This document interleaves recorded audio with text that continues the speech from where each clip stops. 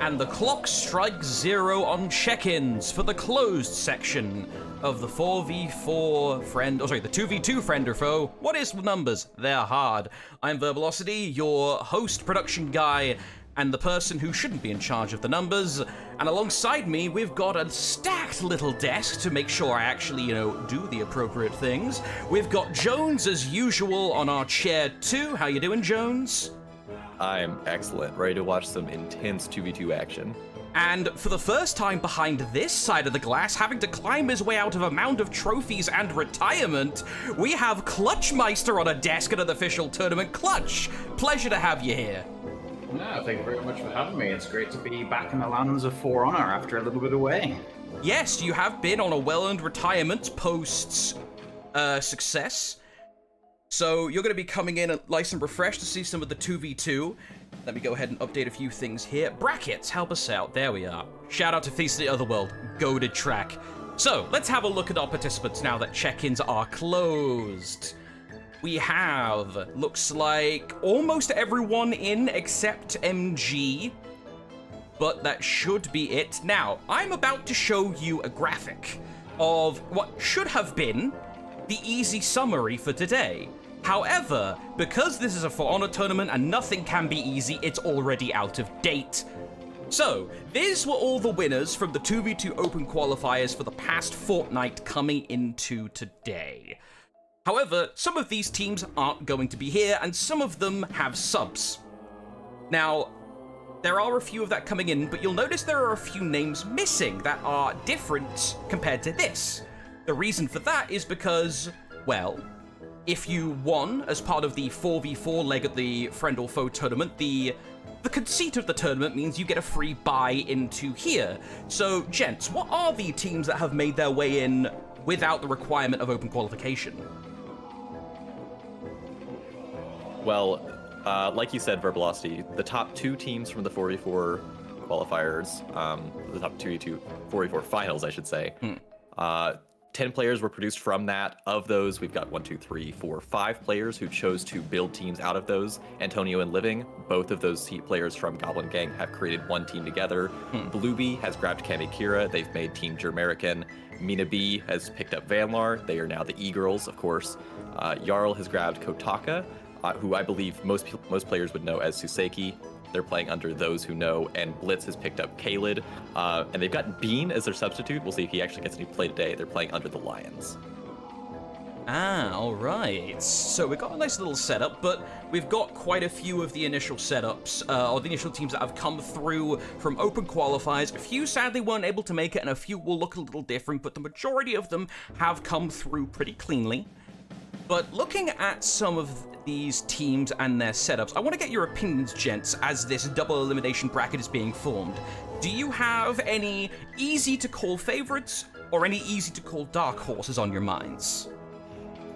Well, I would say that the obvious favorites would be Antonio and Living. Over the past 2 to 3 years, they've definitely been the most consistent, high-performing first places in a majority of 2v2 tournaments that have happened in the community. But there are a couple of teams that I definitely have my eyes on. First of all, Mina B and Vanlar have been playing extremely well together, not just in 4v4s, but also in 2v2s and a lot of the scrims they've been playing. What I'm curious to see is if they can perform to the same degree in a high-pressure situation in the tournaments. If they can, then they're definitely going to be some really good competition for Antonio Living. But I'm also curious to see how Blitz is going to do with Kaled. Kaled, not seen a lot of him in official tournaments because I think he was underage for the last couple of years. But he's well known for being an extremely good player. And I mean, Blitz himself doesn't really need any introduction. He's the winner of the 4v4 FOF tournament. He's won many tournaments. He's been around the Pro-Ams. I think he won the first Pro-Am as well. Extremely talented player. So, yeah, Antonio Living, I would say, are definitely the favourites. But I've definitely got my eyes on E-Girls or Mina B and Vanlar and the Lions, which would be Blitz and Kaled for potential dark horses. All right. So, for those of you that didn't catch it a little earlier, we are no longer in Swiss formats. It is no longer a case of people proving themselves to get into the closed. Now we are in knife fight territory. This is a standard double elim bracket. And that, hopefully when it's formed momentarily, we'll have an idea of what the setup is. But the seeding goes from highest to lowest. Highest are the people that got a guaranteed in from the 4v4s, and then going down from there. I have the rules page I can show you, however, that would also flashbang you. Temporary flashbang. So, just trust me, it's in the rules. It's all there. And that will potentially influence a few things. The nice thing about having you here, Clutch, is as someone who has had to spend a lot of time on the high seed end of things and also on the high end of winners, a few times we discussed the idea of, like, people waiting a long time between Swiss games. Give us a little bit of an idea of if a team starts running away in the winner's side and then has the golden parachute and is just chilling for potentially a long time while losers bracket runs through, can that affect how teams perform? Can they get cold? They can definitely get cold, but like when I used to have to wait sometimes even 2 to 3 hours just for like grand finals to roll around, I used to find that I could get quite sleepy, quite tired. Like I feel like my reactions would drop, I wouldn't be quite as sharp. And I don't really want to be sat there, like doing 2v2 in houses or doing matchmaking for 2 or 3 hours to try and keep myself sharp. So this is actually something that Setmix has talked a lot about as well. Another famous old school competitive Ronda player, how going through the losers bracket can sometimes keep you fresh and sometimes even give you a bit of a leg up in the final. Even though you have to win twice to win the grand finals, you're warm, you're fresh, you've kept yourself locked in. You've not been playing constantly, but you've kept yourself warmed up compared to the people having to wait for the grand finals. So there can be aspects of it that definitely lead to the team that has had to wait for so long to be in a disadvantageous position. So yeah, that could definitely play into things a little bit, especially considering the competition we've got today. Definitely seems pretty fierce. Question from that boy in chat. When does the gaming start? The gaming starts as soon as we have a bracket available. It's currently being seeded and sorted out. So you can see here this... hang on, let me just make it more obvious. Zoom. There we go.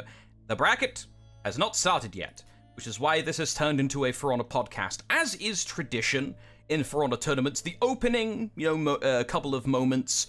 There's always a delay. At this point, it's quite frankly tradition. But the moment we get rolling, we'll have some gaming. But for now, we're just waiting on brackets to get sorted, especially with higher standards of verification that are now in for the close, since it's, not a hilarious amount of teams. It should be good to go.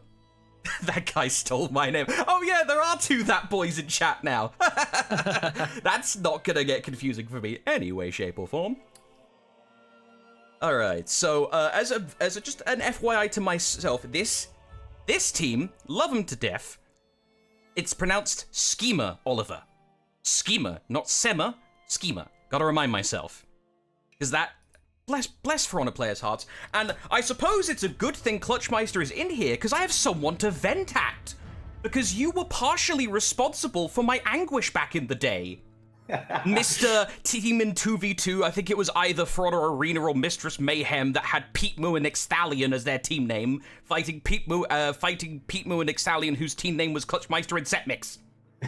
You caused me that mental anguish, sir. Yes, I remember those days, and honestly, Verb, I'll do it again. Pain and suffering beyond comprehension.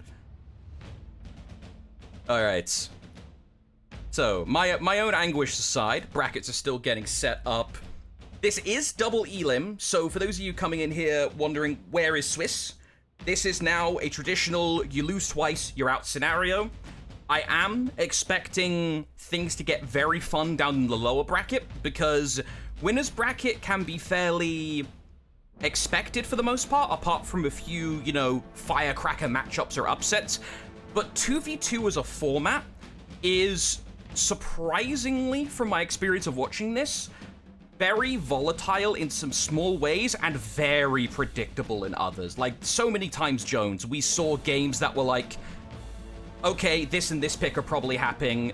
Okay, that happened, and this result is probably going to happen, and it happened. There wasn't too many upsets over these past couple of weeks.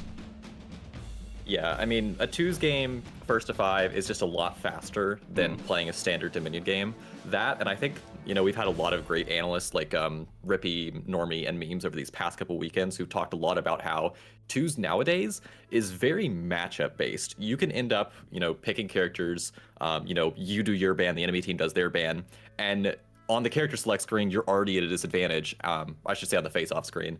So there's a lot of matchups where you can end up in just a really bad situation where that game becomes very difficult to win, and suddenly you're in a really difficult position against a team you figured you were going to beat. Yeah, that can get problematic. On the matter of, character picks, while the chaotic side of me would be really looking forward to seeing a wilder pick get, your Nushas, your Jormungandrs, your Raiders. Both of you guys expecting character picks and character bans to be fairly homogenized today? I'd say so, yeah. I think we're mostly going to be seeing Varangi and Hitokiri, maybe some pirate band, and that'll be pretty standard. We might see like a little bit of Nabushi. Other than that, I expect it to be fairly standard. But what do you think, Clutch? Well, I've not really been around for the past month and a half, have I? So yes. I'm unsure if things have really changed much, although I doubt it's changed too much. So it wouldn't surprise me if Hitokiri is still an absolute menace. Correct. Guard, Pirate as well. Yes. I'm assuming he's still extremely strong. So, yeah, those three characters being banned. I haven't seen if Mina's still trying to experiment with the Orochi at all after the nerfs Orochi. Once or twice. Received. Like, it still seems like a good character. I don't know if after the nerfs, if it's really powerful enough to justify an inclusion in, like a tournament setting. But, well, I guess we'll have to see. Yeah, the benefit and the downside to For Honor is, in this case, the game doesn't change very quickly. This is not a game where there are rapid patches all of the time that, change the metas every month or so. It's a very glacially paced meta. So you can go for, a couple of weeks of retirement and come back and things won't have changed as much. The downside is things won't have changed as much. So if the meta's not great, it can sometimes feel horrible. Yeah, I don't know if Mina specifically has been playing Orochi, but I do believe in the last especially qualifiers 3 and 4, we saw a fair few number of Orochis. Obviously, those have less stiff competition. Anybody can enter those, but I mean, even among some of the top teams, we saw a fair number of Orochis. I'm curious to see if that does carry over, because like Clutch said, we have seen some nerfs to Orochi. You can't dodge attack externally anymore. You're going to get bounced. So he's not quite as oppressive in 2v2s, but I think he's still a fairly good pick, and that was demonstrated by his pick rate in the qualifiers last weekend. It's just a matter of whether that translates over to the big leagues. Yeah, and the further and further we get in until eventually the series final next week, the more and more those bans will be either homogenized and very expected, or we're gonna see people target banning with authority. Like, we already saw a couple of bans, and a couple of strange bans as well, like reverse target bans. Like, for example, I specifically remember, I think it was first week or third week, it was one of the weeks I was working, there was a ban where it was like the team Judges for Glory. It was like Setmix and Toet were playing. And there was a Shugoki ban. And I was like, oh, Shugoki ban. That was probably targeting Toet. Nope. Toet banned the bloody thing. Like, huh? Why is Toet banning Shugo? Is that like an ego ban? Like, what's going on there? So, strange bans are not out of the question, but I think we'll see discipline, like the ban discipline tightened up a lot more, and a lot more standard bans. Like Free says in the chat, Varangian Guard, if Varangian Guard gets let through, oh boy, it's going to be miserable for whoever's on the other end. And both teams will absolutely be pulling Varangian out. Oh, for sure. I'm curious, because I know that a lot of people were always, let's say, not the biggest fans of VG, considering how strong the character is, but if there hasn't been any major changes from when I was playing the game, there are still some characters that can be quite annoying for VG, particularly Warmonger. I'm not sure if there's been any changes to Warmonger since I've been away, but Warmonger always used to have quite a field day with her side dodge attacks, because Varangian had absolutely no way of countering the side dodge attack. If the Warmonger could ever use the dodge frames on the dodge attacks to avoid an attack of the VG, she could just get the guaranteed 24 damage on the dodge attack every single time into like a chain, and the teammate could try and confirm the damage. So I'd be interested to see if anybody's actually going to try and do that. Maybe let the VG go through to try and counterpick it, because Pirate also does a good job. If somehow Hitokiri doesn't end up getting banned, Hitokiri can also be pretty good against VG, but I'll have to see. That's a fair point. Like, I'm thinking about this now. I think we've literally seen a single Warmonger the entire fortnight. I think I can remember only one Warmonger. Maybe there was a Warmonger that happened during weeks 2 and 4 where I was less present, but that Warmonger has been a very underpicked character. Like, we've seen more Highlander than we have Warmonger. I know that for a fact. How much have you missed? Ask Greaves. Yes, actually, you, Jones? Yeah, I was going to say that actually leads me into another funny topic. There have been rumblings of a demonic, insane composition featuring Highlander and Ocelotl Go. that we haven't gotten to see very much of. I don't know if Antonio and Living invented this or they're just one of the teams that's most known for it. But essentially the idea is you take two characters who are like pretty good in 2v2s, but not necessarily like number 1, number 2 character you want to pick. And you pair them together, and it turns out that Ocelotl's Bash and Confirms do like really open up for the Highlanders' absolute skyscraper chain heavies to just get massive damage in. I mean, you just confirm enough and eventually they'll land, and the risk reward ratio is completely in their favor. So it's like a strange composition pairing characters like that together who are typically like a little bit more of comfort picks and 2s, not necessarily like ones you want to go for immediately if you're looking at building, 2 different 2s teams for a set. But together they can supposedly do some really scary things. The only times that we've seen teams who might have tried to play Ocelotl Highlander in the qualifiers, they were target banned off of either Ocelotl or Highlander, so they couldn't play them together. Question is, do we see Antonio and Living just target banned off of Ocelotl and or Highlander today? Could we actually see this scary comp in action? Potentially. It could be a pretty big risk against Anton Living, though, because obviously Living is an extremely good hitter Kiri as well. So if you decide to target ban either the Ocelot or Highlander to stop that composition, then you're obviously always opening up that possibility of allowing either Anton or Living to get their hands on an S tier character, which could be even scarier than just allowing them to play with that composition in the first place. All right, a little bit of an update as to the brackets. We are still currently waiting on them getting seeded, so we got a little bit of extra time just to vibe while we're going. Now, there is a topic I did want to discuss real quick when it came to some of the character setups. We've had, actually, let me actually set up this question properly. We've had the cross-region tournament format for a decently long time now, between having crossplay online and these kind of tournaments being done consistently for like between pro-ams, friend or foe, into the fray, yada yada yada. Could you guys say that a European versus a North American regional style that is kind of dead? Or is there any kind of differences that we might expect in terms of picks between the region's players? Because we have a mix of Europe and North America here.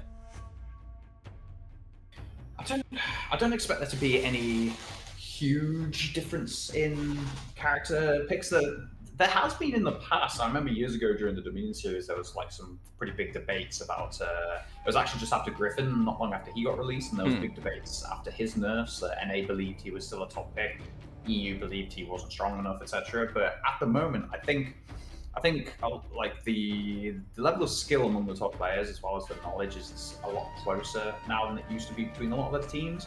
So I think at least if things are still the same as when I was playing, I wouldn't expect there to be like a huge difference between the characters being chosen in the regions, personally. I don't know if anything's changed, but I wouldn't expect it. But No, I wouldn't either. I figured, like Clutch said, it's pretty unified at this point as far as characters per region. Like, of course, back in the day, we had plenty of disagreements over like this character's better, this character's better.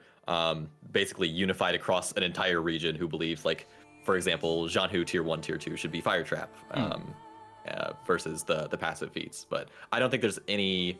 I won't say any, but I don't think there's nearly as many large disagreements on that scale as there were a few years ago, based on region. Hitakiri unique tier 2, my beloved. Oh no! Not in twos, not in twos. He's pulling out the placard. The advocation has begun. Although, if we're talking about the distinction between regions, Jones, as someone with a little bit of specialty knowledge in this, what about the difference between PC and console? Because this new setup of tournament with cross-play, cross-region does mean that, in theory, the boundaries between console and PC have gotten shorter, but is there distinct styles now between the consolians and the PC, or is that more homogenized? No, I'd say that's very homogenized as well. I mean, especially with the unlocked FPS at this point, a lot of the top North American players either came from console or maybe are still playing on console in this tournament today. But yeah, I don't think it makes much of a difference. It's kind of a boring answer, but I think that a lot of the top North American players, like I said, have kind of conglomerated their knowledge and figured out what's best, and they're playing what's optimal. Ooh, we got the bracket up. Thank you, Yarlis B, fieldside reporter, apparently. I'm a poet, I didn't even know it. We have brackets. Okay, let's have a look here, chaps. So, we have technically a round 1 game with pretty amateurs versus didn't practice. We could watch this, or we could watch some of the quote-unquote round 2 games, which are in. Let's have a look, chaps. What do you think? What do we fancy? I think C19 is a barn burner. That is Kino and Kino and Tuba versus Anton and Living first round. That is a wild matchup. Sorry, repeat the number again. C21? C19. C19, thank you. Clutch, your opinion? That sounds good to me. I didn't realize Kino was participating today. That sounds like a pretty good matchup, especially for the first of the day. All right, I'll get that locked and loaded. I think they won the 3rd qualifier, Kino and Tuba. Wait, hang on. What's someone in chat say? Tell Clutch, Vanlar, and I having some beer, so no pressure. Oh no, the Meters team is day drinking on the tournament. I guess evening drinking for them. Oh no. Uh-oh. This will be interesting. Okay, teams are locked and loaded. My spectate target is either Kinu or Antonio. I believe I have both of them as friendos on the list.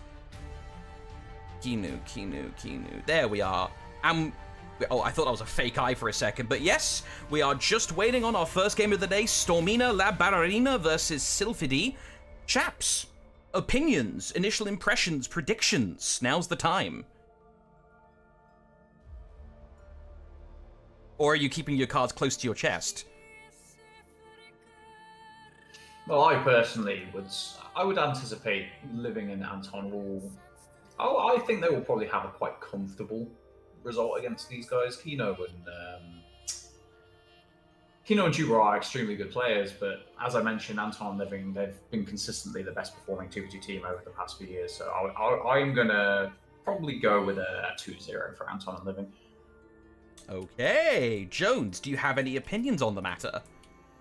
Yeah, I'm inclined to agree. Like Clutch said, Anton and Living have been, I believe, the most consistent twos team for the past, I want to say 4 years. Of course, they've lost a couple tournaments, but I believe they have the highest. They probably won more than half of all twos tournaments in the past 4 years. The only saving grace that I think Kino and Tuba have on their side is I'm not sure how much Anton and Living have been practicing recently. I assume, they're taking this seriously, but there's a chance, since they didn't have to compete in the open qualifiers, maybe they were slacking off while Kino and Tuba were still practicing hard to get in. And Anton and Living might be a little bit out of practice. I figured we'll be able to tell that immediately. There are a few teams, or there is one team that literally is named themselves Didn't Practice, and I think their full name is Haven't Practiced in 8 weeks, or 8. Actually, let me check their full name because it's a long one. It's shortened on the Battlefy page. Didn't Practice. Here we are. Their full team name is, if I look at the team entry. No, I don't want to copy. Come on, Battlefy. Don't be rude. I just want to check the team thing. Here we go, yeah. Didn't practice after 8-month break, but we ball. That's the Papsy Creature I Have Memes team. So, a brave declaration, getting in on this with 0 practice after 8 months, but, if you've been in the scene long enough, occasionally playing in For Honor competitive can be like riding a bike. It just works. Yeah, I believe that team name is referring to Creature, and I believe he also claimed that he'd been missing for about 6 months before the last Fours tournament he entered a couple months ago, and that's the one where he tried to clear his own minions for like a minute straight. Oh, so, I heard about that. I'm not sure. I mean, there's no minions for him to get confused about this time, at least, but I don't think he's even playing today. I believe they've got memes as a substitute because some emergency happened, but yeah, hopefully Popsy's practiced at least.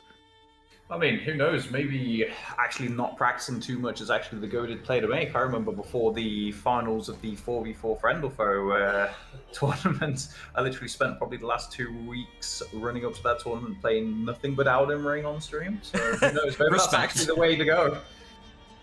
Yeah, that time was a cramped. Oh, hang on a minute. The podcast is ending. The gaming has begun. We have an eye on the stream. And here we are. Well, we are going to the ring, so if Creature was here, he might want to kill Daubeny. But, go ahead and swap the music round. There we are. And we have teams on the correct sides, I believe. Yes, we do. Antonio and Living on the left, Kino and Lilith on the right. Initial picks seem fairly expected. Living on his signature Jang Jun, Antonio on the Pirates.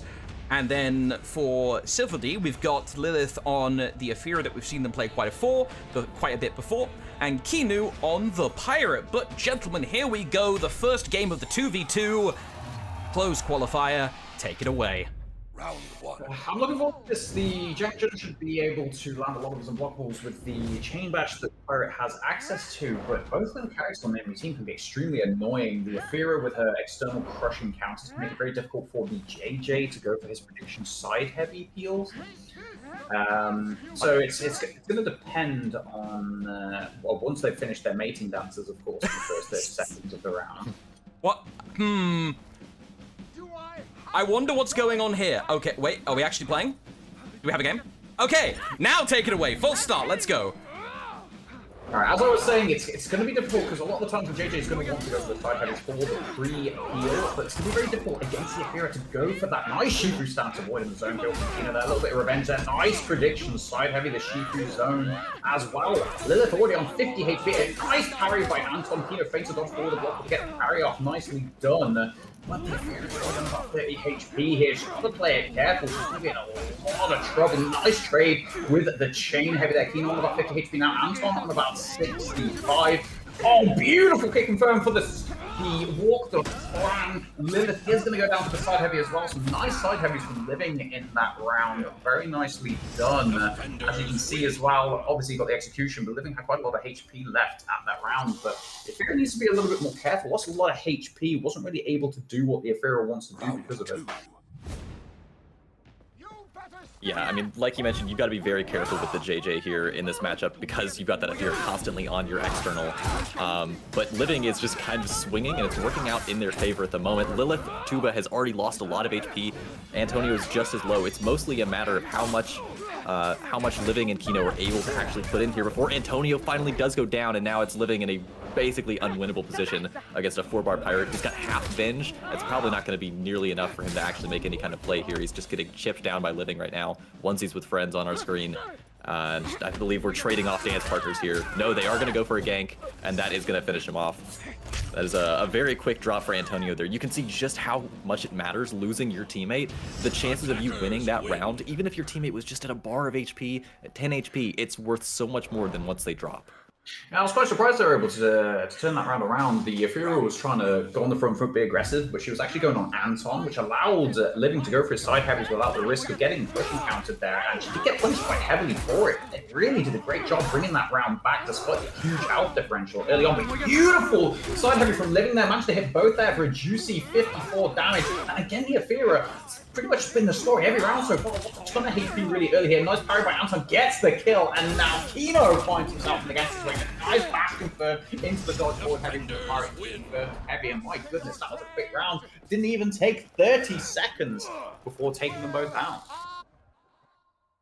Round four. Yeah, and something I want to highlight from the first round that we saw a little bit there in that second round is just the quickness with which Anton and Living recognize, hey, the enemies are a little bit too spread apart. We've actually got an opportunity to get a lot of damage in here. And Anton's just about half HP, but Tuba's also looking rather low. It's kind of just Kino sitting here trying to keep them off of Tuba right now. And Kino's put himself OS. They've got an opportunity for a gank here against Tuba. They get one heavy. They just need one more hit against Tuba here, who is going to drop. And Kino has a lot of HP, no Venge to speak of. He's really going to have to outplay his opponents here if he wants to win this. There we go. The Pirate gunshot gank gets him down to a bar of health. And they really don't need much more damage to confirm this kill. There we go. That parry is going to do it. Oh, come on! Very good round, but again, same story. Despite Anton getting quite low early in that round, the Aphira also has been taking a lot of damage pretty much in all 4 of these rounds so far. The Aphira needs to be a little bit more careful. I know you want to be aggressive, you want to open people up with how good the offense of the Aphira is, but if you find yourself below 2 bars early on in the round, it really heavily hinders what you're able to do. You can't really be aggressive. You can't play the way you want to play when you're that low because you have to, go on the back foot, try and preserve that HP. But here we go. This is the target you should have been focusing on in the first place, going after the Jang Jun, not allowing him to go for those side heavies. This is much better start as well, but Anton does have a lot of revenge, but he's also taking quite a lot of damage. We're just below 3 bars. Nice double like and punish. Nice parry as well. Living also gets parried. Nice dodge by Anton there. He's just below 2 bars, but does have about 75% revenge. They've got to be really careful on those revenge tags. Nice peel on the JJ as well. Living the baits out the parry attempt. Beautiful chain heavy from Anton as well. Really capitalizing, getting the maximum amount of damage on the punish there. Oh, but the Afira goes down once again. But Kino does have a lot of HP. The problem is, doesn't really have a lot of revenge, and he's out of stamina. The like to confirm, gets the parry off. Oh, but the hyper armor trade, he does manage to take Anton down, but Living knew he couldn't resist going for the kill, and Anton there gets the hyper armor trade. Possibly, maybe should have like feinted the heavy, baited Living into that, gets the parry on the heavy. Maybe he can get revenge there, but in the heat of the moment, he wanted to get that kill, and Living made the correct read to cinch the round. And honestly, they only need one more round to take this. Is it first to 5 or is it first to 10? First to 5 rounds, first to 2 games. Yeah, so now they're only 1 round away, and they've got 4 tries to get it. Yeah, and we can see another kick coming out here. Tuba with the nice crushing counter. I mean, he doesn't actually get the damage, but he keeps himself safe there. And now Living and Tuba both very low, but Kino once again puts himself OS. It's very dangerous here. They do get the kill on Tuba, which is critical, as Antonio's just very low as well. And now they've got to get a kill on Kino, but they're mismanaging the revenge here. Kino does pick up the kill. He's got Venge tags as well. All right, they've worn out at this point, and Living gets the mix on Kino and cleans up that first game. That is always the problem with the Pirate. Such a strong character in the 2v2 situations, and also quite a good anti-ganker. But the problem is, if you somehow manage to kill one of the 2 people ganking you, Pirate's offense in those 1v1 situations really isn't very good. So even if they manage to get the kill, it can be a massive struggle to actually finish off, even if they're low HP, particularly at the higher level of the game, like Living and Anton can both consistently react to that Pirate offense. And as you saw there, he let the top unblockable rip, and Living just got the parry off and then baited out the parry on the unblockable to get the win. Yeah, there we go. I think they finally realized they had the game set up for scrims instead of the tournament number of rounds. But... There we are. So that is 1-0 Stormina La Barrerina. We're going to go ahead and add that to the scoreboard. There we go. Actually did it for the correct team. And now we wait for the replay to commit, uninstall, and we should be able to get the next one up and running. Yeah, a bit of data from the admins, by the way. Bans for this one are VG, unsurprisingly, and Highlander, which I assume came from Kino and Tuba. But yeah, I'd assume that's a direct targeted ban at Living, not wanting to deal with that composition, effectively banning the other char by banning one. That sounds legit. Like, those characters on their own can be pretty annoying, but if a team's got a particular kind of synergy or an affinity for a character lineup, just nuke it from outer space. Don't even bother. That's the benefit of the Conquest plus ban system, is you can just go, I don't like this. Goodbye. And you can just take it out back and shoot it. So you can go for that. It could, could force people into more exotic comps or into second or third string picks. Highlander comp sounds fun. Everyone likes a good Highlander sizzle. Like, I am of the mind that Highlander, in terms of people's excitement watching him, he is essentially the grappler of this game in terms of excitement. Like, whenever you see, like, a King in Tekken or a Zangief in Street Fighter, people get, like, super excited. When people see a Highlander, chat usually seems universally happy. The player at the time might not be happy playing, and depending on what, time in the game's life they were picking them, but the people watching were definitely happy. Yeah, and I think Clutch mentioned something very interesting earlier about Anton and Living picking up the Highlander and the Ocelotl composition, is that when you're a top team already, and you can pick up a composition that's a little bit unorthodox and make teams scared of it, now they have a really tough dilemma. Do you either let that top team, play this scary, unorthodox composition that A, is very strong, and B, you don't ever get practice against because it's so unorthodox? Or do you ban that composition and just let them play what everyone knows is already very good, and now you're playing some of the best players in the world against some of the best characters in the world? That was always something I used to like doing. That's why I always used to like experimenting with certain picks that were off meta in 4v4s, trying to find characters that maybe people were underestimating, but also for the fact that people didn't get practice against them, which I think a lot of people can underestimate just how big of a difference that can make. When the Hidakiri first came into the meta, obviously the character's still really strong, but people have gotten better against the character now. They've gotten better at reacting to the delayed heavies, playing around the delayed heavies. But when the Hidakiri first came into the meta, people kept trying to dodge away from the Hidakiri. You know, they wanted to get away from that chain heavy pressure, but they weren't aware that the Hidakiri chain heavies would constantly keep on catching side dodges. Also, back when Hidakiri had the 100 MS shorter guard break vulnerability on the neutral heavies, the buffered neutral heavies, people, like let's say Hidakiri would engage a guard break, put themselves into frame disadvantage, they could still beat out the buffered guard break with a buffered heavy. And again, a lot of people would go for the guard breaks to stop them from going into the heavies and would get beaten out by it because of that lack of practice. Very interested to see living on Griffin versus the Hidokiri, since Hido's not banned in the set, and like Clutch mentioned earlier, he is known as a Hidokiri player, at least in recent times. But it looks like we're split off a little bit in this opening 2v2 here. Kino coming over, trying to get a little bit of quick damage in. And Anton and Living are on opposite sides of this arena here, spread out by Kino and Tuba. But Kino's got to watch his own health bar here.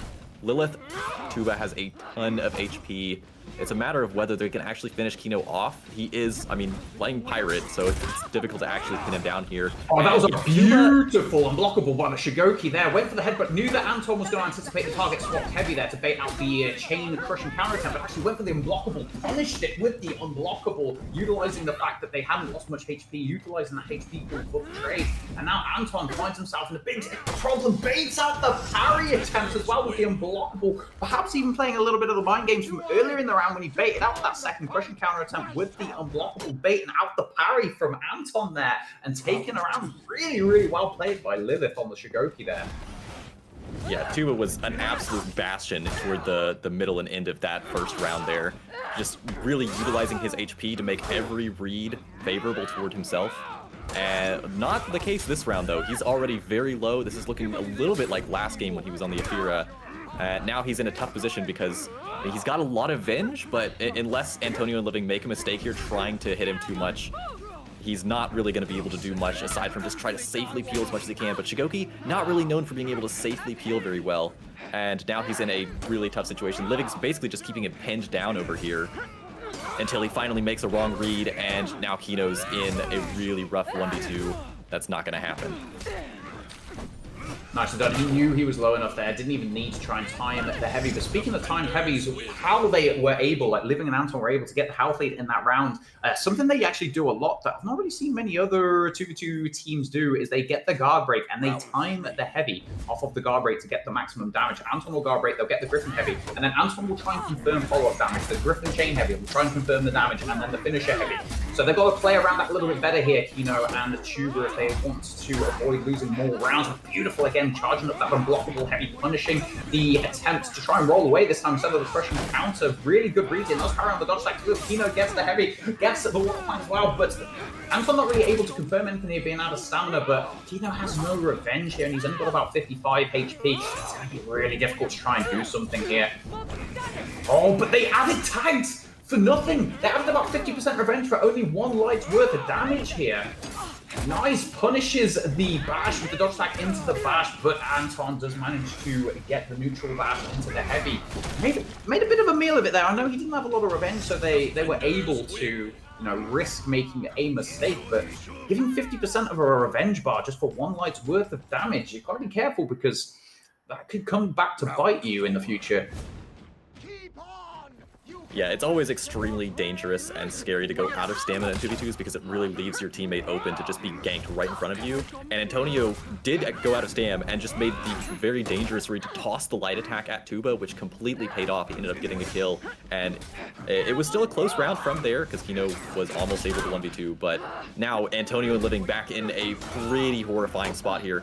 And Antonio's already finished off. It's Living trying to survive in the corner, but he does not have nearly the HP he needs to actually work against this deficit. There's the light parry. They're going to go for the hug into a heavy and light, and just in case they need the second Demon's Embrace, there it is. Nicely done. This matchup definitely seeming to be a lot closer here. Honestly, I am definitely surprised that, obviously Living is a fantastic Griffin player, but I am surprised not to see the Hidakiri, because Hidakiri can be a massive nuisance for the Pirate. Makes it very dangerous for her to go for those dodge attacks with being able to variably time the charged heavies. Can't help but think the Hidakiri would be a stronger pick here, but again, the Shigoki getting a lot of work, catching the Aethera on those bad reads with those unblockable heavies, and Anton's actually finding it very difficult to maintain his HP pools in these last couple of rounds.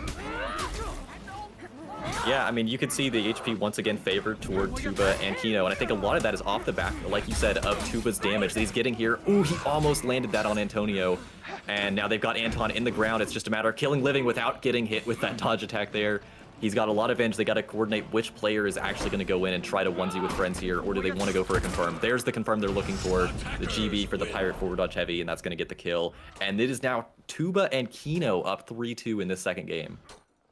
Yeah, this is it's quite surprising. I'm also quite surprised to see the Shigoki pick in general, because at least when I last played, Shigoki wasn't exactly considered to be one of the top players, but characters even, but the Shigoki's doing a lot of work here, particularly against that Aethera, punishing those recoveries heavily. Nice! Using the dodge cancel there, hitting into the hyper armor, and then punishing the chain heavy as it's let rip. Anton, beautiful chain finishing crushing counter there, delays the dodge attack to avoid the Griffin follow-up. And as you see here, they were both attacking the Pirate, but weren't actually gaining revenge because they had both the tag of the Shigoki and the Pirate on them, so a beautiful utilization of that fact there by Anton and Living to not feed any revenge. Tries to peel, but the crushing counter goes through, but Living goes for the execution on 1 HP, gets punished for it. Anton now out of stamina against the Pirate, playing it safe, just trying to eat the unblockable heavies, not risking going for the parry out of stamina. Probably the smart play. Not a lot of damage, only about 12 damage plus 5 before the gunshot.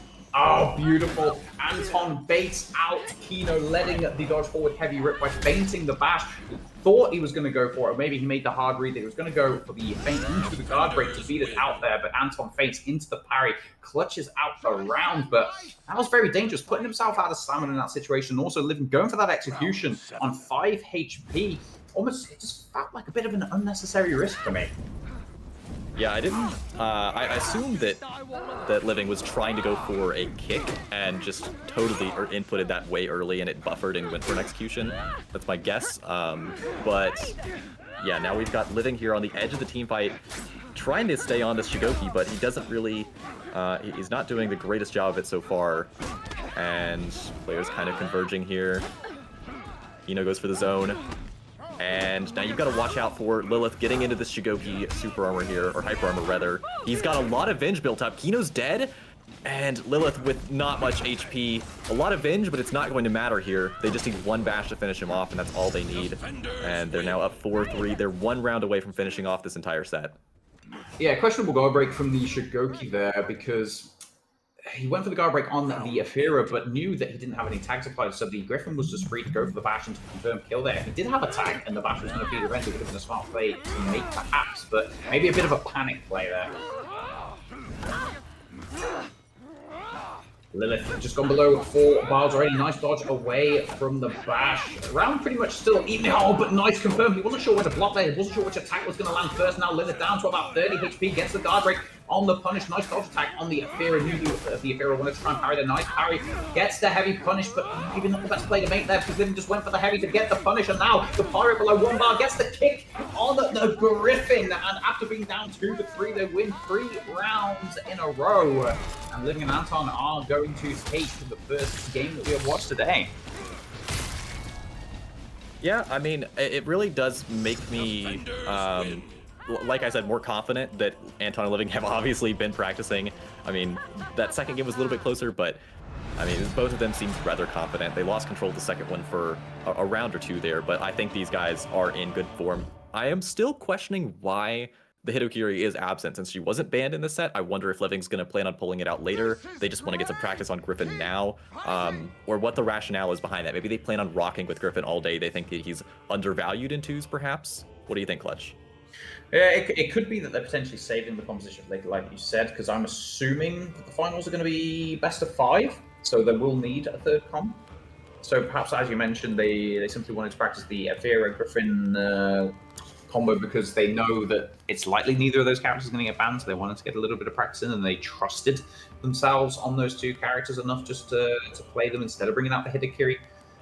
So that's the only thing I can think of, because if I was in that position, I 100% would have preferred to have picked the Hidakiri over the Griffin, because I do think Hidakiri is a comfortably stronger character in 2v2s than Griffin is. All right. It looks. I'm sorry, Verb. I've checked the rules. It looks like it is best of 3 all throughout today. Yeah. It's only going to get into best of 5 territory in the winners and grand finals of the series finals next weekend. Okay. So maybe they're practicing already for that. Just really looking ahead. Good to know. Okay, so let's have a look at the standings after that game. We see the round 1 game, in quotations, hasn't reported a score yet. Hawk 1, Hawk 2 has gone 2-0 down to SMP. We are waiting on the result of this and then the Lions. Stormina La Ballerina has Jamerican up next, so we can go straight into this game and watch this if we like, or we can try and catch another round 2 game on the trot. What do we think? Try and catch one of these, maybe? We've got like 3 different games here. Yeah, I think RNG Biscuit Harmful District looks interesting. I'm a bit biased though, so for whatever. I would be personally, I might be a little biased, but I'd like to watch the judges of Full Glory games because obviously Setmix and Tote, I know both of them. They're quite well known in the community. I'd like to see how they're doing, and they're actually a game down as well, which is interesting.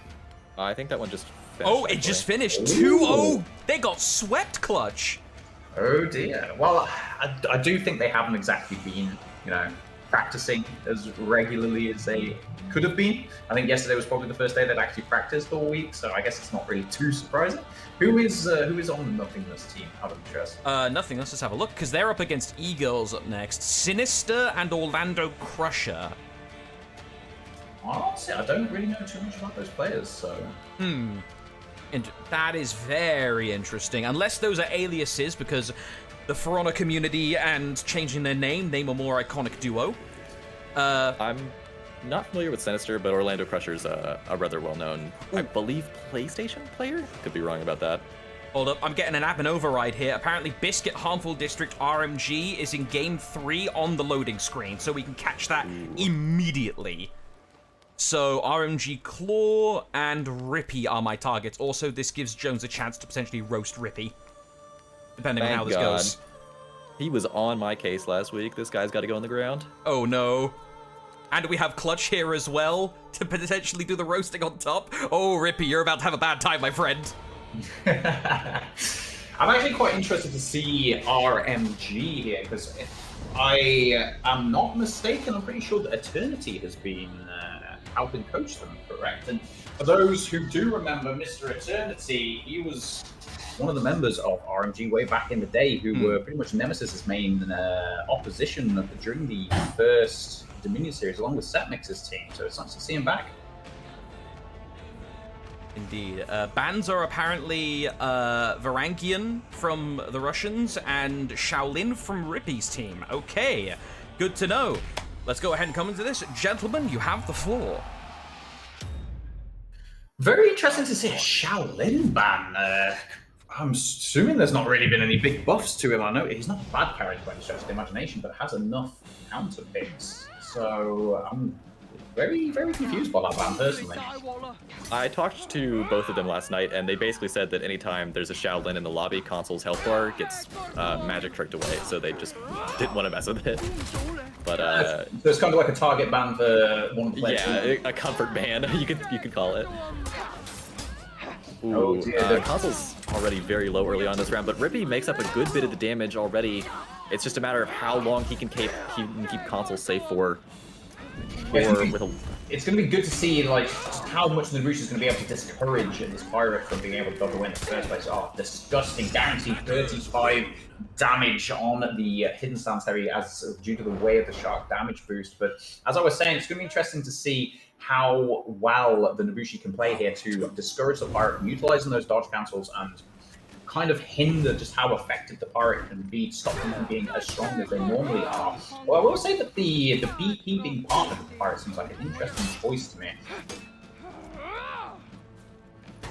Yeah, now we've got both members of RMG just really down a bar at this point, and Oshi goes for the Viper's retreat and gets flipped off the bat. No damage was added to it, so it wasn't horribly damaging. There was a parry on the forward dodge heavy from the BP, which was UB at that point, and now Oshi's in a little bit of a tough position, just geography-wise. They're going for a brief bit of confirm there on Console.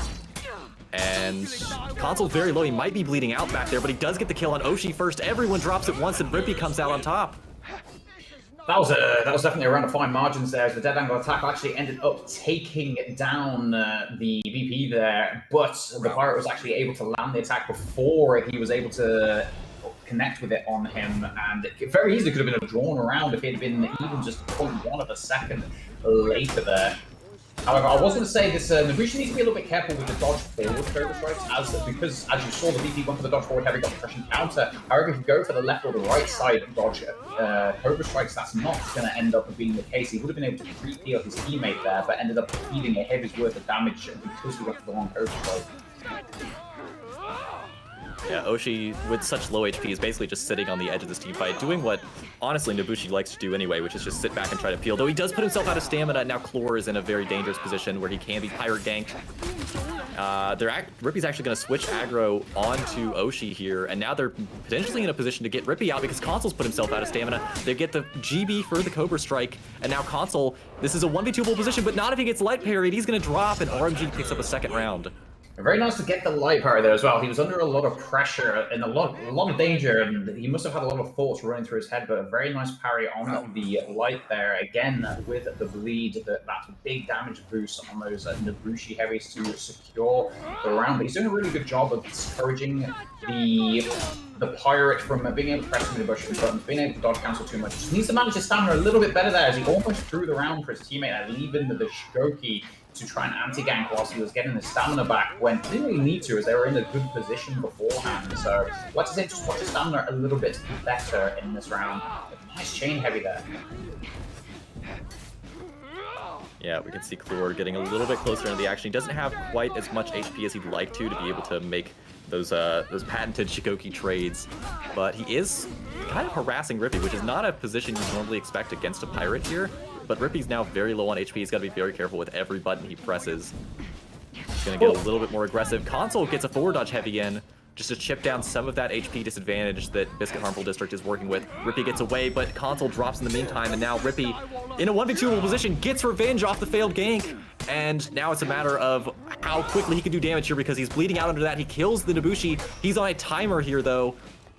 And no, backing up is not the play. He's bleeding out and maybe forgot about it. And Chlor is going to pick up the round by default. Yeah, that seemed like a bit of a panic there. The Nabushi tried to go for a light confirm for the Shigoki heavy. However, the opposing player simply just blocked the light, which then provided the revenge tag for the heavy defeat revenge. They honestly should have just played it slow. They didn't need to rush there.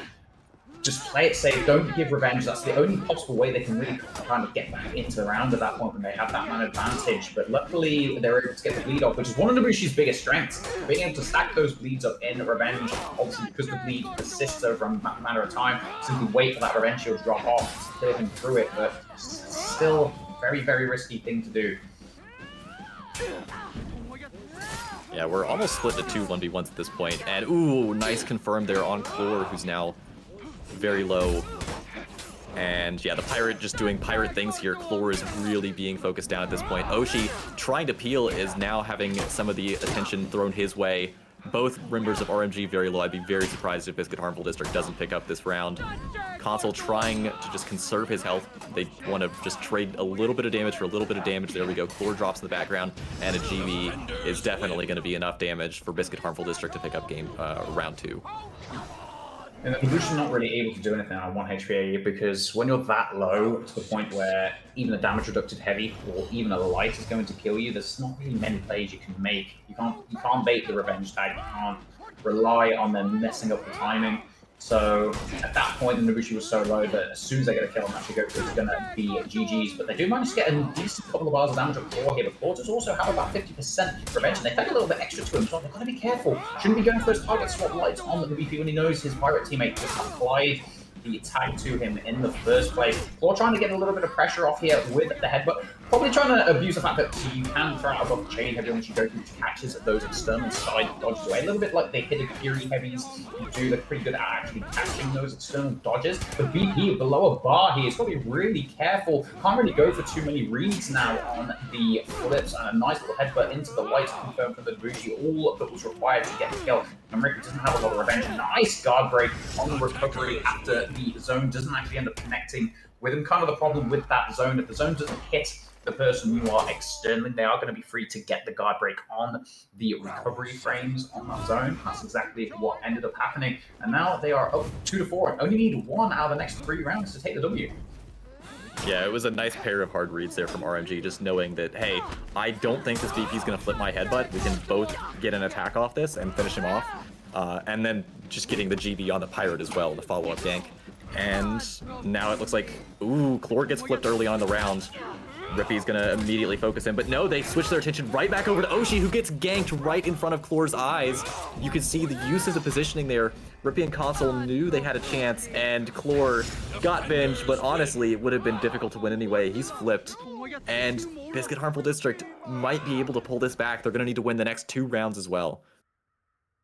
Round 8. Yeah, I'm not sure what the Shigoku was doing there. He saw his teammate getting ganked. The Pirate had a lot of opportunities to go for either like side dodge attack, the dodge forward heavy into the gunshots to keep confirming damage on the BP, and he just didn't press a button. He didn't just go for the dodge forward heavy. Yes, it's slow, yes, it's punishable, but at least you stop them from being able to get all that confirmed damage on your teammates. So I'm not really sure what Claw was doing there. He was far too slow and allowed the Ibushi to make the die. Nice like parry into the heavy there. Chain heavy didn't actually end up going through the flip. Does go, oh, and it hits the Ibushi as well. This is really bad. He's trying to get the ganks off here. Nice. Doesn't go for the dodge cancel. Doesn't get punished by the undoubtable heavy, but the heavy does confirm the Cobra strike there. The Nobushi, beautiful peel by the Shigoku, even though he's on low HP in the zone. I don't know, I think he's got a little bit too much HP. Nice, doesn't go for the parry. This is dangerous. Nobushi, not exactly the best anti-ganker in the game. Oh, but he goes for the Viper's retreat. Gets blocked, which leaves him vulnerable to the bar break. Maybe a bit of a panic there.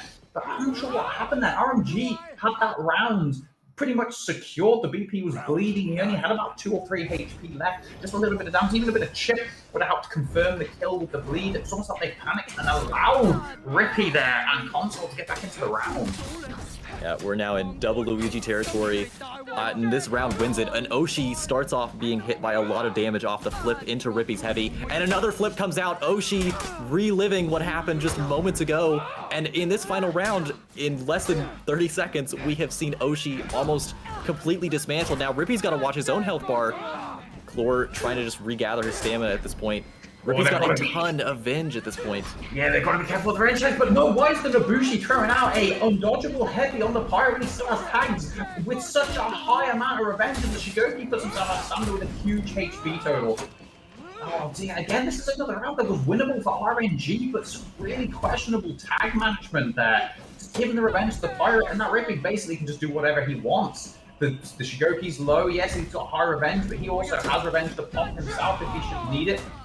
And there we go, base out the parry externally on Chlor, and they do manage to bring it back despite RMG having the 2-4 advantage. Nice 3-round comeback there. But you can't help but think RMG kind of did throw that there.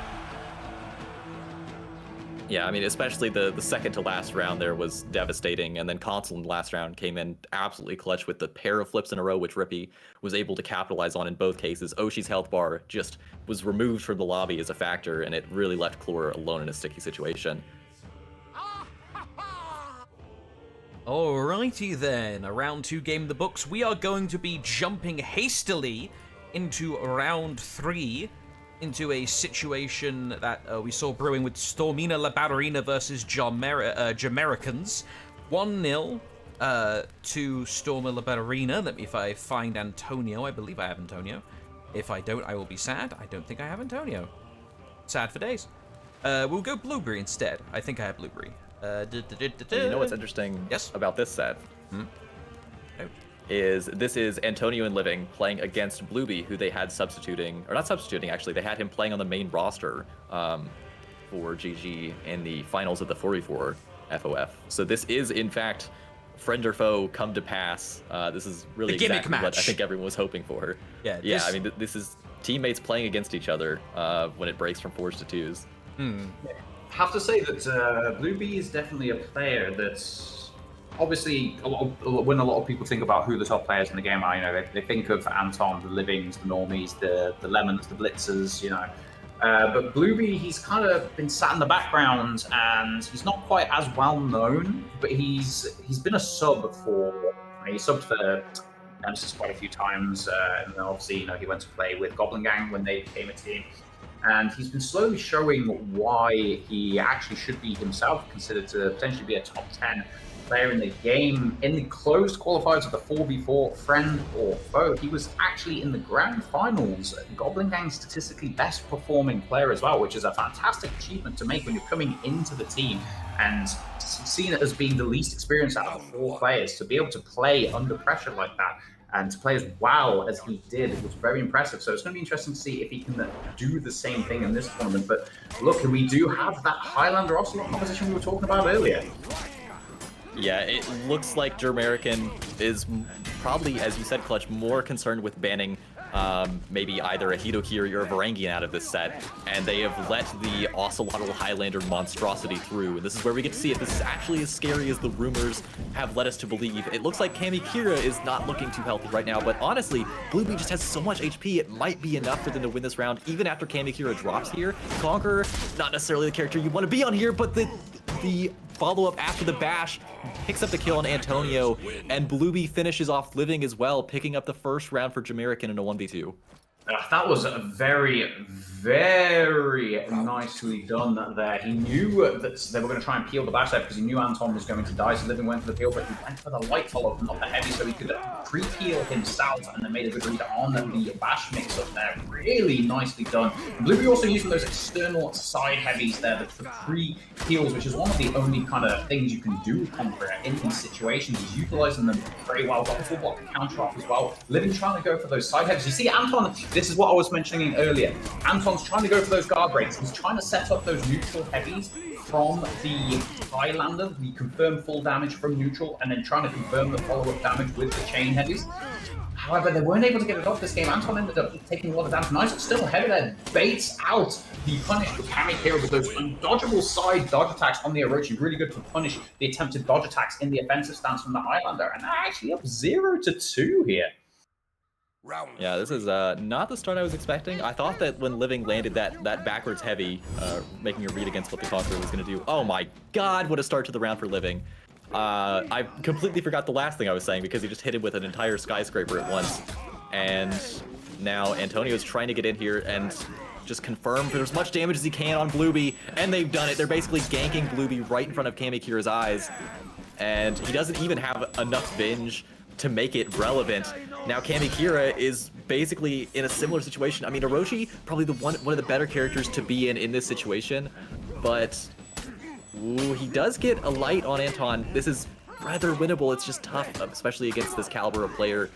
There's the light for the... Oh my god, Antonio gets the kill on Living, followed by the kill on Kamikira, making it a 1v3 for himself. Definitely not intentional, but we'll go with it.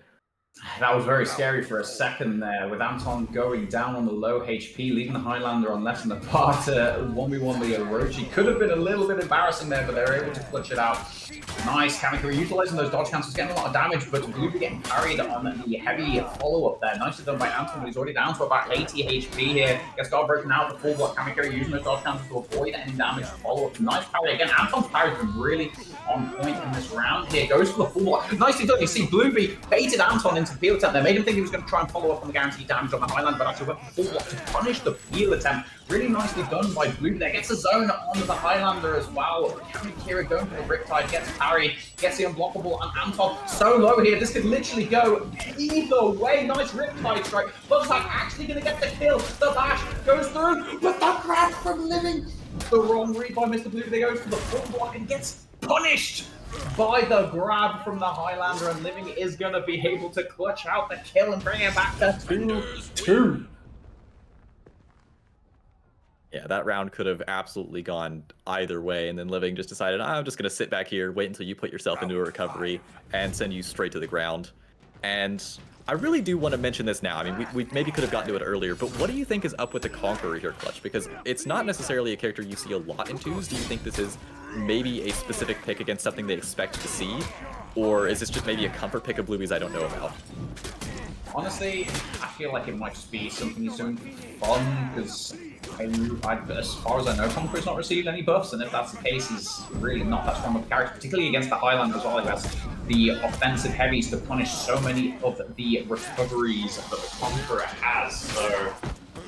Yeah, I think it might just be something that Booby wants to play. Maybe he's just having a bit of fun, maybe he just enjoys the character.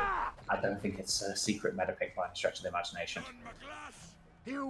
Yeah, Stormina, Labella Arena, Anton and Living seem to be in agreement here. They picked up that round rather decisively as well, and now Anton just kind of sitting on the edge of this team fight on the prowl and getting further into it now, but he is bashed and confirmed by Blueby and Kamikira. And they've got a GB on Blueby, but Anton and Living are so spread out, they can't really capitalize on damage together. There's the skyscraper chain heavy there from Living that does just so much damage to get your team back in. And even if you only land, you know, 1 or 2 of them in a whole round, they just have so much damage. It's such great utility. And now Kamikira, once again, trying to survive a 1v2, but it is to no avail. Unfortunately, there was a moment in that round where Blueby went for full block punish again because he anticipated Living attacking into him, but unfortunately Kamikira fed the crushing counter to him when Blueby was pretty much 1 light away from death, which ended up making Blueby go down. Now they find themselves in a situation where they actually have to win all 3 of the next 3 rounds, or else Anton and Living are going to take this in another 2-0. We can see Living was trying to get into his offensive stance for a moment there. And let's go of the second heavy, but Kamikira was ready for it that time. He gets the deflect, and Living's trading a lot of his own HP for not, honestly, a ton of damage this round. It's a matter of whether they can actually kill Kamikira and make this investment worth it. But as long as Kamikira stalls this out, it is definitely in Jamaican's favor. But no, Kamikira finally does drop. And now they've got a gank here against Blueby, who cannot stall out against the Ocelotl Highlander. And Stormina La Ballerina picks up the second game as well. As you would probably expect with a composition like this, Orochi still seems like a strong character, but the Conqueror just is not strong enough to compete at the moment. No dodge cancels, very vulnerable to unblockables, and doesn't really have a very high amount of damage, doesn't have really any peel. I think the only peel you really rely on is either your zone if you're close to the opponent, or also the prediction peels with the side heavies, which again, you still have to be reasonably close to an opponent to hit with, and they're just so much worse than, you know, other side heavies that are utilized for peel in the game. Compare them to, let's say, Jang Jun's side heavies, and you'll notice they are drastically outmatched, less damage, far smaller hitbox, no hyper armor, etc. And JJ obviously has the Shifu stance to avoid even unblockables, whereas Conqueror can only punish non-unblockable attacks with his full block on recovery cancels. But he still played well, still made some pretty impressive plays on the Conqueror. The character's just not good enough, though. Alright, so I'm curious to see if my scoreboard program can render emojis in the text. That'll be interesting. But we have a surefire game to watch next in the round 3 districts of the winner's side. We have Those Who Know versus the Biscuit Harmful District. And I've got to say, immediately, Clutch, you may have less of an idea because you've been on, like, vacation for a little while, but Jones, I've got to say... Oh, actually, no, hold on. Admin Override. Oh, no, yeah, Admin Override. We'll get to that point in a second. We're doing Judges versus Schema. That one's in the 1-1, so we'll have something actually decisive to go immediately. This is a loser's side game, so yeah, this will be the first team getting knocked out that we'll see tonight. But as I was saying, I've got to say, Jones, the tone of these games has been significantly different than the past few, in that we're actually seeing legitimate twosies consistently, and it's been a ton of fun to see. Yeah, in a lot of the open qualifiers, especially in the earlier rounds of Swiss, we'd see a lot of teams just walking in and playing basically 2 1v1s in the 2v2 tournament. Disappeared a little bit toward the later rounds, obviously, as you know, the better teams end up playing against each other. We obviously see the mode played correctly, but I mean, yeah, this is the best of the best. These are 20 of the best teams in the world. So, I mean, you're obviously going to be seeing the game played at the highest level, even in the losers bracket here with Toad and Setmix against Red Treat Rick and Hakpaji. Yeah, we're like not having cases of, you know, like for example, Clutch, to catch you up. We had many games where people were doing honorable onesies, just to put it in context. It was a treat. Yep, and he's vomiting already. But let's have a palate cleanser of an actual full twosies in the loser's side. Take it away. All right, nice to see the Hidakiri find the first Hidakiri I've seen today. Actually, I know Toad was always a fan of the character. It's going to be interesting to see. They also have the Pirate, which is a really good enabler for Hida. Always has been because of the bashes. Creates lots of openings. They force people to dodge the bash, which then the Hidakiri can dodge the attempted, can punish the attempted dodges away with those delayed chain heavies. And here you see the Orochi actually is also going to struggle to avoid the heavies on the Hidakiri, because yes, he can dodge attack away, but then the Hidakiri can actually delay the heavies to catch him if he buffers them early on. He can delay the dodge attack input to avoid the delayed heavy, but then if the Hidakiri lets him blockable, then it can also connect. There's a lot of mind games that go on to avoid the Hidakiri offense. And Hidakiri really excels, despite being a very basic character, and kind of excelling at how the devs wanted the Hidakiri to play in the first place. They wanted the Hidakiri to be constantly on the front foot, to be pressuring people, to not allow them to easily escape. And Hidakiri can really enable that with just how extremely strong those heavies are. Honestly, they might as well be made undodgeable heavies at this point with how good they are punishing those dodge attempts. Yeah, and Toad really was just chasing down Hakpaji that entire round. Like you said, it's very difficult if a Hidakiri is aggressing against you to feel like you're able to do much in the face of that, and Hakpaji wasn't able to get close enough to his teammate to really, get anything going against Toad or to get Setmix off of Hakpaji, and it's now 2-0 for Judges for Glory. Yeah, as you how Toad was playing in that round is exactly how you want to see the Hidakiri playing. You want them to basically usually prioritize a target that can't deal with the heavies in the easiest of ways, and just lock them down, constantly heavy them, bait them out, punish them for those bad reads, and then, if the pirate comes over, if you see that they're going to get a guaranteed bash, you can then swap into an unblockable. If they go for a confirmed damage with the chain heavy, you target swap into a heavy heal if they try to punish the pirate. But this round seems to be going much better for Red Treat Rick and Hakpaji spam here. Toad does have a bit of revenge to play around with. They do mess up the game, and oh my goodness, this could completely change how the round is going to play out here. Very risky double light to go for there, but now he knows that Red Treat Rick has the tag on Toad. But nice, the Highlander realizes the tag has dropped, and now Toad realizes the Highlander has his tag on him, so he can pressure him, not worrying about the heal because he's got so much revenge. Goes for the heavy, gets guard broken out of it. He's got to be careful here with the lights, and now he's low enough to... Honestly, this is going to be really rough. Toad has to make a lot of good reads, and the Orochi makes the wrong read. He heavily underestimates how quick the block recovery is there, and he's going for these attacks, and he makes a huge mistake. Why did he go for the double heavy there? The Hidakiri has super armor whilst he's in that execution in revenge, and he went for that second heavy despite seeing the execution was about to run out, and he just allowed him to get the guaranteed guard break on him. That was a gigantic throw. Yeah, that was, a gigantic throw or a series of great reads by Toad. Probably both, honestly.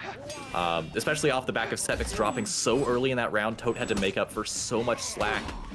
And now we're going into this next round here where Setmix gets a parry on the forward dodge light, but honestly, Setmix and Toad are both so ridiculously low in what are basically two 1v1s, which, I don't know how much this favors the composition that has the Pirate. Of course, you're fine taking a 1v1 as either the Hidakiri or the Highlander.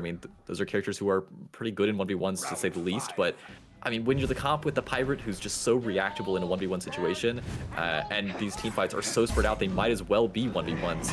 I'm not sure if that's exactly the way they want to play this.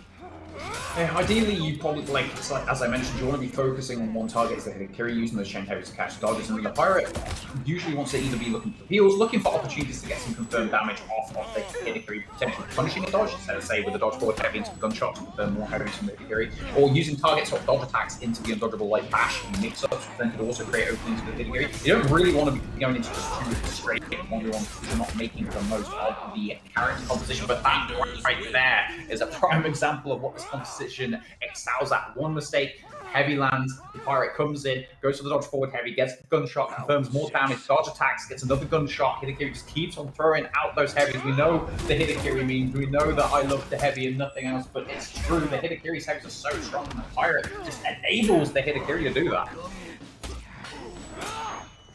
Yeah, we've got Setmix out here just on the outside of the team fight. Goes for a GB that actually ends up, ultimately they get a heavy on Hakaji Spam there, who's very low, and he's playing with his life at this point. They drop this round, they are out of the tournament. They get the kill at the cost of some of Setmix's HP. If Red Treat Rick can kill Setmix, this gets much more winnable for him, but it is a tough situation. Toad is doing everything he can to keep Red Treat Rick off of him, but honestly giving up a lot of Venge in the process. You got to be very careful you don't actually feed too much. Setmix has stopped attacking, so ooh, no, Red Treat Rick goes for the neutral dodge attack against Toad, and that is going to be enough to drop them out of the tournament. Judges of Glory pick up the losers bracket game 2-1. It was nicely done by Toad there. He knew the Orochi was going to throw out that dodge attack because he dodged. He saw him continuing to charge the heavy, so he went for the dodge attack and then allowed the dodge attack to come out, feinted the unblockable, and went for the parry. Red Treat Rick had to go for it there because if he did let rip at the unblockable, it was going to catch the side dodge, as I mentioned before, just how good Hidakiri is at catching those dodges despite not having unblockable attacks. So good read by Toad there, as well as those fantastic reads that Toad made in that anti-gank situation like you mentioned earlier, Jones, and performing very well in a clutch situation as they had their tournament lives on the line there. And now we have a few people getting knocked out. Not only do we just see Schema get knocked out, looks like Song of Bacchus have had to bow out of the tournament as well. RMG are in a knife fight against Didn't Practice down in the losers as well. I don't know what the status on that game is. But we have a couple options. Those Who Know versus Biscuit Harmful District is currently 1-0. My brain is telling me to go for this one. However, could always be overridden, but I'll go ahead and get this loaded just for the sake of it. Yeah, that is an all North American matchup there. Ooh, interesting. Okay, Rippy. Oh, yep, straight in. Let's go. And I believe Kotoka is Suseki. That's what most players would know him by. Ah, good to know. Teams are the other way around. Update the scoreboard. Here we are. Okay. First Shinobi and Varangian guards of the day as well. This should be a fun one. And the emotes have broken my my names at the top. Feels bad, man. Oh well. Take it away, lads, while I grieve.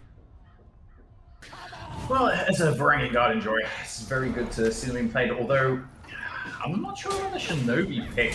Maybe he wants to confirm a lot of the damage from the Varangian guard. It doesn't exactly seem like the kind of character I want to pick with the Varangian guard. But what's going to be interesting here is that the Nobushi not really going to be that great against the Varangian. It doesn't have what you kind of need to really threaten the Varangian, which is easy access to unblockables, like neutral unblockables like Pirate Dodge, Forward Heavy, chargeable unblockables like Hiddo Heavies, for example. So the Nobushi might have a bit of a rough time here, but he just have a little bit of chip there, and the Varangian's actually going to go down, and the Shinobi ends up biting the dust as well, and Ricky and Console, they're struggling early here. Jarl with the beautiful purple Varangian, also my favorite color. Definitely gotta say I love the fashion on the Varangian there. And honestly, Kotoka, pretty much full HP. What a strong round. Yeah, there was one point there in the middle of that where Jarl just straight up whiffed a GB in Rippy's face, and Rippy ate far more damage than anyone else on Those Who Know did. And then Jarl whiffed another GB, I think maybe intentionally the second time, and Rippy realized, no, I'm not GBing you again. You're eating a heavy this time. Just threw it in neutral. But yeah, Console rather low here. He does get the light parry, and he's sitting on a lot of Venge, honestly. Since Rippy's adding tags to this, though, he's not really gaining much anymore. It's now a matter of Rippy dropping first, and they've got a gank Console here, but they have so much HP they can wait. They don't have to worry about giving him Venge. They do if they both attack him at the same time, though. Console not quite bleeding out yet. Yeah, I think they're on the same page here now about who's going to attack. They're not going to give Venge. There we go. The Viper's Retreat does finally finish him off. It looked scary for a second there, though. One thing that's interesting about the Varangian mirrors in these 2v2 situations, or just in team fights in general, is that the characters actually make it a lot more difficult to throw out things like crushing counters in the team fights, because if you've got good reactions, you can literally sit there on the VG and you can watch the shield of the Varangian guard, wait for it to flash, to shine white to indicate the crushing counter being thrown out, and you can react to the even target spot lights very consistently with the full block to get the punishes off. Which is interesting because usually the VG wants to be throwing out the target spot lights. He wants to be getting into his chains, locking people in, block hit stuns. You can't really do that against a VG that's going to be trying to react to those target spots, crushing counters, although we don't really seem to be seeing a lot of that here. We did see y'all do it in the last round, but they seem to be pretty happy to be throwing out attacks here, and perhaps they shouldn't be, because now the Varangian guard has revenge. Y'all getting ganked over here as well. Ends up landing a guard break, but somehow the heavy doesn't actually end up knocking him out of the guard break. I think it landed on the same frame, so he had hyper armor. But they were fortunate and still managed to take the round. But that was very dangerous, given a VG revenge in that situation. There's no need to. There's no real need for it. Yeah, Kotoko is having an absolute field day here, and I mean, though we saw Console get revenge in the last round, it feels like he's hitting his enemies for a lot of damage compared to the amount of revenge he's actually giving them. Is there a reason for that, Clutch? Yeah, honestly, I can't say I've noticed myself. I wouldn't be able to tell you. I mean, as far as like the Nabushi's bleed attacks. Oh, no, they're just very balanced. Oh, okay. Hey, everyone in chat will say the same, I'm sure. Yeah, and now Rippy's in a pretty tough, I mean, pretty tough is putting it lightly. He's got a lot of venge. Oh my god, they get him with the BTU gank. Just light confirming there toward the end. He had a lot of venge, but Jarl just had so much HP. It was a really unwinnable 1v2. And now they're in a position where either they reverse sweep or they are out of the tournament, as they're already down a game. Yeah, honestly, I'm quite surprised. I was expecting this to be a little bit more, closely fought, but at the moment, Jarl and Soseki just seem to be running away with it. Their coordination, the Nabushi seems to be really on point with punishing a lot of these recoveries, the guard breaks, etc., with the bleed, able to preserve the HP really well. But nice deflex. The Shinobi's still basically on full HP here. I think they've only taken a little bit of chip damage. The guard break bounces off, and the Shinobi gets punished for it, but that double dodge is instantly creates the space. Jarl doing everything he can to try and cover Soseki here, who's literally on about 5 HP. He has to dodge roll to avoid it. Nice Cobra strike. Nice Viper's retreat as well. That's a lot of damage. Beautiful peel from Jarl, but it's not quite enough to keep him alive. And the guard break going to be able to get the confirmed there, and they're going to pick up the kill. Finally, they're going to get their first round, and they don't end up getting the whitewash 5-0, but they are going to have to win literally every round of the next 4 to avoid going out here. What was it you think that Biscuit Harmful District did differently in that last round than every round up until now that got them the win there? Or was it just simply they played better? The Shinobi did a much better job of preserving his HP as well as confirming damage in that round. Like, it was literally halfway through the round and he'd only taken about 3 chip damage, and that's kind of what you want as the Shinobi. You want to preserve your HP, you want to utilize those double dodges to create space, and then you want to be bashing into those recoveries to confirm the heavies, just like there. Unfortunately, wasn't able to follow up, but that's the problem with the Varangian guard. You can't use your dodge attacks to punish the recoveries unless they're unblockable, like, say, a Warmonger, because he'll just full block, you'll get pinned, and you're going to eat a ton of damage for it. And there are those Shinobi ganks. I'm actually a little surprised he didn't go for the bash there, which I don't think he had too much revenge. I don't think it would have given him revenge with the Shinobi backflip bash there, but hey, it worked, so can't complain too much. All right, and now it is 2 rounds for Biscuit Harmful District. They're going to need to win this next 3 in a row. Rippy just kind of sitting in the back here, being a pest, as Shinobi is designed to do. And looks like Console's in a tough spot right now. He's taking a lot of bleed, but honestly, he's got a lot of venge for how much damage he's taken so far. And Rippy goes in, but he gets hit with the same bleed that Kotoko's been delivering to Console throughout this match. Honestly, the revenge on the VG doesn't seem too bad. An easy metric to remember is you basically want to do the same amount percentage of damage as the revenge you're gaining. He is going to go down there, but if you deal about 2/3 of someone's HP and you feed 2/3 of a revenge meter, then that's usually, what you want to be aiming for, because that way you're going to kill them before they end up getting revenge. So it wasn't too bad in that situation. But Rippy does have a little bit of HP to play around with here, and they messed the gank up. They do have tags. Beautiful deflect. Suseki doesn't bite on the punish, baits out the bash punish, gets a double light punish, gets the mixer, baits it out. Oh, but the block recovery is quick enough to avoid the undodgeable punish on the dodge cancel there. Oh, nice read from Jarl there, the confirm, but mistimes the light. He's going to give him revenge as well. Oh, nicely done. Jarl goes for it, but no, he anticipated the light, goes for the parry rip. He kind of popped into the bash punish. Oh my And days. he's done the anti-gank, the 1v2 on the Shinobi. And that is that's 3 rounds in a row. Could we be seeing a reverse sweep? Yeah, I mean, you were wondering about why Rippy was pairing the Shinobi with the Varangian Guard. I don't think it was a matter of the pairing they put together. I think Rippy just wanted to play Shinobi because he is one of the best in the world and just showed why there. And yeah, it's a question at this point, can they pull off this reverse sweep? They need to win 2 more rounds to do it. And Rippy gets hit with the Cobra Strike there. Jarl's just kind of boxed in a corner at this point, honestly. It's not exactly the favorite spot to be standing in. And Suseki gets the GB, but he eats more damage than he doesn't get to give any. And Kotoka gets Venge! The Venge lock would have allowed Console to get the kill there, but he wasn't quick enough. Perhaps Jarl was peeling him, and now he gets the wall splat on Rippy, but gets no punish. Console with the prompt peel. And they get the kill on Jarl. We are going to the final round here, Clutch. After being down 0-4, they've managed to sweep 4 rounds in a row. They brought it back 4-4. Surely they don't choke at the final hurdle and lose the round after winning 4 in a row. Surely not. Very timid start to the round so far.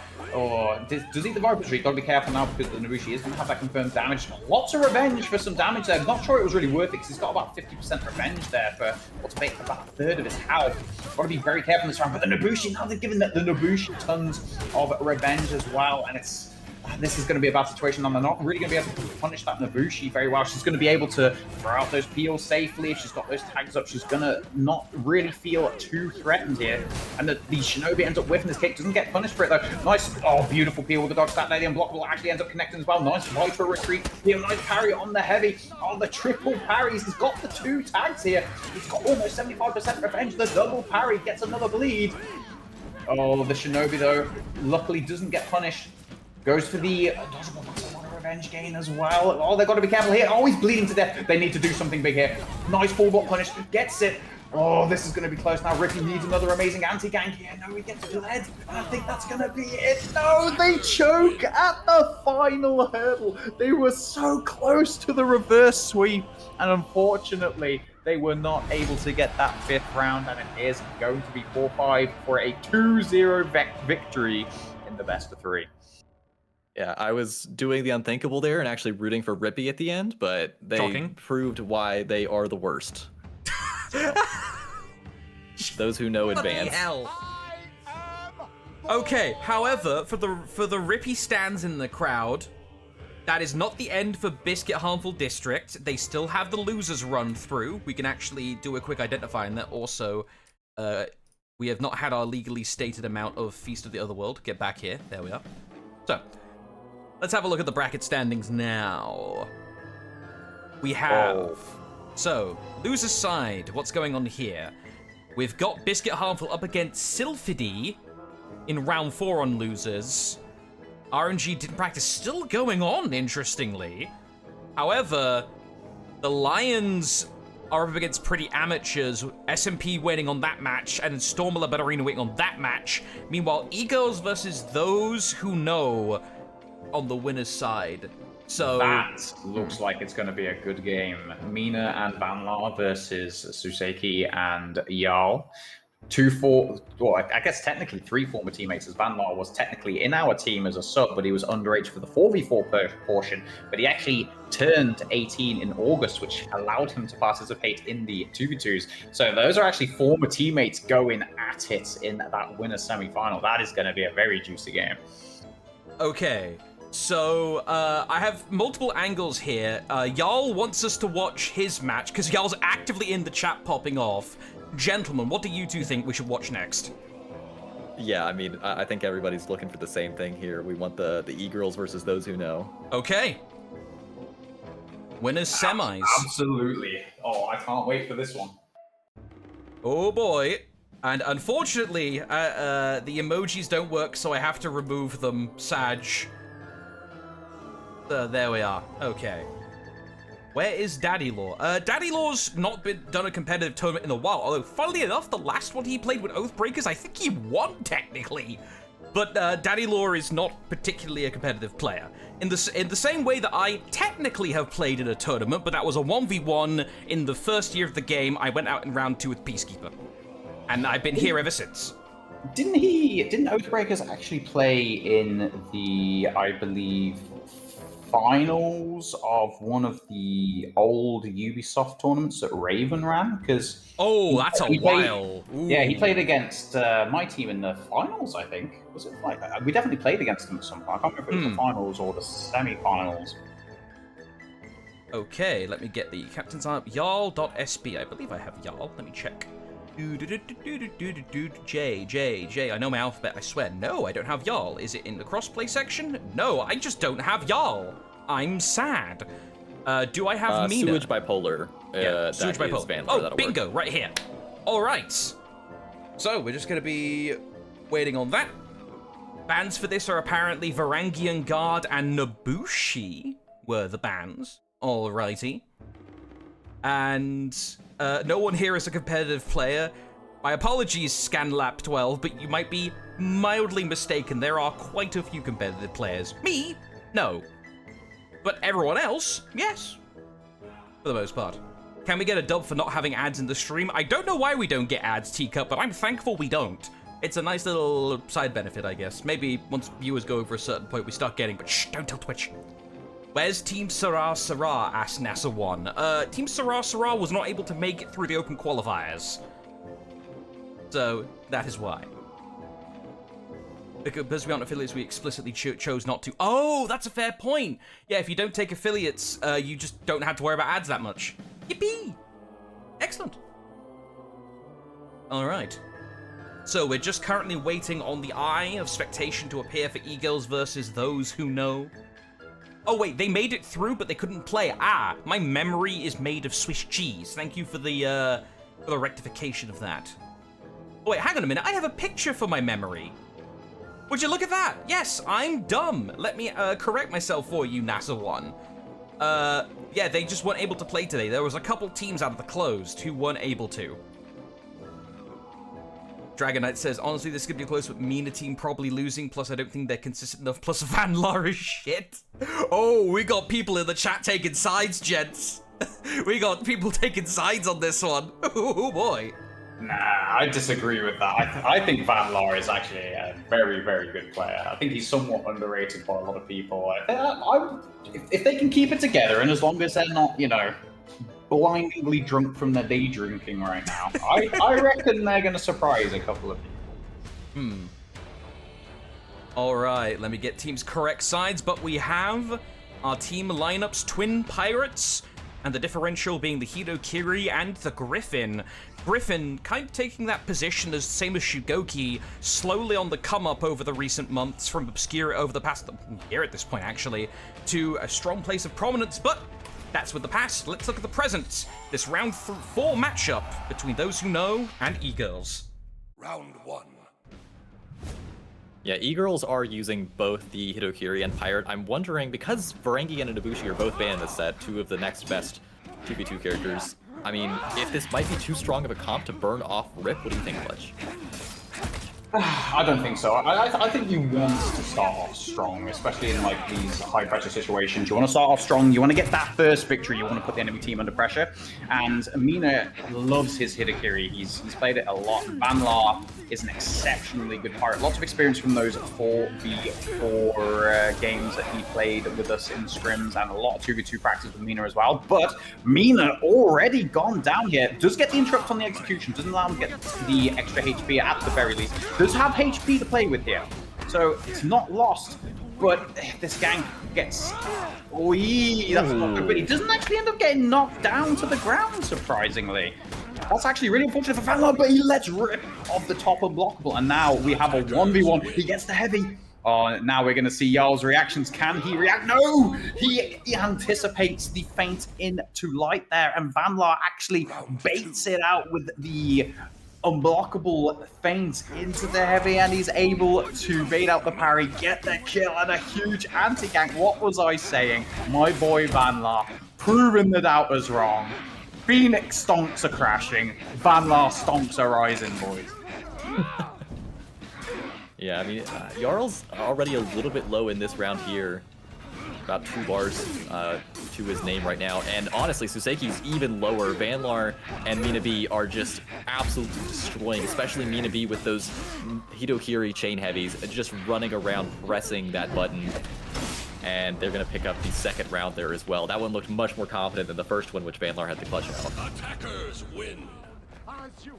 Yes, this is what I was anticipating, especially against this composition as well. I don't feel like the Griffin is a fantastic pick into the Hitokiri. He has no way to cancel his recoveries. Lots of opportunities for the Hitokiri to punish in with unblockables, and can just lock the Griffin down with those heavies, and the Pirate is just there to confirm all of that potential damage. So I would anticipate this being, even if the players were like a completely equal skill, which they are pretty close in skill, I think the Hitokiri is much stronger than the Griffin.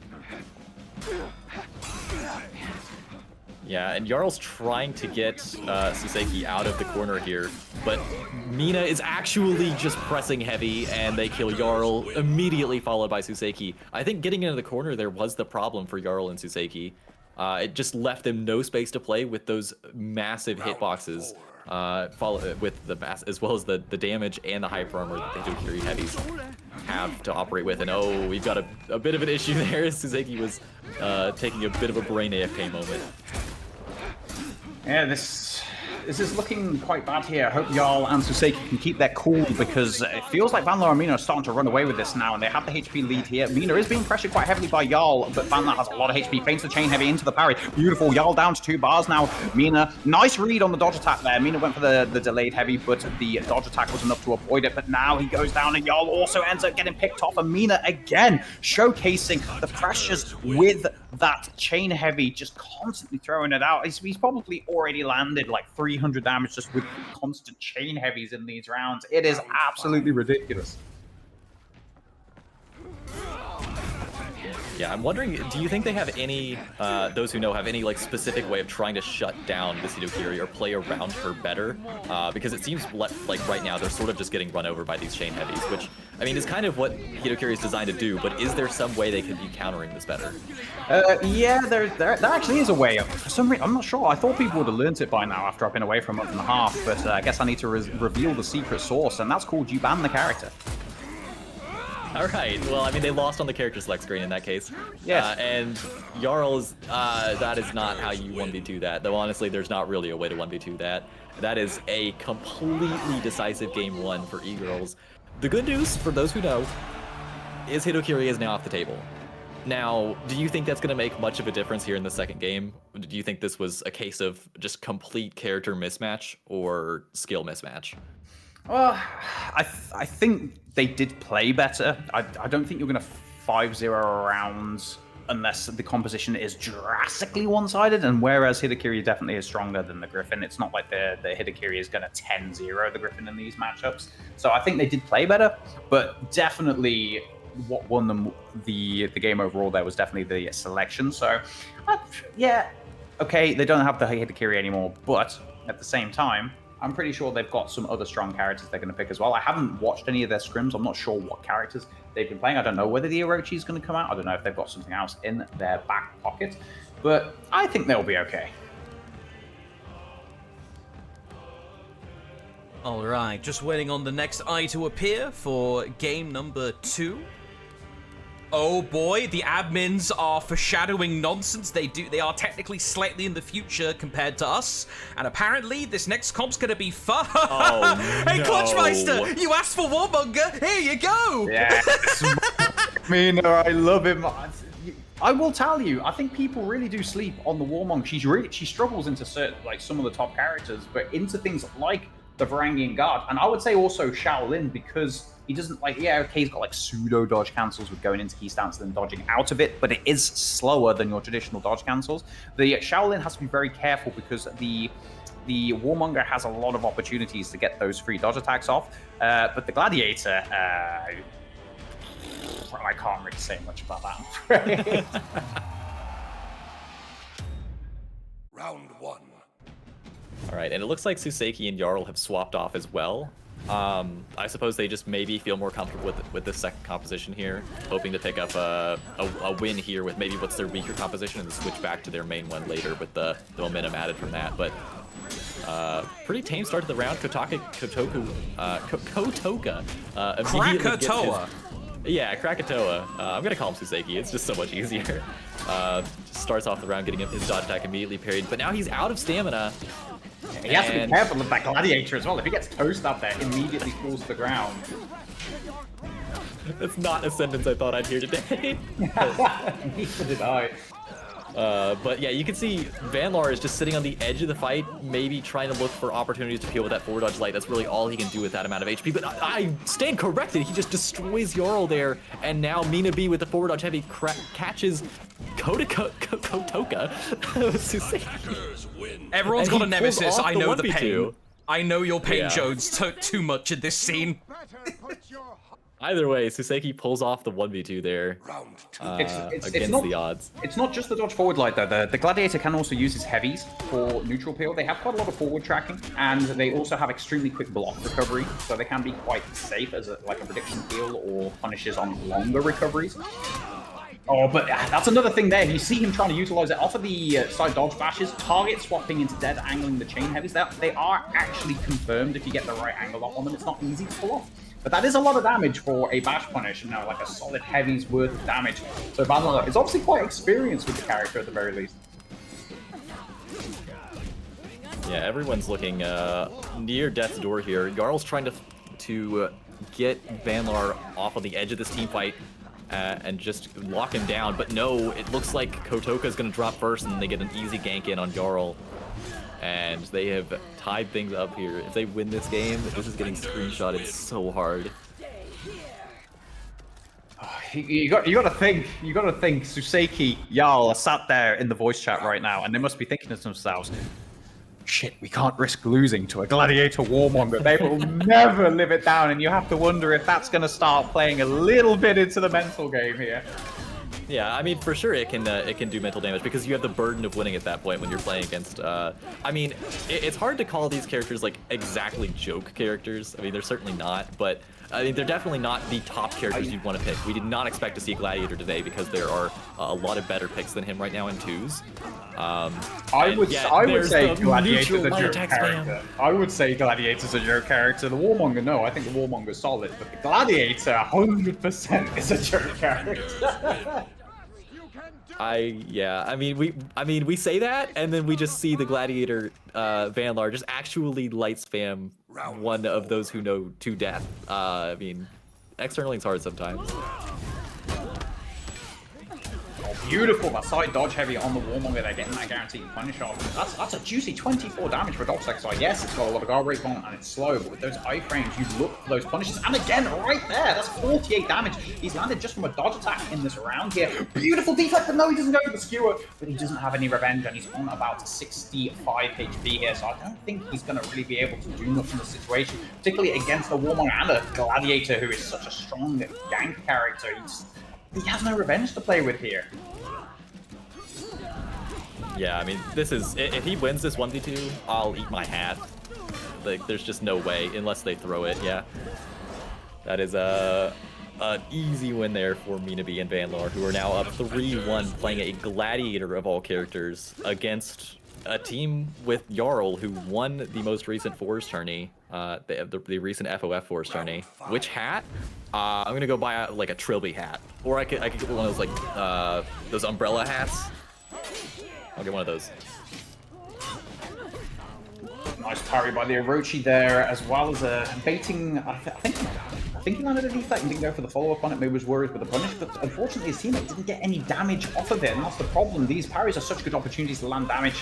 Just didn't capitalize on it, but the revenge is popped here by the Gladiator. He's pressuring the Warmonger, takes down the Orochi. And now he finds himself in a lot of trouble. But Jarl does have a lot of HP with a little bit of revenge. So this is a solid guaranteed loss here, although there are some very strange Sophie face rolling text going on in the middle of the round, which is rather strange. Mistimes the toe stab though. That would have been a guaranteed kill, but he messed it up, but does get that parry into the charge forward light. And oh my goodness, they have 4 game points here with Gladiator. I can't believe it. Yeah, this is going to be the longest 4 rounds of Those Who Knows lives. They have to win these, or they're getting this is getting turned into like a reaction image. I know it. And Jarl already taking a little bit of damage off the start here. Goes in for a kick, but he eats the Warmonger dodge attack unblockable you were talking about earlier that has so much utility in 2s. And now Jarl very low. He's got to be very careful here. Oh, this isn't looking good. Literally 1 HP on the Orochi here, but Mina's low. The first kill here might decide the round, and they do end up getting it. And the Gladiator isn't exactly an anti-gank menace either, so this is going to be difficult. Gets the zone. Oh dear, they're both... Oh, this could be bad. Oh no, if they get anti-ganked by a Gladiator, it could be a... No! Oh. Oh my goodness. Oh my goodness, they just lost 5-1 and they got anti-ganked against a Gladiator. Oh, you gotta censor this. I'm not sure we can show this on stream. I think it's time to go for a detox. I think they need to find a nice secluded island and just detox from any kind of electronical device for the next 4 weeks. Oh, I have the opposite, Jones. I'm not censoring. I'm making sure my camera work is as clean as possible for the eventual gifs that will be made of this. I'm making sure I'm providing good base materials for the community to craft. Wow. I have no words. You're just influencing the mob. We like to have a bit of a giggle here, especially when the situation demands it, but that will be a 2-0 to the E-Girls. Moving on the winner's side, that takes them to the winner's finals to face whoever wins out of Lions SP, and then the winner of that versus Stormina La Ballerina. Yeah, words hard. So, while we're waiting on that, let's see what's going on down in the loser's side. We have, okay, no, first of all, music stop, music go. There we go. So Nutella is happy. We have Biscuit Harmful District versus Sylphidi, Hawk 1, Hawk 2er, and Pretty Amateurs. We've got a little bit of time. Oh yeah, Clutch, by all means, check in with everyone. If you need to go to the toilet, have some water, do it now. We've got a little bit of time. That goes for you, chat. So make sure you stretch. We've got a decently long stream today. We're only an hour 2. So if anyone needs to go, now's the time. Perfect. All right, so we got some people checking in. Oh yeah, we might as well check in. Jones, how's the feed been? Oh, it's been great.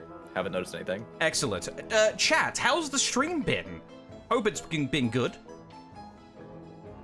And also, Jarl's team is not out. They dropped into the losers bracket. Today is not Swiss. We're back to double elimination for since there's a lower number of teams, and it's more important about exactly how you place here.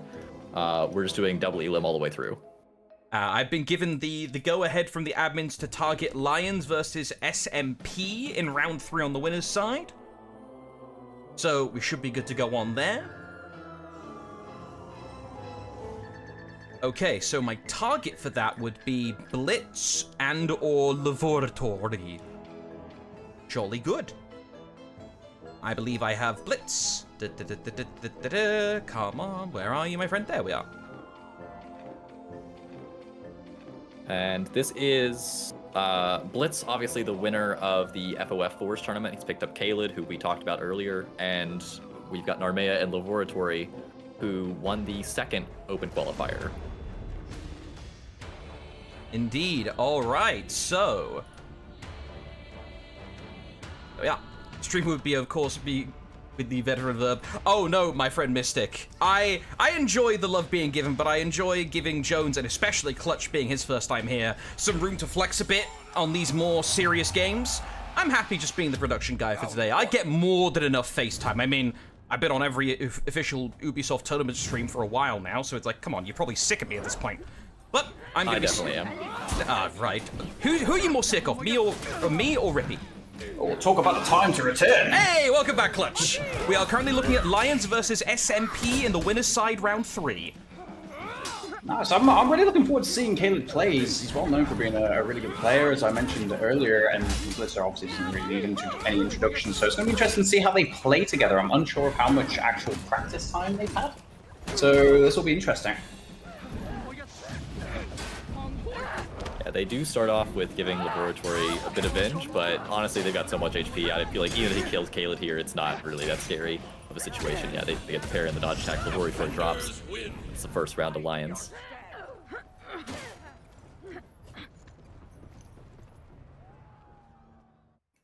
So quite a comfortable round there for Mr. Blitz and Kaled. I feel like the Jianhu might be quite rough against the Varangian Guard. Varangian Guard has a lot of ways either to crush and counter, to full block out of neutral on the undodgeable zone, which was always one of Jianhu's strong 2v2 tools. And as you can see, the Simba just getting absolutely torn to pieces there, but lots of revenge feed on the Pirate here. Although, to be fair, they don't really need to be careful with the revenge feed here. Kaled basically is full HP, the light parry as well.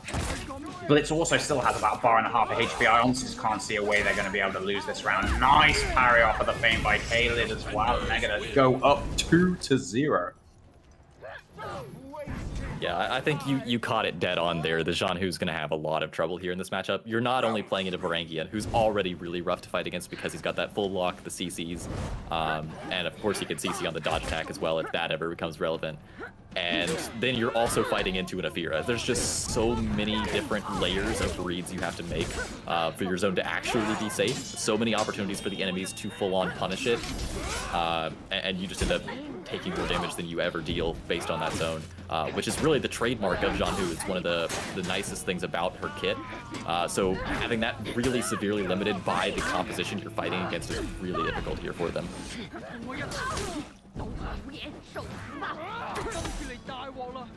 Nice parry by the Pirate there. Good read by Blitzer. And nice catches the dodge cancel with the zone instead of going for the dodge attack as well. Well played. And now the Simba, 1 HP, has to roll away, which unfortunately allows his teammate to get killed off the pin from the Varangian Heavy. And that's going to be a 3-0 for Blitz and Kaled.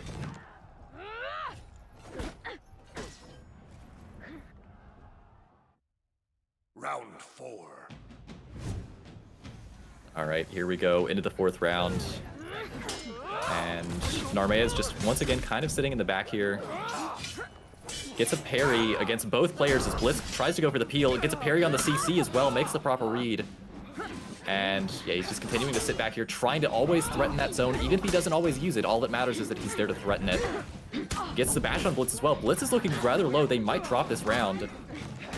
Unfortunately, though, the Pirate is also very low. This might be one of those situations where the first to go down will end up losing, but Kaled has a lot of HP to play around in the anti-gank here. VG does have a lot of anti-gank potential, big hitboxes, some safe lights, lots of reads have to be made to get guard break punishes off. Oh, and they mistime their gank. They don't get the light on the correct timing. Has to roll away to avoid the heavy. Does get the punish.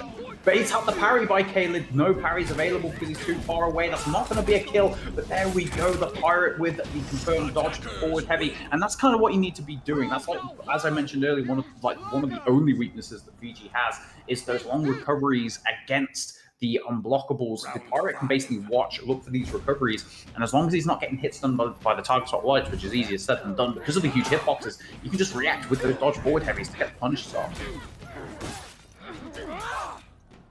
Yeah, and Narmea has already lost half his health, and we are moments into this 1st round here.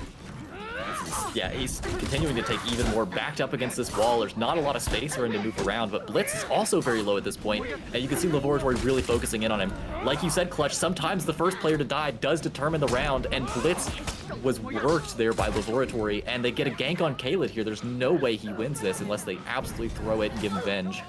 They do, Kaled gets the kill on Narmea, but that's just way too much HP for him to work against there. Really nice observation by Laboratory that, hey, really the only way we're going to win this is by focusing down Blitz, and it worked out for them. I do have to say, I feel bad for Blitz, though. He went for the dodge attack on the Aphira there, and somehow he managed to hit the wall with his dodge attack, despite not hitting the player with it, who was actually closer to him than the wall. Piranha architecture go brrr.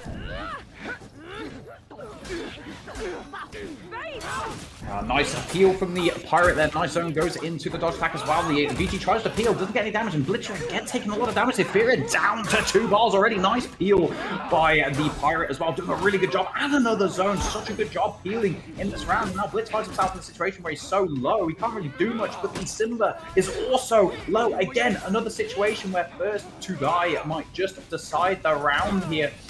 And there it is, the Simba goes down, and there it is, the guard break, and it's going to go to 4-2. 3 round points available here to Blitz and Caleb. They only need to win one of the next 3 to take it.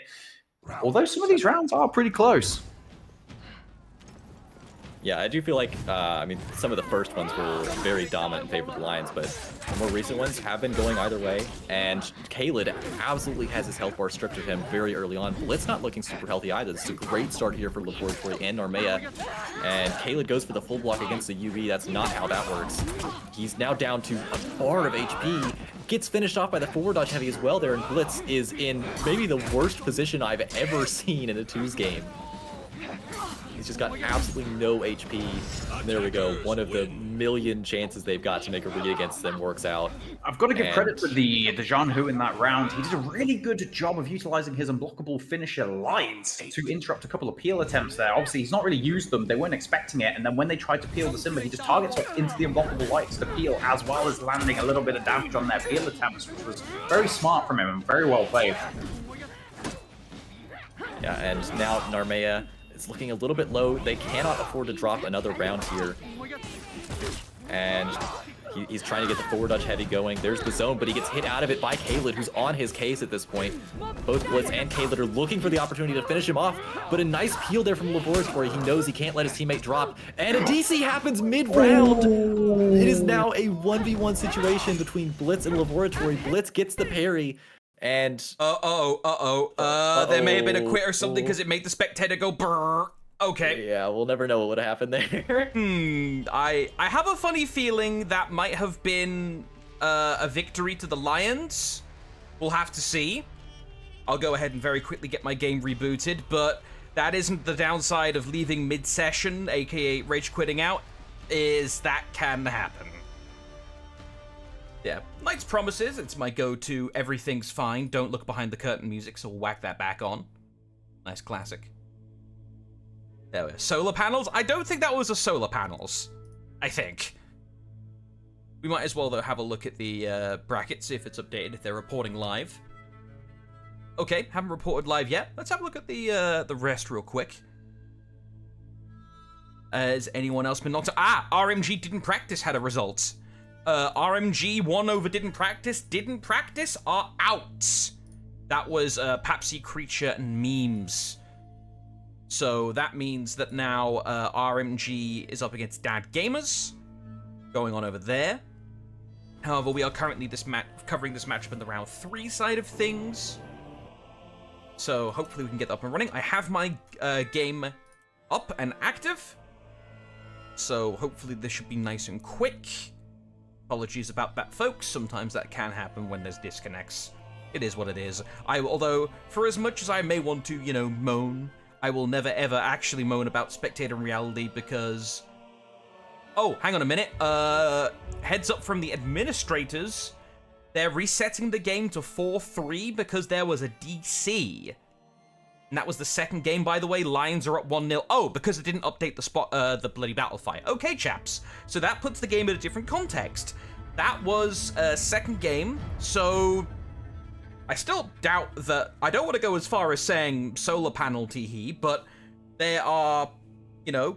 It's unfortunate to have a DC right there, but it's going to be going into this match 4-3 in the second game to the Lions. Let me go ahead and find my spectate target here. That is Blitz. There we are. All right. Do we know which team that is 4-3-2? I can't remember which 4-3 Lions. Be in there. Okay. Because I have my teams still the correct sides. Yeah, it's 4-3 Lions, and Lions are 1-0 up. Okay, I'm just gonna put this out here now while we're loading in. If anyone is actively trolling or antagonizing chat, you will be shot. This is your only warning. We had to deal with that before.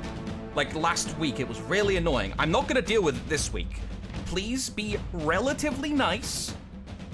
Otherwise, you will be shot. This is your only warning. All right. It looks like they are going to reset the score, by the way, so we're going to see, I think, 7 rounds of, bit of voluntary murder. Yes, the old stabber. It's nice at least that we can do this. Like, I mean, you know, if we're talking about tournament logistics being crazy, the amount of deaths I have to Clutchmeister, not through me matchmaking into him, but from him having to kill me in 2v2s, is too damn high. I'm thankful we don't have to do that anymore, because imagine having to do all those, like, resets, and then also having to kill the commentators each time. It was the worst. Yeah. What's the stat on how many of those times that you were killed by Clutch you were playing Shinobi? Every time. Shinobi was the most efficient way to die. Ah, the good old days of 90 HP Shinobi.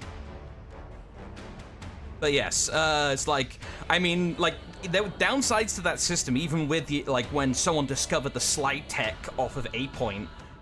There was the whole thing of, like, if, for example, I don't know, hypothetically speaking, a commentator tabbed into his game and accidentally clicked, and maybe I accidentally hit one of the competitors that definitely wasn't set mix and caused him to have low HP. I'm sure no one's ever done that before. That's never happened. I'm definitely not coping from trauma from me accidentally doing that. Long story short, I'm really thankful we have spectator, even with these occasional issues like that. Fortunately, we are making our way through ASAP. We'll go from beginning for stability's sake, but we should be in here shortly. Round 1. And yeah, we're just going to be seeing the teams going back and forth a little bit. And it should be 4-3 in favor of the Lions, if I got it correctly. So yeah, we're just going to be watching them. Let's see how efficiently they can... Let's see their max efficiency kill combos. Let's judge and see if they're being optimized and how quickly they can kill people. Because I've occasionally seen that at, like, Evo and stuff. If there's a reset on stage, you've got to have combos to, like, quickly kill someone to reset the score.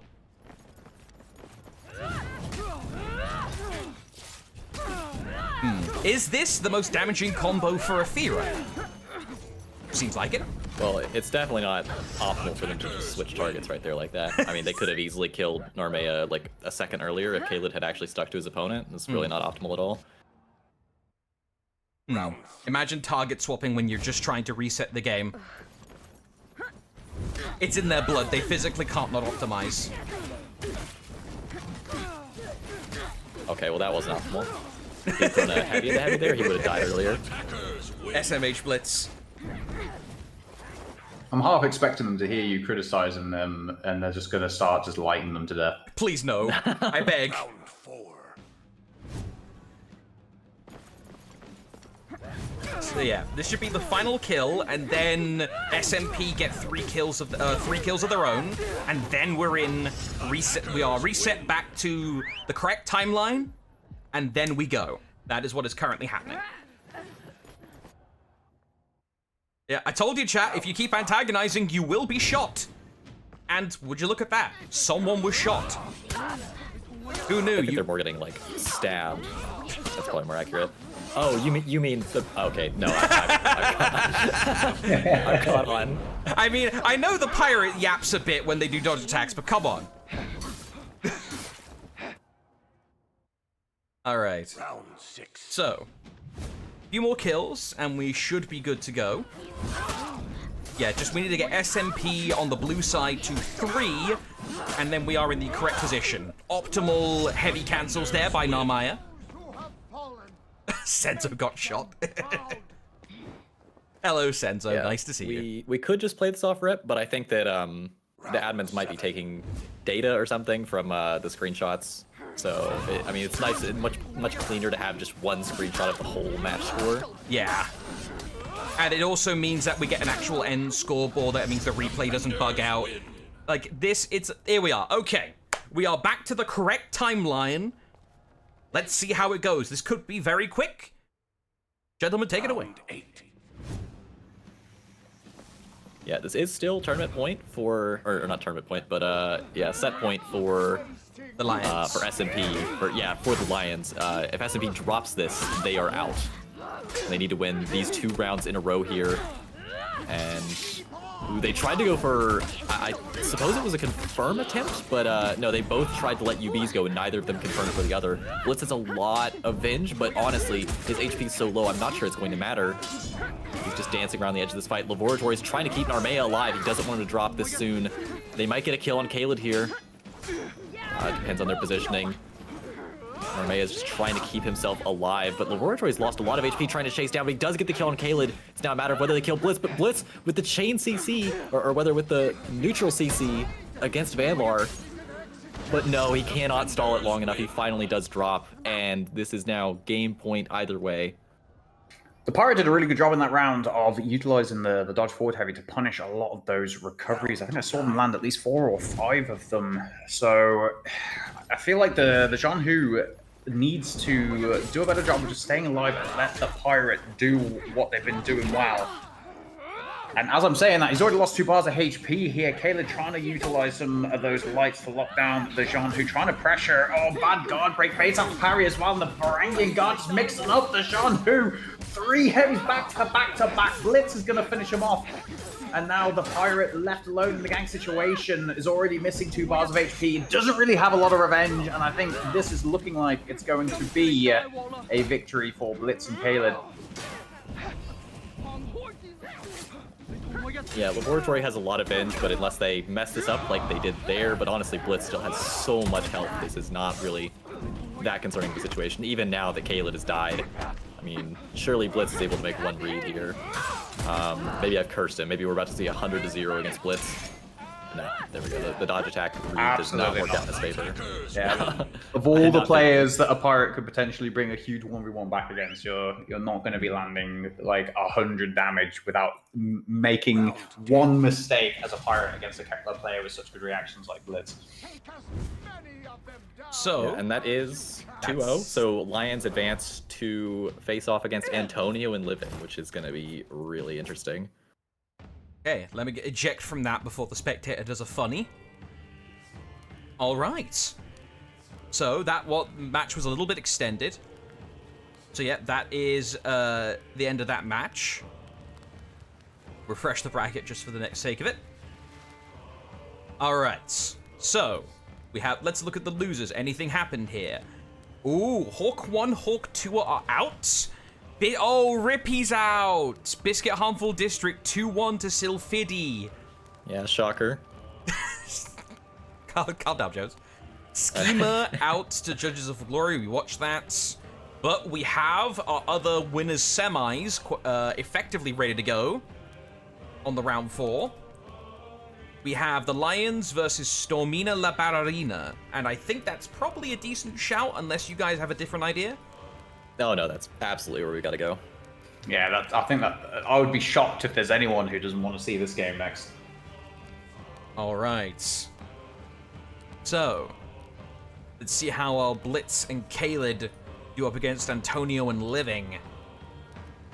We're just gonna wait for that to be up and ready to go, but fortunately we will have it from continuity point, or the point of continuity. No need to worry about being behind or anything, so to speak. That should be good to go. So chat, how are we finding things? How's the stream quality? How's the stream been? Having a good time? I want your opinions. Oh, no, everyone's just arguing in chat again. God damn it. Do I have to shoot someone? Yes. I will, like, Nutella has a very good, pistol, but I've got a shotgun and I'm more belligerent. Ah, thank you very much, creature. Shoot memes? Okay. Yeah, he's hard to miss. Okay, memes has been shot.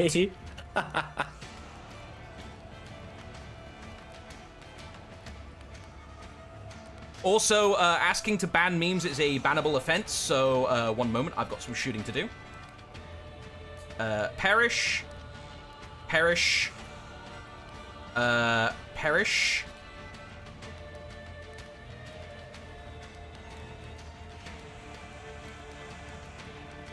Giga apparently wanted to be shot. Okay, there you go. It's a massacre right now in chat. There we go. Okay. Stream is really good, but this is for honor. A valid point, Exotic. Like, there are, occasionally For Honor does have its dips. That is sometimes happen. We're lucky we're not in a particularly toxic meta, but we have been in a meta that's relatively samey for a while. Shoot, y'all. I already shot him. Massacre? Shoot him again. Shoot him again. Shoot Vanlar now. I already shot Vanlar. Shoot him again. Okay, I'll shoot again. Shoot Vanlar again. Do you say shoot y'all again? Okay, I'll shoot y'all. This is fun. I enjoy this. Is this what power is like?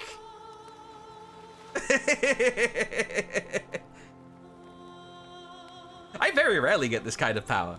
Why is everyone getting raptured? Because it's fun, and we have a little bit of a delay. So I just turning chat into my playthings, Lord Naretto. It's a fun side activity. And happy you all being here. So, we just got the bans for the Lions versus Stormina La Ballerina set. They are Varangian and Ocelotl. Ooh, okay. That's understandable. Varangian being gone, fair play. Ocelot, also fair play. Yeah, so it looks like Lions do... they care more about getting Living and Anton off the Ocelotl Highlander comp than they do about keeping Living off of the Hidukiri. We'll see if that pays off for him. All right. Hopefully have the game up soon.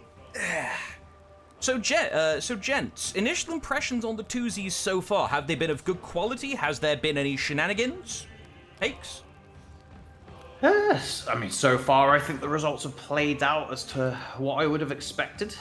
The meta doesn't seem to have changed too greatly. I was anticipating maybe seeing some extra changes, because I know there have been some moderate changes in some of the TUs that have come out, but yeah, I think it's pretty much gone as it's gone so far. I'm just looking forward to some of the upcoming games, the Blitz, the Living Anton, the Minsky, and the Vanlar games. That's where things are going to start getting juicy. Yeah, I mean, especially this upcoming one, there's, like you mentioned earlier, we haven't really seen Kalin perform at this level before, and he has been lauded as maybe one of the top players in general. So, I mean, he's got Blitz on his team. There's not really a better twos teammate you could ask for, and they're going against Anton and Living. This is an absolute trial by fire, so you've got that concern of how is Kalin going to fare in this environment in, a major tournament like this. And then there's also the history. These two teams, or at least Blitz, has met against Antonio and Living in the FOF finals for fours. And there was a bit of drama between Blitz and Antonio as well, so it's certainly both of these teams are really looking not to drop this set. Oh, you can guarantee that whoever wins this, 100% there's going to be a little bit of shit talk thrown at the losers. You can guarantee that. That's sometimes the fun of it. We try and get those up on the stream where we can. And also the reason why I don't show my Discord anymore. I used to do, I had a big brain idea to try and put more lore into, the streams where I'd, show the, Discord chats sometimes. That I was advised not to do quickly because that was a bad idea. But yes, we try and do a little bit of lore where we can. It's why we bring people in. Oh, also, Creature, point of order. You don't want Clutchmeister's old school vibes. Now he actually has good internet. He's not in ISP jail anymore. He literally had to flee the country to avoid that bad ISP. Yeah, but what used to be more entertaining than seeing a smudgy blob of pixels shit-talking you 24/7? Dial-up championship wins. I felt bad for you at some point when some of the things were happening. How many times did you have people up to your house to try and fix that to no avail? Like 8 times or something? Oh, it was more than that. Oh, no. I lost count. The funny thing is, though, is that about 4 months after I moved to Croatia, my old house did actually get fiber optic. No. That is so funny. Yeah. Mm-hmm. That's tragic. 500, 500. Oh, that's tragic. They're in face-off now? Jolly good. Thank you, Fieldside Reporter Nutella. So yeah, folks, we will have the game up as soon as this Eye of Spectation appears here. I've had to make it a point of order to keep my mouse here and not here because I've occasionally invited people to groups by mistake. Yeah, it's much better to report them. Yes. All right. Oh yeah, the old school Halloween music. Shout out to the first year Halloween themed Feast of the Otherworld goated event. But we have our game here, loading in now. Let's see what the comps are. Fairly standard. Living, however, not on the Jang Jun, looks like is instead to go for the Hito Kiri chaps.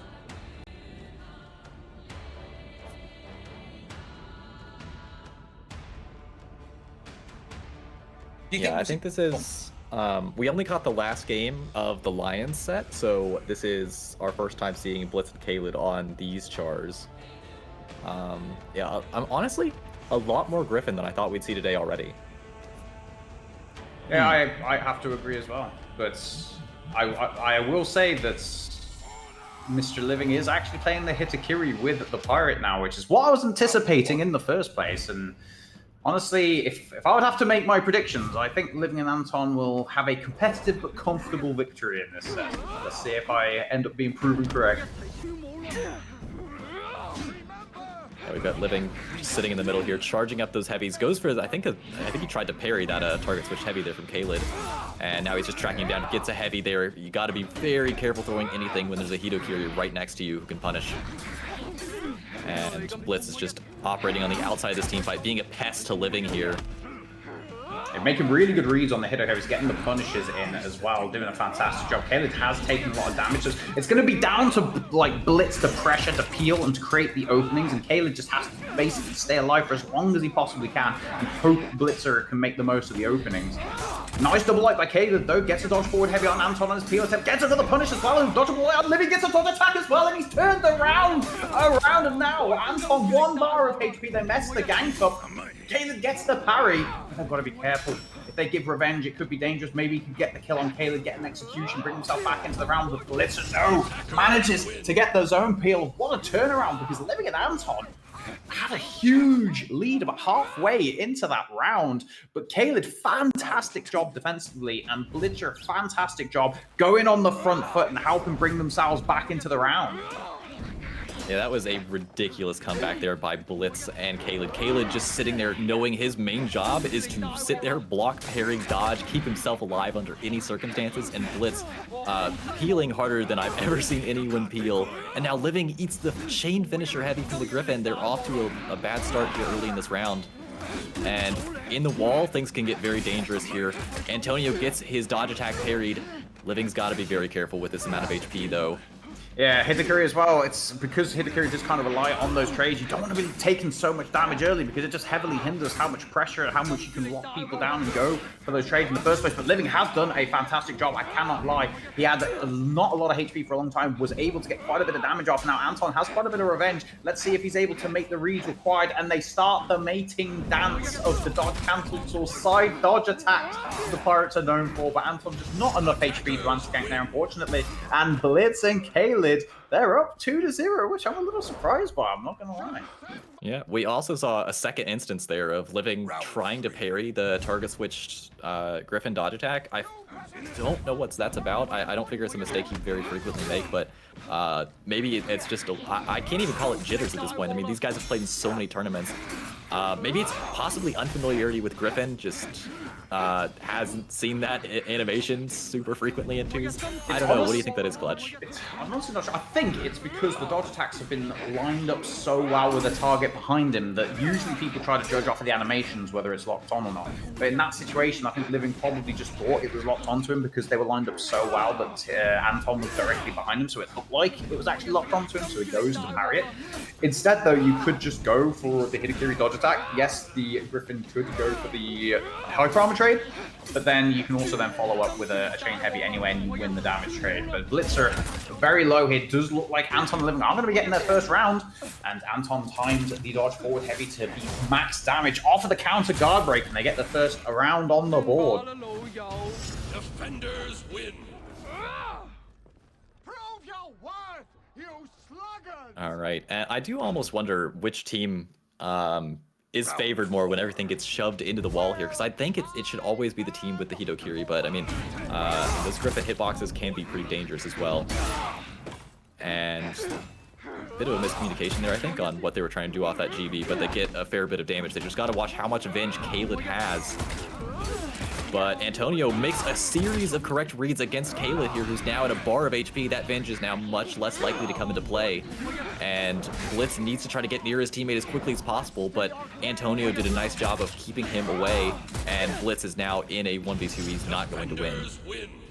Yes, the problem with these Pirate compositions, Pirate's such a strong ganker that unless both the Pirate and his teammate are very low HP and you have the HP and the Revenge to anti-gank, one single mistake, you can be looking at like 4 bars of damage on a good Pirate gank. So after Kaled went down there because of the mix-ups from Anton, they were just far too far behind, and they did not really have much of a chance to get back to the round. But nice! Anton gets the confirmed damage there off of the recovery. Nice, punishes Kaled as well. Kaled trying to throw out some heavies here, but he's getting punished for it heavily. And there again, you see what I mentioned earlier, Jones. Guard break from Anton, full damage heavy, out of neutral from Living, and that allows them to continue trying to confirm the damage on the follow-ups after the initial max damage heavy as well. It's something that they have to be aware of. A lot of teams that are playing against Anton and Living have to be careful about those neutral guard breaks, because Anton loves going for those neutral guard breaks, and Living has the timing down for those max damage heavies extremely well, so they have to start playing around these. When they see Anton and Living are close enough together for those guard break and heavies,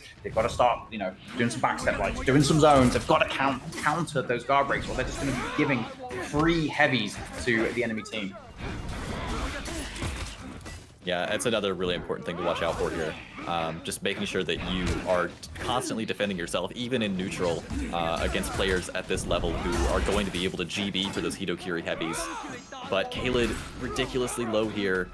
It's a matter of whether Kaled draws first or Living, and there you go, exactly what Clutch just mentioned. Antonio GBing for Living's heavy right there, and now Blitz finds himself in this 1v2 situation, which honestly isn't unwinnable. It's just tough. As long as Living doesn't drop, they should have this, especially with Blitz having 0 revenge to work with. They just gotta, everyone wants to play this as slow as possible. They have to, because this is a situation where Blitzer does have the revenge. Oh, but the undodgeable light. Blitzer was not anticipating that, I don't think, and unfortunately, that's what enabled the unblockable to come out. It wasn't a confirm, but you could say it's very good improvisation gank from Anton and Living to take the round there, because Blitz had the HP to make that round difficult for them. Anton and Living were low, but very good plays, and now they've got 3 rounds after going down 2-0 to take it. Very surprised, actually, Living didn't go for that confirmed unblockable as well. He would have won the trade there, but opted to feint it instead, which was strange. But looking at HP totals now, Living just over 3 bars, about 8 HP, has almost half a bar of revenge. But Blitz, look at Blitz, below 1 bar of HP. They get the parry on the Griffin, and the chain heavy zooming across the map to pick up the kill. And this looks as though they are going to be taking it 5 rounds. 1 in a row after dropping the first 2. That is what I was anticipating. Yeah, I think that might have been a case of just a bit of downloading going on there from Antonio and Living. Hadn't played against Kaled before, maybe haven't played as much against Griffin in 2s recently. Either way, 5 rounds in a row has to mean something, and they are in a really nice position going into game 2. Yeah, it's like I was mentioning earlier. It's always nice to get that first round because it does put a little bit of extra pressure on. Every time, you know, you go behind, if you're 1-0 down, it's a best of 3. If you lose a round, if you go behind, it's going to be playing in your mind. Oh, if we lose this, we're dropping down to losers bracket. It's going to be more difficult for us. There is extra pressure, and it's going to be interesting to see if they're able to perform with that extra pressure added on top of them, especially against a team that is so consistently high performing like Anton and Living.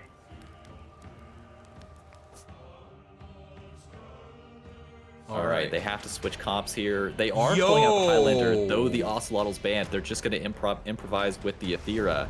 And Blitz is on Warden. Yo. All right. I like this. Warden's a character we've seen a few times, not too much, but when we see the Warden, it's always something of note. And especially Blitz feeling confident enough to take this in the game that decides if they stay up or go down into losers, no less. Yummy. All right, here we go, chaps.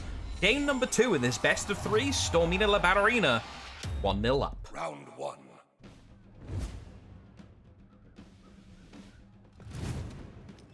Yeah, Blitz is known for being one of the top Warden players. Obviously, you know, he played Warden in the Duel Frenzy last year, did extremely well with him, but he's also played him quite a bit in 4v4s, done really well with the character. He's played him in 2v2s, done really well with him. So it's really cool to see the Warden being added. So let's see if he's able to pull it out. But the wall splat already by the Aethera, down to 2 bars of HP. Living on about 3 bars, 75 here, gets a little bit of damage on Caleb. Caleb has a lot of HP to play around with here. Oh, but Blitzer getting blended. Thankfully has a damage reduction there, but Caleb feeds him the crushing counter. Blitzer down on the ground here.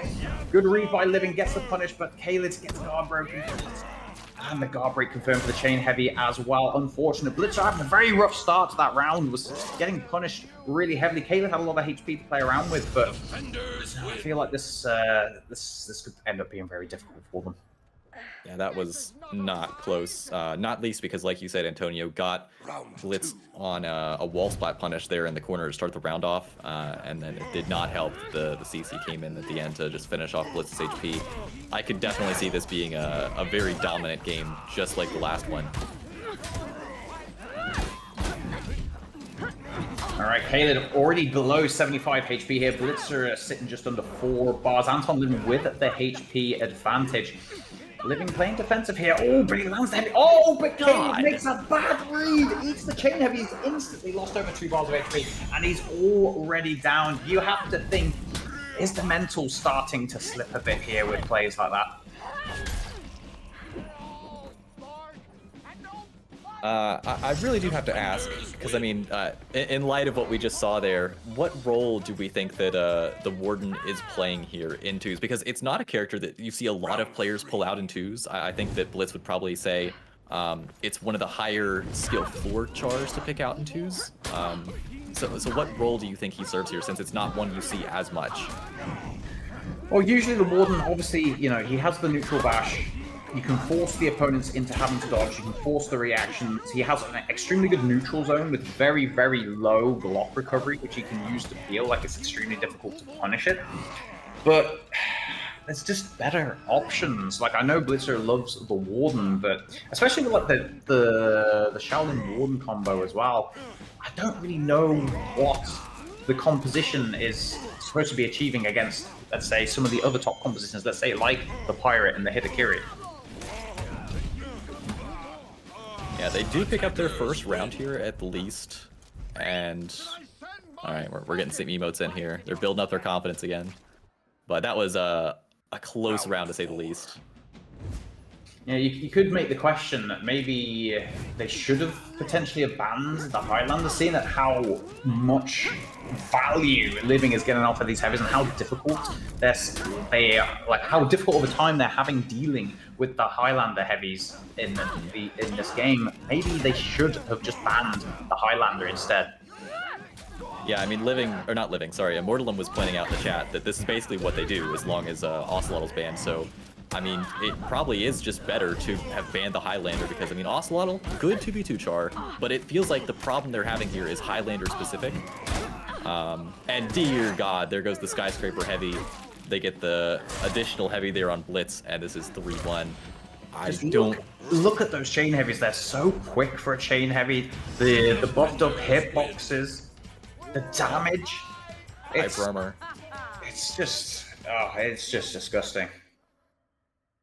Yeah, I mean, as long as you are working around just trying to confirm those, honestly, even if you're not, but especially if you're trying to confirm those chain heavies, you could just build up so much damage so safely against your enemies. It's really difficult to fight against that. And we're basically in two 1v1s at this point, which is Kaled actually does start bringing this one back. I was going to say it's going rather poorly for him off the rip, but no, it's actually Living who's been taking a lot of damage in the last couple seconds. But there we go, another instance of that skyscraper chain heavy falling and the hits on top of don't Kaled. confirm the offensive heavy into Anton's confirm as well. Oh, this is just looking rough.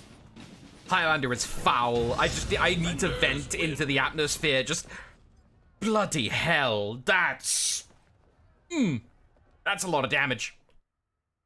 Yeah, I mean, after the rework, people weren't sure exactly where he was going to land. There was some speculation he might be a pretty good character, but I think it's only like in a recent months that people have really realized, hey, this character is terrifying, especially in a 2 situation. I mean, of course, you can pull him out in 1s and 4s as well, but I mean, in 2s, he just has so much to offer because so many of his strengths are about having those high damage, hitboxes there on that chain heavy. So HP wise here, quite an even round actually. Blitzkiller doing a good job. Nice peel by Blitzer. But again, look at the size of those hitboxes on the Highlander heavies. Absolutely disgusting. The fear of pressure on Blitzer takes him down as well. And the light parry actually doesn't get max punish off, but it doesn't matter. The kick into the caber toss, and that's going to be 5-1. Defenders win. Yeah, that looked... I mean, some of the rounds were close, and of course Lions did get one, but that looked very confident overall. I expect that if we do see either this rematch later, or we see... obviously, we're going to see Stormina La Ballerina playing against Vanlar and Mina next round. I expect we might see a Highlander ban rather than an Ocelotl ban, if they want to go that route rather than banning, like, a Hitokiri. Well, that was a thing. Ouch. The Lions do get the losers bracket run, and they will be sat in round 6 waiting for the winner of Sylphidi versus Nothingness. What's going on in the brackets? RMG out to Dad Gamers. All right. Nothingness beat out Pretty Amateurs. They're out. What's going on over here? Okay, we have our winners finals set. All right, let's have a look. This is going to be Antonio and Living versus Sewage Bipolar and Mina B. I feel like there is no other match to watch.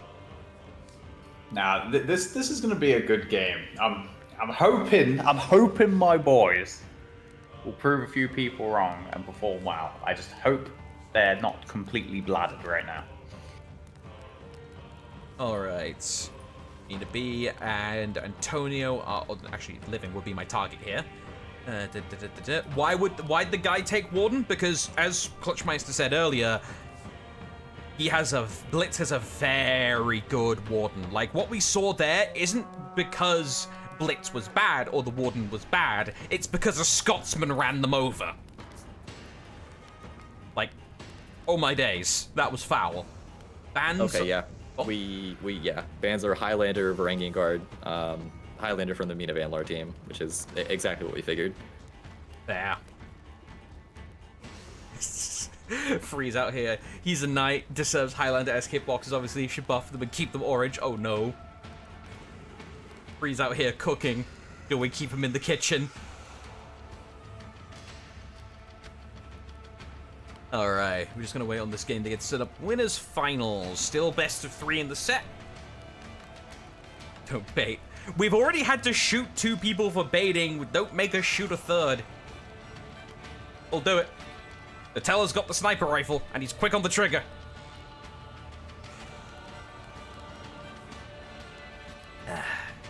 Nice to see some of the funner picks coming out, even if one of them ended up becoming the Incredible Hulk.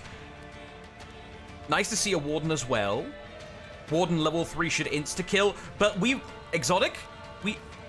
I'm still traumatized from the old Warden insta-kill. I don't want that back, please. No mas. Please no. So funny to watch a twos Tony in here. Highlander is the ban of choice for a team. Never thought you'd hear that. Yeah, right, Baraki-chan? Like this toozy is weird. It's like We've got Clutch on commentary instead of in the tournament. That's already strange, like, to me personally. Highlander is a top ban potentially now. Like, what's going on? We're in bloody Bizarro world versus the normal convention. Like, when's Shaman going to be meta in 2v2? That's what I want to know. Oh, the return of Shaman. When's Sohei coming back? Oh, wait, he was never here. Never mind. All right. Ooh, we got a JJ on each side. Oh, we got a crack special. Double Jangjin. Let's go. Interesting. Obviously, the Mina Orochi pick doesn't surprise me, but Orochi JJ. Now, that is an interesting pick. Vanlar does have quite a lot of experience on the Jangjin. He played it quite a lot for us in 4v4 scrims when we were scrimming a few months ago, and he does have a very capable JJ. I'm curious how the Orochi Pirate matchup works now after the Orochi nerfs, because Orochi does still have the undodgeable side dodge attacks, which can make it very difficult for the Pirate to utilize, the dodge cancels, how the Pirate wants to use them. But I've not really seen any scrims of, the nerfed Orochi against Pirates, so I'm not sure how the matchup goes anymore. Ooh, a massive chain finisher heavy from the JJ off the rip, and Vanlar's a little bit low early on. He's really only lost a bar, but there's another GB, and it actually ends up, I believe, landing on Mina behind him there. Yeah, Mina went to press a button, and Living made a really good read on the side heavy to hit Mina out of his button press. Nice peel on the guard break as well. Anton could get the guard break on Vanlar. Mina peeled it, but Anton somehow landed 3 attacks back to back to back just on Vanlar alone with no confirm there. And Mina's left alone, and Anton and Living are going to get the early momentum with the first round win. Yeah, I mean, I think you could maybe even argue that there's like, I mean, obviously there's like semi-archetypes in For Honor. I think that JJ and Highlander sort of fill the same niche, and that's maybe why Living is so drawn to both of them. And you can see some of the shades of his Highlander play in his JJ play, and vice versa. I mean, they've obviously got the same strengths, regardless of which player is playing the Char. I mean, you've got similar strategies here, just trying to throw massive side heavies like that one that can hit players even behind you. And now Mina B is very low early on this round. I think Mina was anticipating the zone potentially dead angling Anton in the attempted button press there. However, it just did not work out. And again, the side heavy not only finishing Mina off there, but also landing on Vanlar for 54 damage. And it's already a 2-0. And that was a very comfortable round for Anton and Living. They need to think of some adjustments here. Otherwise, Mina and Vanlar are going to find themselves falling further and further behind. Started off with a kick, but Anton immediately peeled it with his own, and now Vanlar's taken kill bars actually down to half HP already from Living, and getting further punished even after he parried Antonio himself. And he's not got the range there to peel Mina B, so he just ends up letting Mina take a lot of damage, and he's trying to peel Mina, but honestly he's losing so much of his own HP in the process, he might drop before him. There we go, the kick confirms it, and now Mina is in an unwinnable 1v2 situation here. Never mind, holy god, they just thrown it all in 2 seconds. Yeah, this is not looking good. Oh, nice, why did Living go for the choke there? Oh, and Mina makes the correct read on the final mix-up in revenge. But my goodness, why? Maybe Living and Anton were feeling just a little bit overconfident there, giving Mina the revenge. Poor tag management from Living and allowing him to clutch out the round there. Finishes off Anton, Living gives him the revenge, and then that damage landed whilst he had the revenge up. Oh my goodness. Jones, you cursed him. I blame you for that. You actually cursed that. My bad. My jaw is on the floor right now. I mean, to be fair, he did have a lot of venge, but that was absolutely classified as a throw right there. But into the next round here, we can see Vanlar's rather low, but honestly, Antonio is as well. It's really just a matter of Living the outlier here, whether Antonio drops first or not. You see, they're both converging, both members of E-Girls converging around Antonio, trying to kill him. They know this round gets much more winnable if they can, but no. It's going to be Vanlar dropping first, followed by Mina. And Stormina and La Ballerina need 2 more rounds to close out this first game. Definitely seems as though Living is doing a lot more with his side heavies. He's judging the distance better. The Van Laar has been whiffing quite a few of his side heavies. He's been using them in positions where he's just not going to hit his opponents, whereas Living has made some really good reads. He's been hitting both enemies quite consistently. It's been making it very dangerous for both Van Laar and Mina to press buttons. So I think that's been the big difference maker so far in these early rounds. Yeah, Van Laar goes for the heavy, but honestly just eats the first heavy from Living and then makes the wrong read against the second heavy as well. Now they've got a pirate gank against Mina, who's not going to survive that. Bit of a spam gank, but they get it off anyway.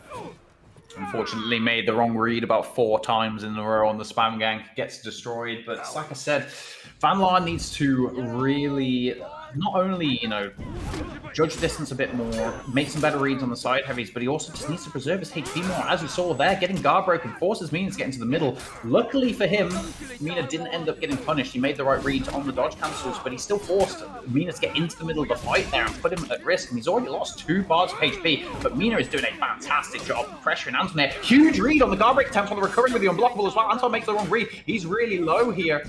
Van Laar trying to do everything he can, but he goes for the bash, feeds revenge for 0 damage. Van Laar really struggling here. Mina's carrying the round, takes out Anton. Ballsy reads with the heavies, and Mina confirms the unblockable. Honestly, that round was all on Mina. What an insane round. Van Laar didn't have the best of starts in that round, but Mina just did the peels, the damage, the reads he made on Anton's attempt to guard break the recovery is insane. Yeah, as Immortal said, Van Laar did not land literally any damage that round. I think aside from the 3 top heavies that he dropped onto Living's head at the end there, but yeah, like you said, Clutch, that was just Mina absolutely carrying on read after read there. And Antonio's in the wall here. He's got to be a little bit careful. He's got to be careful because he was trying to go for the dodge forward heavies on Van Laar, but he was eating those JJ side heavies, and you don't want to be doing that because the dodge forward heavy is not really worth that much damage, and the side heavies are doing 27 damage to you. Oh, big damage. Decides not to go for any further. I think they don't want to risk Living getting revenge here. They have the HP. It's quite comfortable for him. They don't want to risk giving him the revenge and potentially allowing him back into the round here. Nice bash. Might as well, yep, just pressure him here. Van Laar can just try and body block and make it a bit more awkward for him to try and dodge these. Good read, gets the punish on the Shifu. Side dodge heavy doesn't connect, gets the parry, and Van Laar's going to get the dodge forward heavy there to get the kill, and it's 4-3. It's pretty close. Yeah, E-Girls may be coming back here. I really did not think that that this game was going to be as close as it was after the first couple rounds, but E-Girl is really bringing it back. It's a question of whether Stormina La Ballerina can get back to landing those massive heavies that felt like they were winning them some of the early rounds. There we go. Finally, Van Laar gets some value on those side heavies, makes a good read there. And manages to dodge away, but Mina ends up eating the unblockable. Has the HP to take it. HP total is actually very even right now. Slight advantage for Anton Living. Oh no, but Van Laar is below a bar. He's getting pressured heavily here. Mina, oh, beautiful, gets the double pill with the side heavy. Van Laar Shifus, he gets the unblockable zone. Mina gets the Oh my god, we see Van Laar give Venge there with the kick toward the end, and Living gets Venge. He's got 2 bars here. He's going to lose one of those for the punish for the execution, and Mina makes the right read there with the Storm Rush mix-up. We're going to the final round here in this first game. I am speechless. I have no idea what I just watched. It started off with Anton and Living, then it swung around Mina playing like a machine. Van Laar with the Shifus, the punishes, then they fed revenge. Living got the kill, then Mina makes all the right reads in the 1v1. I can't believe it. This first game is all coming down to this last round here, and Mina with the Riptide Strike to actually reposition himself. He target switched it, and one of those neutral heavies is parried, and Mina's very low this round, Clutch. Yeah, he is, and Van Laar also made a bad read with the Shifu there, but Anton, he's low here. They have health lead, but if Anton goes down, they're in such a bad position, and there he is! Oh, this is bad. Living does have the HP. He's got a little bit of revenge. This isn't a guaranteed gank here. But, oh no, they get the gank. The hit stun reset. Living, he has the revenge. They're gonna have to chill on the tanks here. Gets the bash. Oh, this is dangerous. Do not give revenge here. You could throw this round, boys. Oh, the Riptide! They managed to bring it back. That is absolutely insane. You have to give credit. Van Laar did start to play a little bit better, but the reason they were able to take this first game was Mina. Mina was an absolute machine. The peels, the dodges, the reads on the guard break punishes, the reads in the 1v1s. Absolutely insane game by the ravishing Russian. Yeah, he absolutely earned that long execution. When the king speaks, you listen. And that is a surprising first game to the e-girls up against who I would say are the tournament favorites. Bro, what are they drinking? Give me some I don't of know, that. but it's got to be good. Give me some of that. I've drunk basically no alcohol in my life, but that could probably level my commentary up. Wow. So I am so glad I got some bits of like the peel and some of the highlights there on like fully in frame on camera, because I have a funny feeling there are some clips there that are going to be digested for a little while. That was I would say a star-making game, but Mina's been a star in the 2Z scene for a while now. But that was a cracking game, and we've still got at least one more to go in this set. I don't think my old heart at the ripe old age of 33 can handle another round like that, I'm afraid. Old. Everyone point and laugh.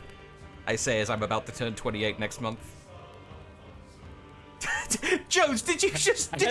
I had to do it for 10 seconds. You just pin vodka in the Twitch chat. Mina, why are you in chat? Get out of here! You have a game to play.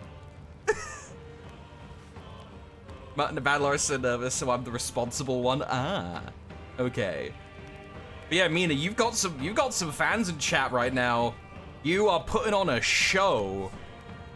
Credit to you, but because of Conquest rules, that Orochi is no longer available for the e-girls. And Stormina La Batterina have the option they can exercise where they could also change their comp as well, if they can predict what e-girls might go. So this next picking stage is going to be very important.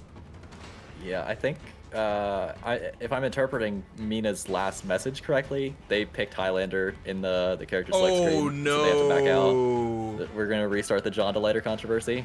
Oh boy, flashbacks. All right, so that might take a little extra second or two to get set up. But while we're Eternity's in the chat. Hello there, Eternity. How you doing? I have an eye anyway, but I probably shouldn't have clicked. Wait, I shouldn't click this eye, should I? Might as well check. Yeah. Okay, yeah, this one's real. This is real. Okay. Jolly good. All right, so we have double Hitokiri with the Aphira and the Pirate being the difference makers. God, yeah, that's such a strong comp for e-girls to have as their second string. But I mean, Aphira, obviously no slouch, and Antonio is probably the best at her. And Living maybe one of the best Hitokiri, like definitely one of the best Hitokiris in the game. I mean, even though they maybe have the comp advantage, this is going to be tough. What do you think, Clutch, as far as the comp goes? Yeah, I do kind of agree with you. It's gonna be very tough, but I think what's gonna be important here is it's gonna be a lot of reads from the Hitokiri on Mina's part. Like if I forget what I said. Just press heavy. That's obviously working for it. Forget everything I was about to say. Just congratulations, Clutch! You had your first official curse. Whoever presses heavy more wins. That's your first official commentator's curse. Yeah, we are backed into a corner here, which is really spooky for whoever's most in the corner. That being Mina B right now, especially with the Hitokiri right next to him. But he's Hitokiri himself, so ooh, nice peel there from Van Laar. They actually get the kill on Living, but this is very 1v2able here for Anton. Anton kind of got away with murder there. He managed to hit the wall, and not one of them got a guard break punish on the wall splat, which would have been guaranteed death for him. And Anton, the block recovery on that whiffed attack was insane. I don't think Anton could have timed that dodge attack any better, and he was still able to block the follow-up. But what we saw, and I think this might be a trend with this particular matchup, Pirate just has superior confirms to Aethera. Aethera can kind of do the same thing, but Pirate just exceeds at getting the confirms off for the Hiddo, as well as being able to peel with the chain heavies in situations where the Hiddo might need a little bit of pressure or might be able to add a little bit of extra damage if the Hiddo manages to land the heavy into the gunshot for more follow-up damage. But we'll see, because Anton, he is probably the best Aethera in the game, so if anyone can pull this off, it's him. Yeah, Living gets pieced up there, and Antonio gets the CC, makes the right read there, and now it's a 1v1 against Mina B. It makes an incredible reaction against Mina, and honestly, I think he wins this at this point. I mean, it certainly could go either way, but Antonio, probably known as a little bit more of a duelist, and makes one more read. This might, yeah, there we go. That's the kill for Anton. Yeah, Mina has to be a little more careful with the Hiddo heavies. Both Living and Anton can react to Hiddo heavies fairly consistently, so he needs to start throwing out some like delayed feints on the heavies, baiting out like either CC attempts or guard breaks, because if he just throws these heavies out willy-nilly on players like Anton, he's going to end up getting parried quite often.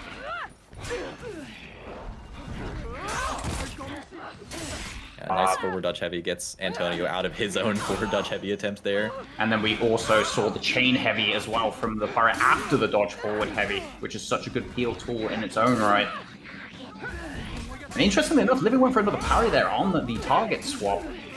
And that one didn't look like it was extremely well lined up. And Mina does manage to get double heavies off there, making the most of his... Oh no, no, finishes them! And this... Vanlar accidentally kills Mina there, and now it is a 1v1, which certainly Vanlar does not win. There's no way Antonio is letting him get that many correct reads in a row there against something that Antonio can react to most of the time. He just needs one more correct read. There we go, the forward dodge heavy will do it. And in a somewhat similar fashion, but also varied based on who actually killed Mina that round. That is another win there for E-Girls. Yeah, to be fair, like that round was actually a lot closer than it should have been, because Mina went low really early in the round, but did a fantastic job doing so much damage whilst he was literally on 1 HP. Now, Mina getting pressured, ends up eating the heavy, fails, well, gets the losing trade there, but does end up getting the parry. Vanlar already on about 2.5 bars of HP as well. Mina dropping down to 2 bars as well. Anton and Living with the HP advantage here. Mina wants to roll away, was worried about getting caught by the unblockable on the dodge. Baits out the parry as well. Living making some really good offensive reads here. They get the sweep. Doesn't go for the follow-up. Nicely done. He blocks the heavy. Doesn't get punished for the bad read on the prediction dodge. Gets the punish. Oh, doesn't go for the heavy, but baits out the parry on Living. But no, goes for an attack. And Anton finishes off Vanlar. And that's going to be 3 rounds. 3-1, and they're looking like they're struggling a little bit here. Do Mina and Vanlar? Yeah, I mean, we were talking earlier about how the pirate composition, I mean, players aside, the pirate composition probably has a slight advantage here. But honestly, I feel like Antonio is getting so much value off of the CCs that are that Aethera is uniquely providing to his team here. That it doesn't even really feel like a comp disadvantage. And obviously, Antonio and Living have so much synergy. They're able to just set up quick ganks like that against their opponents, but everyone's so low here. First player to drop probably decides it. It will be Mina. Can they kill Vanlar without giving him binge here? That's the question. He's going for the zone. He's got a lot of tools here to try to survive this, but 1 GB will kill him. Oh, they've mismanaged the tags here. Oh, Vanlar! What an anti-gank!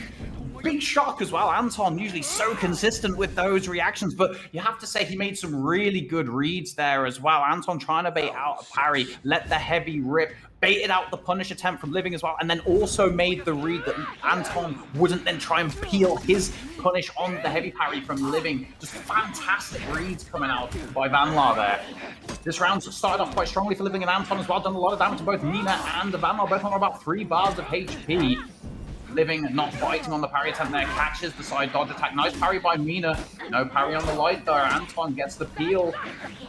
He's on about 3 bars himself. Nice!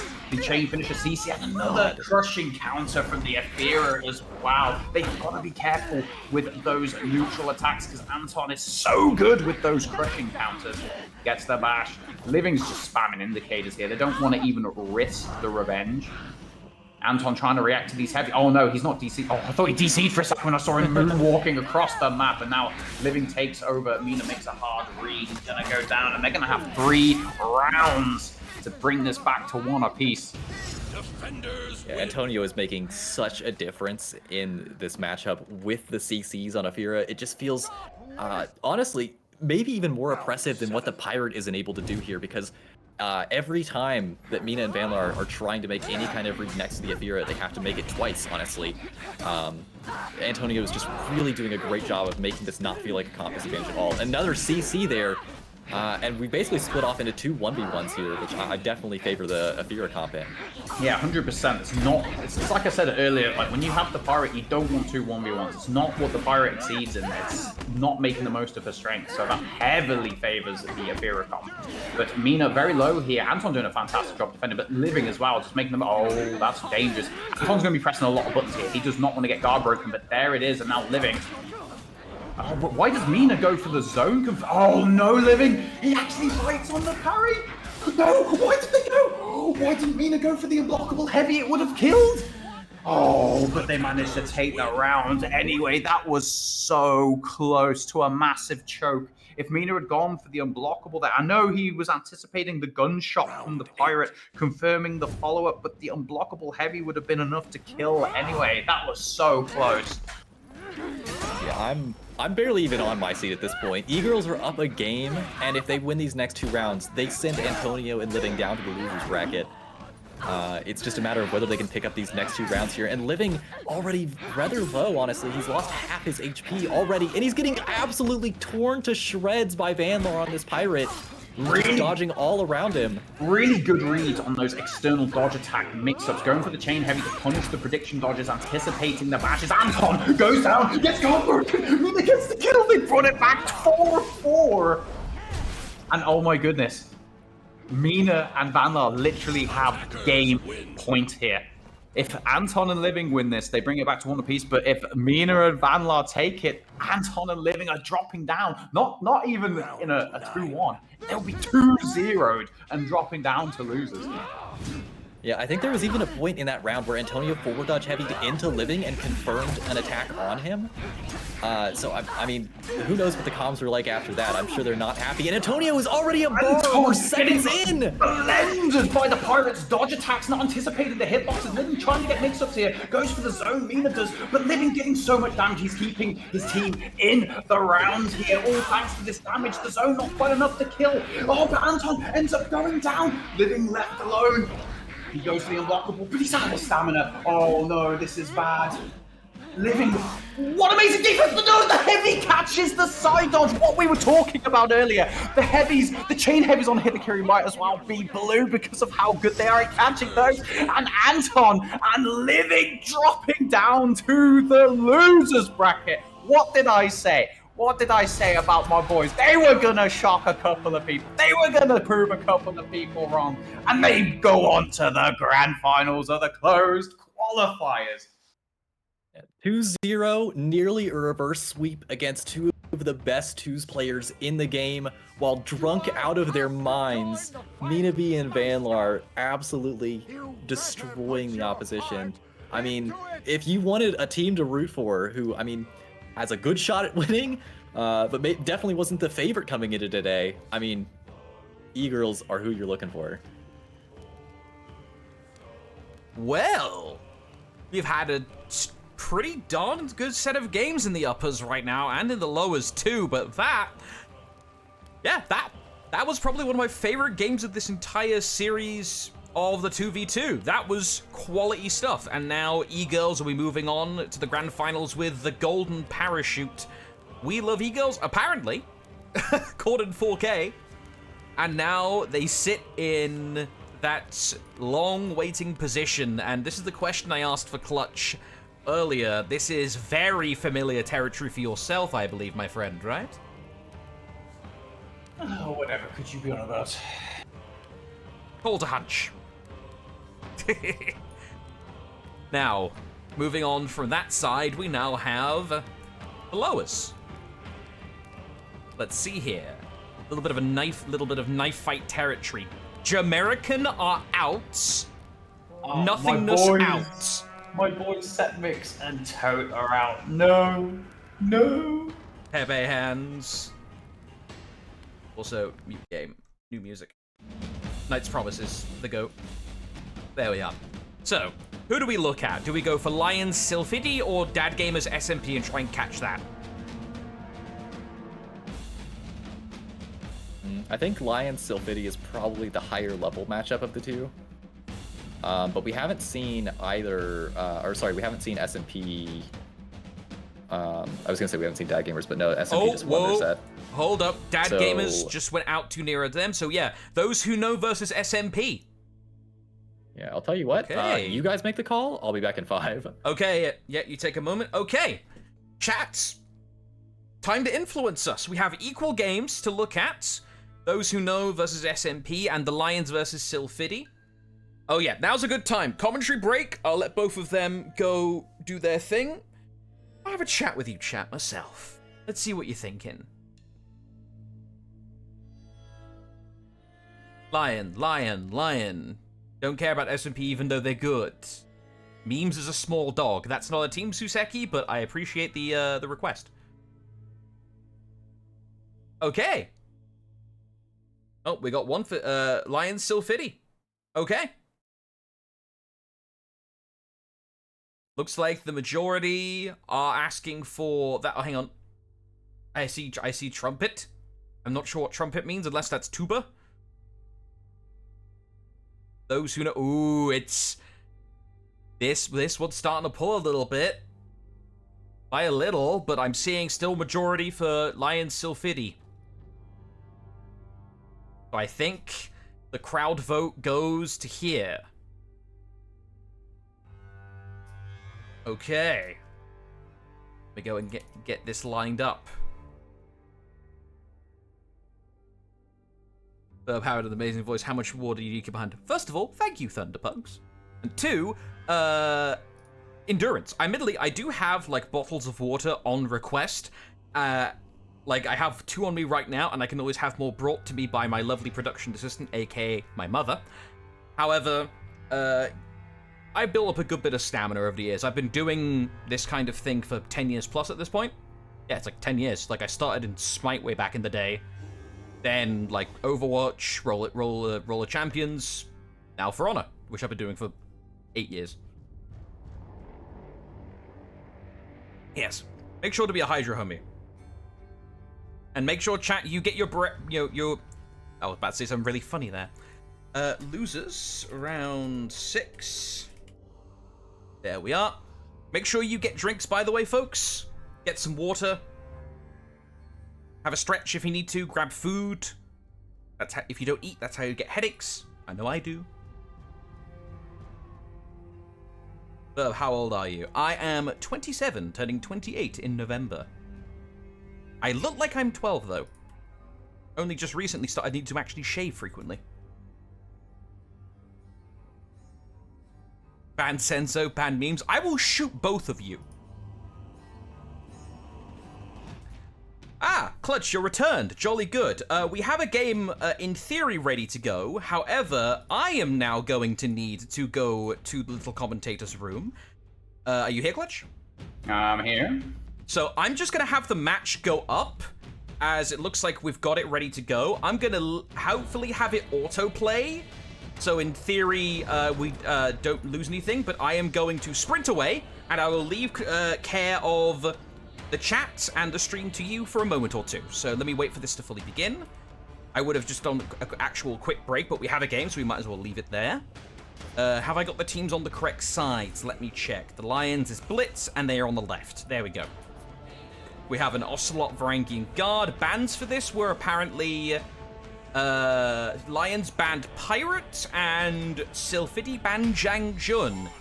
That is your information. However, I'm gonna run away. Be right back. I leave it in your hands. I have to admit, a Zhang Jun ban surprises me quite a lot. He's a good character, but I don't know if he's ban-worthy, especially with some of the characters in the meta right now, but starting off a little cautious. Good mix-up on Kino early. Trying to separate off into two 1v1s here. Good damage by Blitzer. Nice full block by Mr. Tuba, though. Kino on about 75 HP already. Blitzer basically still full HP. Somehow manages to avoid the light from the Ranking Guard. Don't know how he was able to avoid that considering how cute the hitboxes are, but the pressure on Kino is on. Kino basically just been sat there slowly losing more and more HP as the round goes. But Mr. Khaled also on 2.5 bars here, but not really in too much danger. Kino doing everything he can, but he gets full blocked. Blitz was, the Lilith was unable to really peel there, and Khaled just sat in the back. He's just playing it safe here. Blitz doing what he can to peel. Doesn't need to risk it. A nice light confirm there. Doesn't get the parry. And Blitz and Khaled off to a strong start.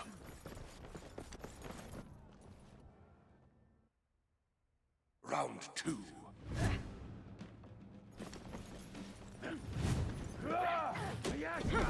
It's interesting to see an Ocelot with a Varangian Guard. Obviously, will be quite good at confirming the damage of the VG, but not really a composition I've seen too often.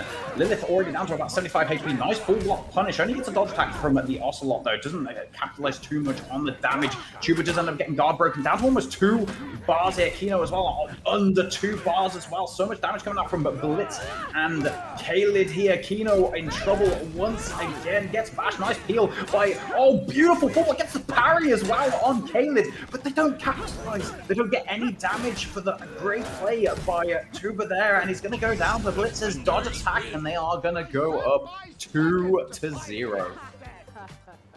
A little bit of disco dancing from Blitzer there. Seems like he's enjoying himself.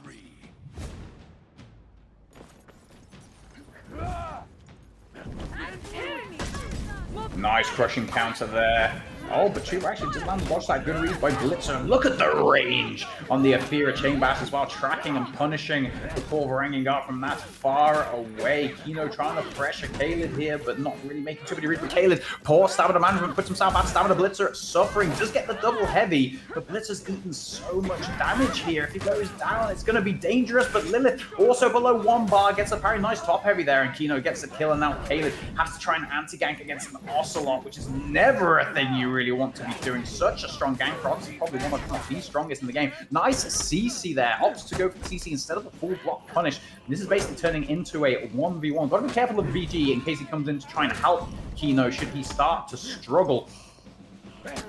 Needs to maybe move a little bit further away so the VG doesn't get some easy mix-ups, but no, the guard break bounces off, but no, why does he go for the target swap to blockable? Huh?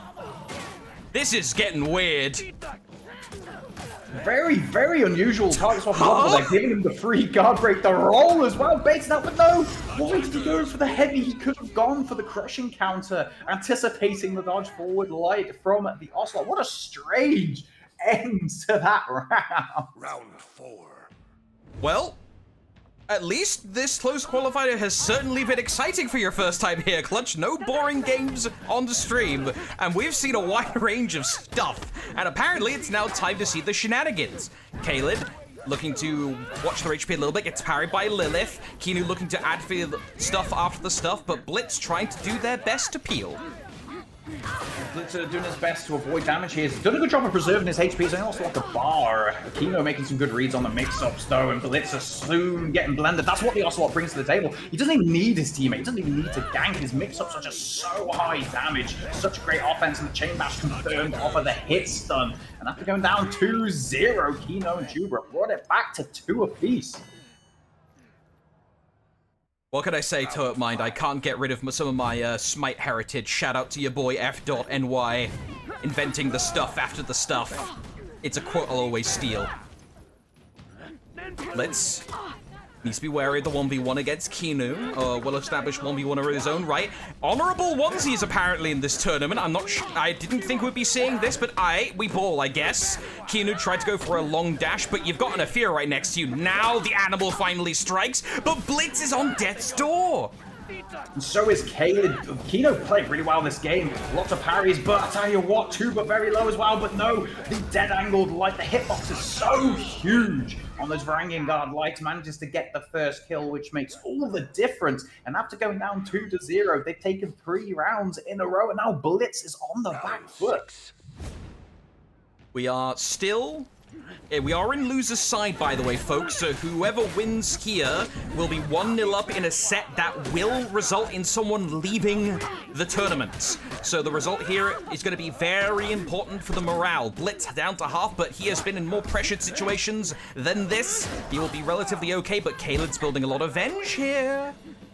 Yeah, they've got to be careful. They don't want to be giving Caled a revenge, because this round that's looking pretty good for them right now can easily swap if we give a BG revenge. Oh, nice. Chuba getting the full block and not inputting the button press, leaving it so he can then full block the next attack. Really nice plays. And they've won their 4th round in a row, and they're starting to run away with it. Indeed, momentum is building, and that is one of the most important things when you're in a loser's bracket. You need to get your mental rolling as much as your physical is in-game. Lilith consistently getting great crushing counters, great Oathkeeper all guards. Kino as well as being magnanimously good at charging down Blitz and Caleb, keeping them pinned in place and not allowing them to really get their footing in these last 2 rounds. Yeah, Lilith have really been on point with the crushing counters in this round. Started off with the bash, baited out the peel attempts, threw out the bash punish on the correct side to CC the follow, landed another CC not long after that, but now low HP on Mr. Caleb. Blitz also below a bar. This is not looking good. They could be going down 1-0 here after going up 2-0. Oh no, Caleb's down. Blitz is down. And now this is where things are going to start getting nerve-wracking for Blitz and Caleb. They're 1-0 down. They just lost the first game quite comfortably. It wasn't a 5-4, it wasn't even a 5-3, 2-5. And they lost 5 rounds in a row, no less, after going up 2-0, and now they're going to be worried. They lose the next game, they're out of the tournament. They've just lost this game one-sidedly. Every round they lose from this point on is going to be piling on the pressure. The question is the mental gonna hold? And, you know, we could... Oh, welcome back, Jones. Thank you. I was going to say, it's especially, you've got to wonder how the mental holds for Caleb, who hasn't been in a lot of situations like this. I mean, certainly all 3 of these other players have. Maybe not Tuba quite as much, but Caleb, this is his first tournament on this scale. Being in loser's bracket this early when you were such a favorite. Honestly, both of these teams were favorites. I had both of them in my predictions for qualifying in the top 4 today, but they aren't going to make it, obviously. They're in a knife fight here in the loser's bracket. They both dropped, and... yeah, I don't know how well Caleb's going to be able to recover from this. I think Silphity might be able to ride this momentum and just clean this set out.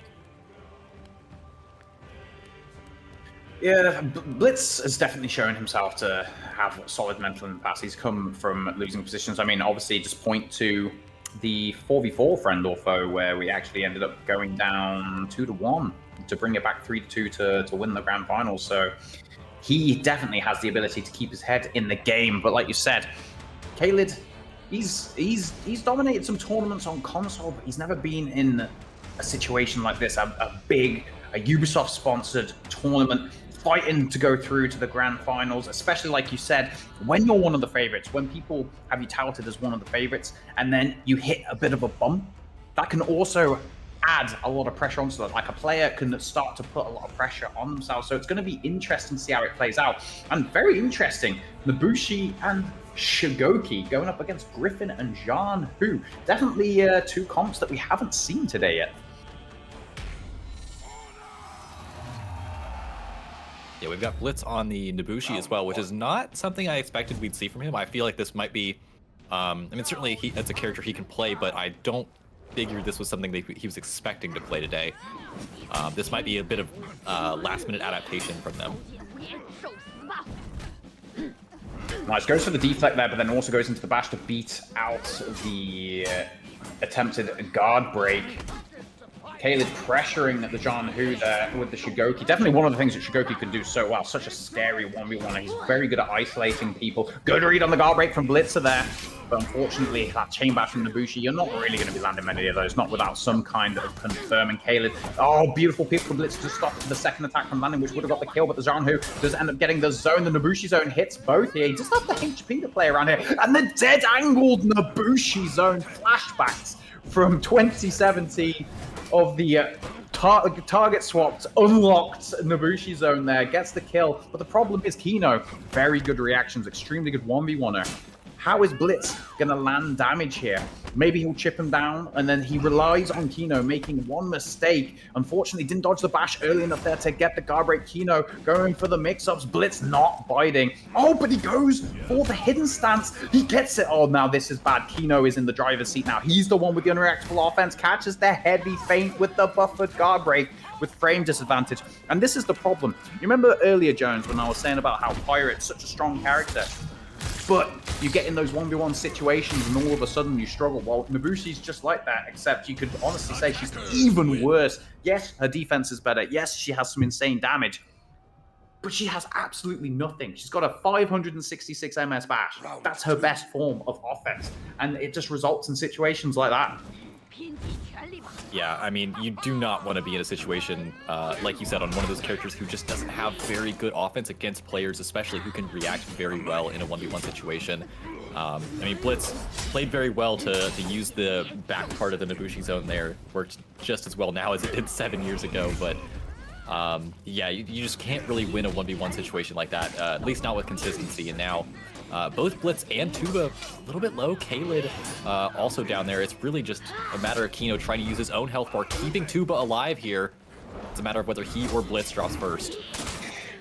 Oh, the zone from the Zhanhu, nabbing the double kill there. Honestly, such a strong tool, 600 MS, large hitbox, undodgeable along with the dodge cancels to make it harder to punish into deflex, but just showing why it's such a good neutral tool there. Kaled did such a good job early in that round, so much pressure from the Shigoki, but Blitzer had a tough time preserving his HP, and look at that again, the undodgeable zone peeling and stopping the guard break punish from Kaled. Gets the guard break punish on Blitz as well. Kaled trying to get some pressure in here, but he's just unable to land anything. Kino, I think, has he only taken one headbutt, now 2 worth of damage. Kino defending really well. Blitz, he's really struggling here. It's not a fun matchup to have with the Nabushi when you want to be using those dodge cancels. The Simba just constantly locks on. Undodgeable zone. Constantly have to be worried about it. And he's stuck against the wall as well, which is such a bad position to be. And now, this is the problem. They're down 1-0. They're losing 0-3. They're going to be out of the tournament. They're not even going to get to the grand finals. This is where the mental could really start to crumble. Oh yeah, absolutely. If it hasn't already, it is certainly beginning now. And I mean, like you said, they got pushed in the wall there toward the end of that, and Kino goes for the roll he kind of has to make there, trying to avoid the Shigoki. But now Blitz just at 2 bars of HP, getting confirmed on by Blitz, by Kaled rather. And now he's less than a bar of HP, trying to use it as well as he can, but honestly, just one mistake kills him here, trying to peel for his teammate. And yeah, Kaled doesn't have a ton of peel to work with either. Although they do have Kino rather low, it's still possible they can pull this out. Oh, this has to be nerve-wracking for Blitz, but he's doing such a good job. Oh, but no, his teammate goes down. He gets the zone. No! It was so close to hitting I the thought he had it. Me too. But I think the Simba might have just input the dodge attack at the perfect time to avoid it. And this is bad. 5 game points. And the Lions are looking like they might be dropping out of the tournament. Yeah, Tuba gets the early parry there on Kaled. We're kind of in 2 1v1s. It's getting a little bit closer now. There we go. But Kaled has taken so much damage already just getting back to Blitz. And now we're against the wall. Kaled against the wall, getting kicked by the Griffin. He's got a bar of HP. Blitz is spamming as much as he can, trying to get his teammate out, but to no avail. Kaled drops early, and now Blitz is in a 1v2 he absolutely cannot win. Oh, this is just... Of all the characters as well to be in an anti-gank situation, the Nabushi just is not it. And unfortunately, I can't believe it. This I was not expecting. Both Tuba and Kino are top players, but Blitz and Kaled themselves are widely regarded to be top 10, have always been widely regarded to be top 10. At least Blitz so successful in competitive tournaments, and they've dropped out.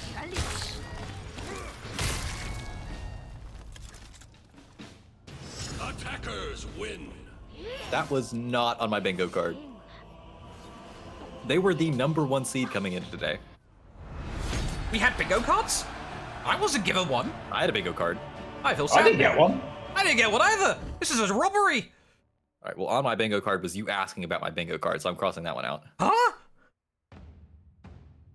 There's Haas everywhere. Blitz, like crashing out in losers. Like Blitz normally scores very high. That's strange.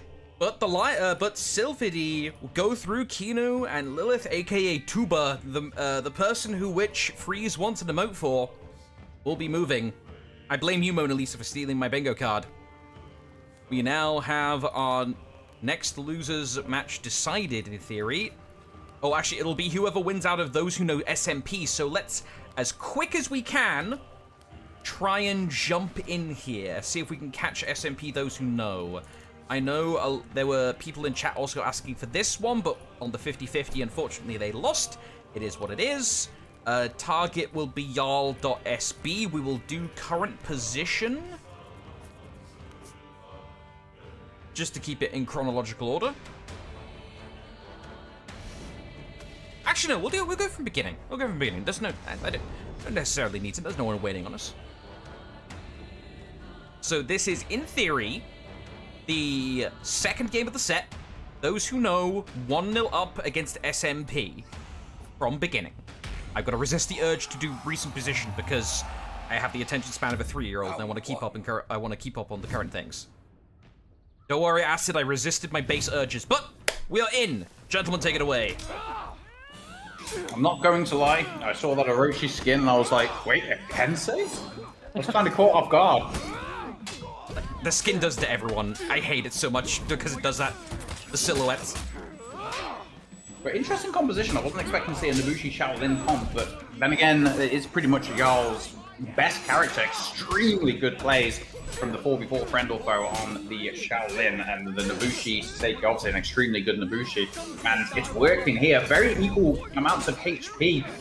Jarl on a bar. Saseki has the most here. He's got the most to play around with. The Pirate, gets caught on the dodge cancel. You have to be really careful when a Nobushi's around when you have the dodge cancel. The beautiful deflect.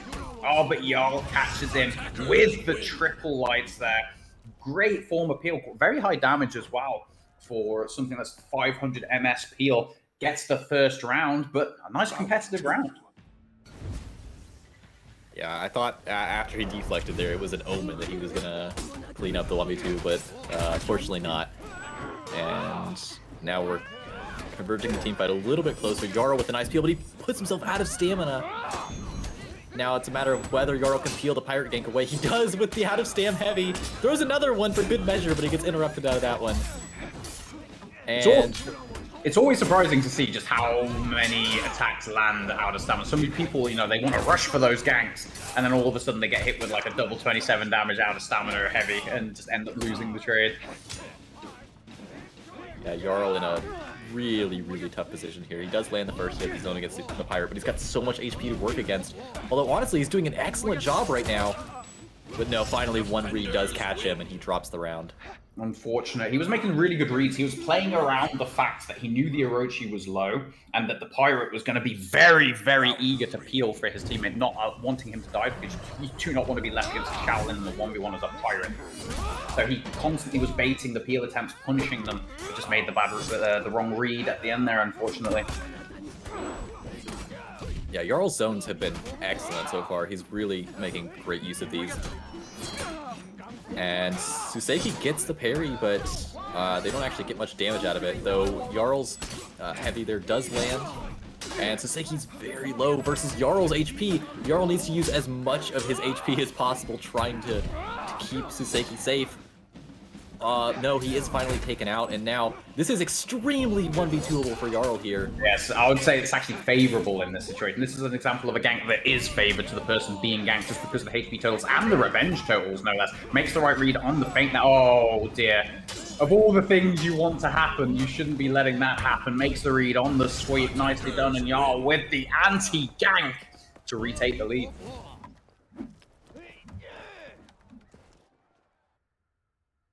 Round 4.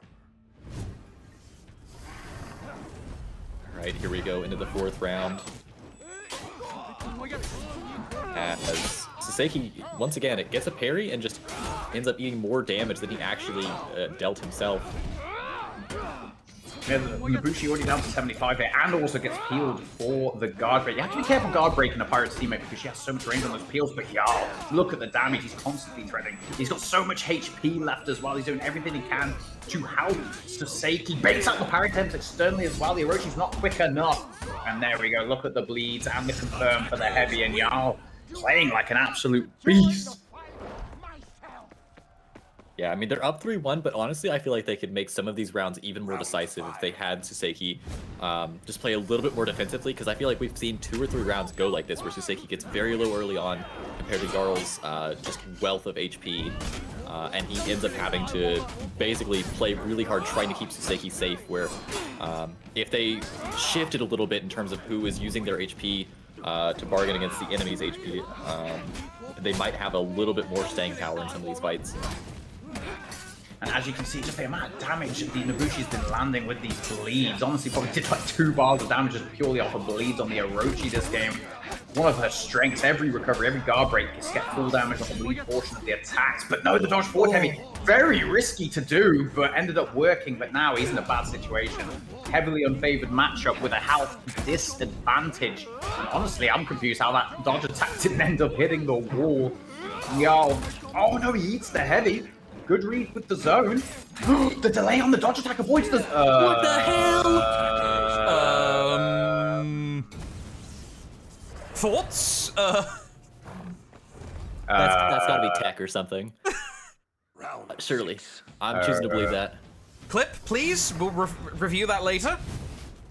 Thank you, chat. I'll go in now. Right, first Anyways. blood to the pirate this time around. Y'all trying to get a little bit of pressure here. Can't quite go for the pirate yet. Nice bait on the crushing counter. Surprised Namaya didn't go for the carry there though, because it was quite obvious what he was waiting for with that heavy coming in. And Namaya get absolutely shredded by the Nabushi. Big undodgeable heavy as well. Pirate has a lot of HP to play around with here. Unfortunately though, got himself parried. Confirmed on the sweep as well. And there we go. 0 revenge feed on the bleed. The Nabushi just doesn't even need to care about feeding revenge there with how little the Viper's retreats and the Cobra strikes give, and they take the first game rather convincingly 1-5. Oh, my friend. That was the second game, I think. Even. We came in mid-year res. So that was 2-0. SMP are out. There. And I'm checking now because keep in mind, top 4 from today make it into the closed final next weekend. Yes, the series final. So. Yeah, these teams have now, those who know have guaranteed themselves in a top 4, I believe. Ooh, okay. All right. Yeah, we have our top 4. We are, at this point, I believe, only playing for seeding. And for Pride. Yes, and for Pride. Now, Pride admittedly is going to be quite big because we've already seen a couple giants felled here, so... people might be motivated purely off the back of that, Jones. Could be. And my job is a lot easier. There's literally a single game in the bracket right now that's feasible. There's no way I could mess this up. Let me put these in. Just copy the emojis into the team names, and then you're good. Stop. Okay. Nutella will spontaneously appear and no. He'll do the finger wag. Round 7. All right. Okay, those who know versus Silphidi. Targets are Jarl and Kinu. Jolly good. Wow, but you're gonna wrap this up a lot earlier than I thought we would. Yeah, we are currently 3 hours and 40 minutes into the show. Yeah, like this not being Swiss and the teams knowing what they're doing, like as you can attest, Jones. And also you, Clutch, with your experience, both of you from different ends of the spectrum, teams knowing how tournaments run make tournaments go so much faster. Yeah. I didn't read the rules. I didn't keep up to, like, I didn't follow too closely some of the qualifiers for the closed qualifiers here, but I'm gonna make a guess that some of those tournaments probably lasted quite a while. Yep. I wasn't able to watch any of the... I had to go back and check the VOD for the week 4 one. That was like Norgos Normie memes. And that one, oh, those poor guys. That was like 10 hours. It was not fun. And like average length for this clutch has been like 6 to 8. Sometimes on the higher end. So these have been longer ones. Oof. So, yes. Sorry, I just want to give some funny insight into something going on in one of the channels for that's coordinating this tournament. Yes. Blitz last night posted a gif of me and Bro walking around knowing we can 2v2 anyone, and it is aged poorly, and Kino is dragging him right now. Oh no! Oh yeah, Moose. Also, hi Moose. But yeah, I by the end of that, as I was like skimming the VOD, Normie was not a happy chap by the end of that. Like, Goz has stamina from doing this for like a while. Normie has stamina from like playing in tournaments, and Memes has stamina from all the food he eats. But Normie, like that going for that long, he sounded like he was legitimately ready to like self-uninstall. He would like respect for him for hanging around. Yeah, that was a long one. But yeah, kudos to Blitz. You smack talk before the turn after. Yes, that is the true man's trash talk. Is you do it beforehand and afterwards. I rarely shoot people, but when I do,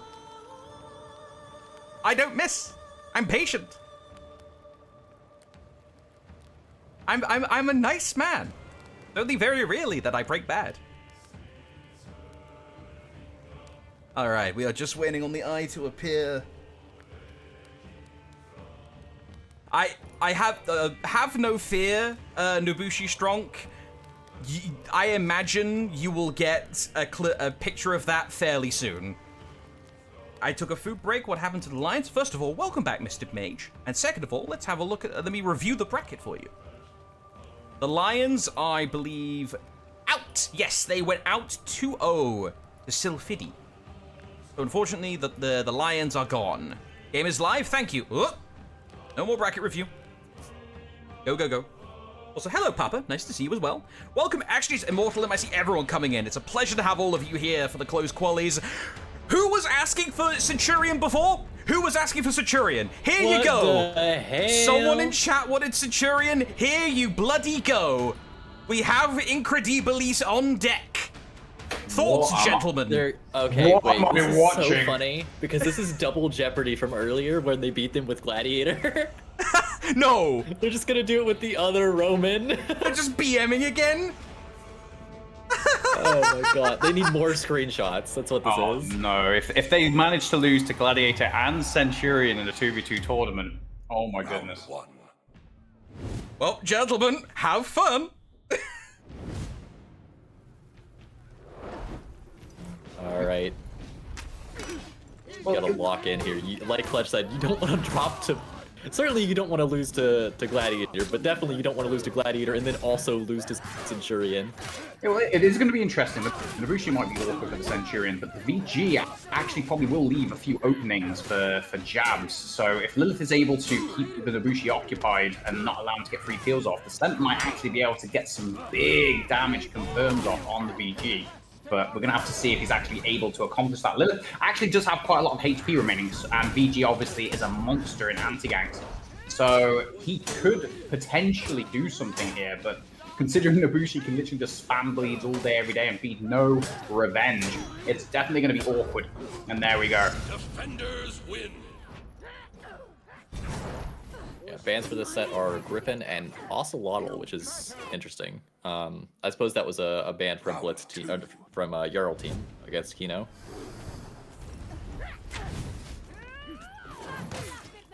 And Jarl.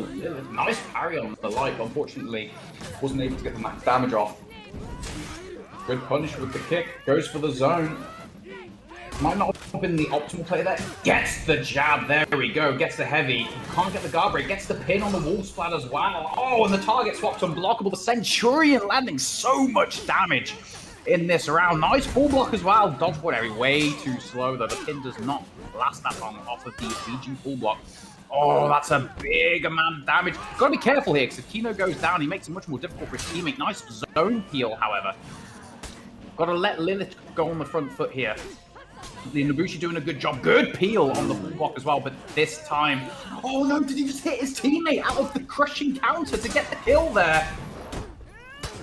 Oh my goodness. Nah, I think Centurion just knocked him out of the CC guarantee kill. Dude, I would be screaming. Yeah. I would be screaming. There's no way Tuba didn't just break his monitor. He got peeled by the enemy and then got peeled by his teammate. And then they lost the round. That's wild. But yeah, we're sort of getting pushed into a wall here, Tuba. No, right back into the center. As the enemies are converging on Kino, who's very, very low already in this round. And all right, he got him back. He got him back. That's revenge for the CC interrupt last round. Oh my goodness. Oy. I mean, what can he do here? Like, the Nobushi's just free to spam buttons all day, every day. There we go, went for the back on the Nobushi, but the tags had already dropped off, and that's going to be 3-0. Honestly, it's surprising, because it could have been very different right now. It could have been very different, but due to some shenanigans, it isn't. Is that what we're calling them? Yeah, we'll call them shenanigans. Okay, yeah, I mean, at the very least, this is nice for Jarl and Seki's egos to not lose Descent. I mean, they're up 3-0 right now. Surely they can't drop this game. Especially with how they're playing as Tuba right now, who's already below a bar.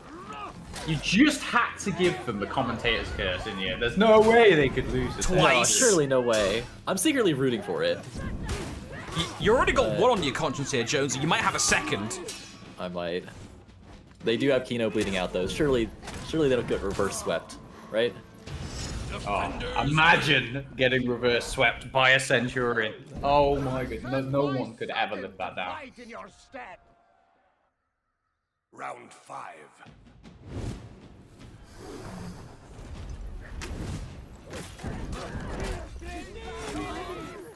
Ooh, there's the full charge sent punch into knockdown. Although they didn't get a ton of damage on it, as Jarl did a nice job of peeling the sent off. Ooh, Soseki eats that heavy. Yeah, the Varangian hitboxes are so huge, and the Nobushi and as Jarl as well, very low here. Kino trying to pressure with the HP. Nice, delays the zone to catch the Cobra Strike on the read of the bash. Jarl pressuring the Centurion, no, Kino struggling, gets the bash. The dodge stack goes through. I don't think Tuba was able to get the bash punish off though, so it wasn't a death. But the dodge forward heavy comes through, and they're not gonna let them 4-0, and perhaps this is the beginning Pause. of the reverse swoop. Pause, champs. Round Oh 6. man, and of course it would be the Centurion who's left standing alone at the end. The savior. Alright, 4 more rounds. But the amount of lights I am seeing this Nobushi throw out without getting punished for it is making me tilt. Good pressure. Here they on the are. VG. Oh, big level 3 there. And the VG goes through with the attack. Doesn't get the kill, but the Nobushi is going to have to be extremely careful now. The zone goes. Oh no, that's pretty much should have. He's got him bleeding out. He does. Oh, they're just running away. They're just running down this time here. Catches him, but he's bleeding, I think. And there it is. The bleed actually takes him down, and they are going to take it. They managed to avoid suffering defeat at the hands of a Centurion. Maybe not yet. Maybe they'll pull it back out in the second game. Maybe we'll see a Centurion Gladiator combo. Don't tempt me. At that point, welcome back to the Coliseum. It's 2v2 edition. I'm taking a break.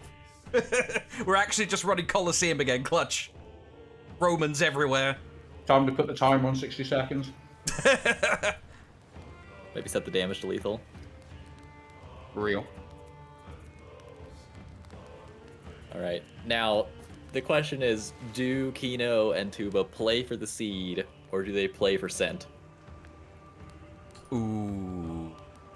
That's a question, because, like, as much as we bants about this, this is valuable tournament time that get to experience late into tournaments is something that is rarer to get into. Quote-unquote, consequence-free. This is a rarer scenario to be in. You know you're through to the main show next week, but there's still things to play for here, but it's still lower, like, I've got to ask, like, being in this position, like, is this a really nice time to experiment, Clutch, in your opinion? Like, to be able to do something interesting, or would you try and, like, lock in and just see how far you can push it? Well, for me personally, like, I always want to get first. The seeding's better, you can avoid, playing the second best team or your main opposition in the very first game. So I personally would just lock in, stick to the comps I practice, get the first place.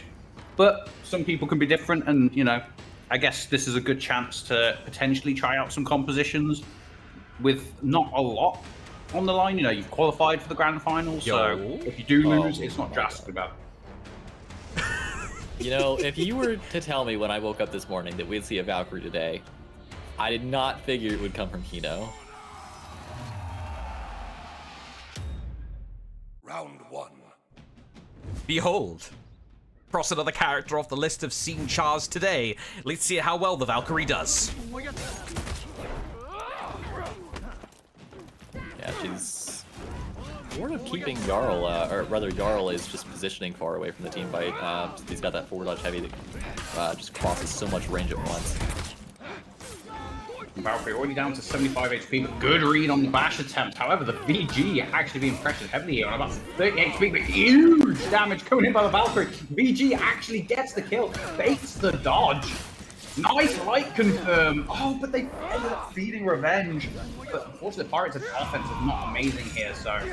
And he's playing against two players with extremely good reaction times, so doing anything with the Pirate here, I think, is extremely unlikely. And there, no, it's not. Now it's there, finally.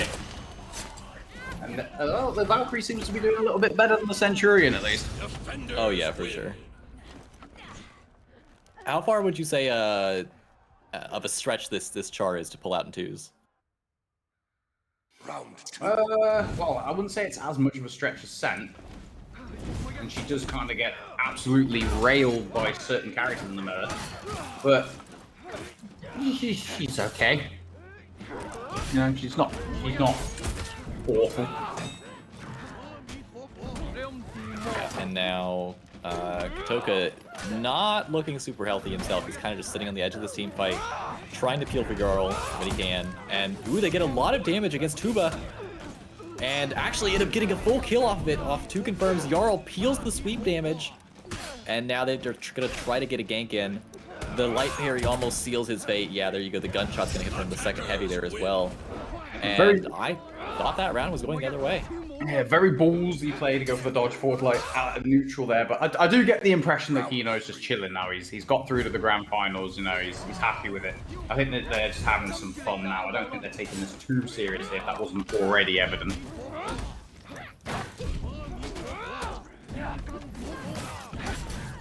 Finally, Jarl loses a bit of HP lead, but they do have the HP lead still in this round. Nice dodge forward light, good read, and a chain heavy. The Valkyrie, huge offense here.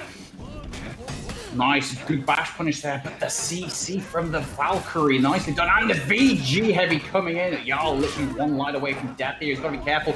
Less than 2 bars on the Valkyrie as well. Nice parry by Jarl. He's keeping himself alive at the moment. He's in a lot of trouble though, and there it is. The guard break going to get the kill. Just goes for the light to quickly secure the kill. The Pirate only has about 2 bars, half a bar of revenge as well. It's not looking good for the Pirate here. Nice full block, gets the bash punish. Nice dodge forward light as well. Good read, but the dodge forward heavy goes through on the bash punish. Kino gets the punish, and there it is. The running attack to seal the kill. And the Valkyrie composition retakes the lead. Round 4. All right, into the 4th round. Valkyrie gets her zone parried off rip, and Kotoka's actually dismantling both of them right now, just kind of dodging around. Did end up beating the VG chain heavy though, which is a lot of damage. They fed so much revenge to Tuba here, 3/4 of a revenge bar, and he's still got half his HP. That's a lot to play around with, and it's such a bad character to give as well. Nice peel there, stopping the heavy on the guard break. Gets the zone off, doesn't stop the bash. Damage though, doing everything he can to try and help here. Couldn't get the CC out in time. It's 2 of the 3 swipes with the zone attack there. This is neck and neck. Oh, he manages to get killed. No, Jarl hits the wall after killing him, which locks him in place, which leads to the guaranteed bash from the Valkyrie. So unfortunate. It was a good read, but this Valkyrie composition looks like it might end up taking the W. Yeah, I mean, they're up 3-1 right now. It's going to take a massive effort here from those who know to actually get back in this. And Jarl's actually just locked out of the team fight right now. He finally gets his way in. And yeah, Kino knows you can't really punish that. You've got to make a bit of a read there when that dodge attack is target switched. And Jarl's just so low there against that wall. Goes for a GB, but smartly feints, so he's able to protect himself against Kino's zone.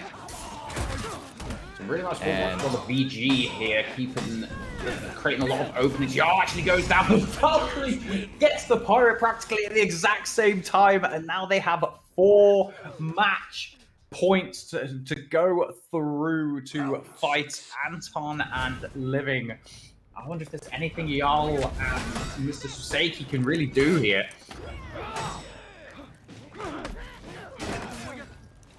I mean, looking at the character matchups, surely. I mean, this might just be. I think it has to be a mental thing at this point. It's like you're losing to a Valkyrie. GG go next. I don't know. But like, surely based on composition, what could those who know be doing differently here to really exploit the Valkyrie's weaknesses? I mean, one of the primary things is you could always use the pirate dodge forward heavy on the recoveries, as Valkyrie doesn't have any dodge cancel, so she does leave herself quite vulnerable. The zone as well tends to leave her quite vulnerable if she won't end up hitting the pirate with it. But I think at the moment, it literally is just a bit of a skill difference. Round 7. Yeah, so try to have the pirate focus down the Valkyrie a little bit more, is what you're saying? Yeah, but at the same time, the VG is the bigger threat. So if you do that, then the pirate isn't able to punish the VG, and then you've got a much bigger threat to worry about, because the Shaolin can't really do too much other than, to go for bashes. Yeah, bad situation either way.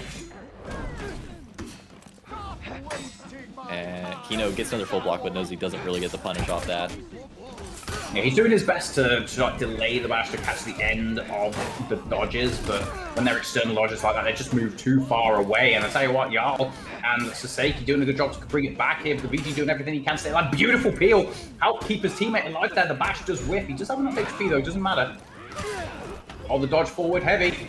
Gets the confirmed bash. He's one mix-up away, and there it is! Oh the my Valkyrie snatches the W, and they're going to go through to play Anton and Living in the losers final. Hang on a minute, did I do my scoreboarding correctly? Wait, yeah, I might have got that one wrong, ignore me. Oh, well, no, don't worry, Clutch, you've made a mistake. You only have to make about 700 more and you've matched my record. I am famous for that. Is that a 1-1. challenge? You can certainly try. Just be on 700 more matches. Alright, so 1-1. The Valk is down. Mental damage accumulating. Stonks are rising. Okay, so we've seen Glad. We've seen Scent. Valk. What other picks from the hero roster have we not seen? Shaman. You called out Shaman earlier. We haven't seen a Shaman yet. That would be funny. We did see a Conqueror. We did see a Conqueror earlier on. That's off the bingo card. So that Shaman, weirdly, no, Zhan, who we've seen. Kyoshin, we haven't seen once. Nusha hasn't been seen either. Peacekeeper, Lawbringer, Sohei. That'd be funny.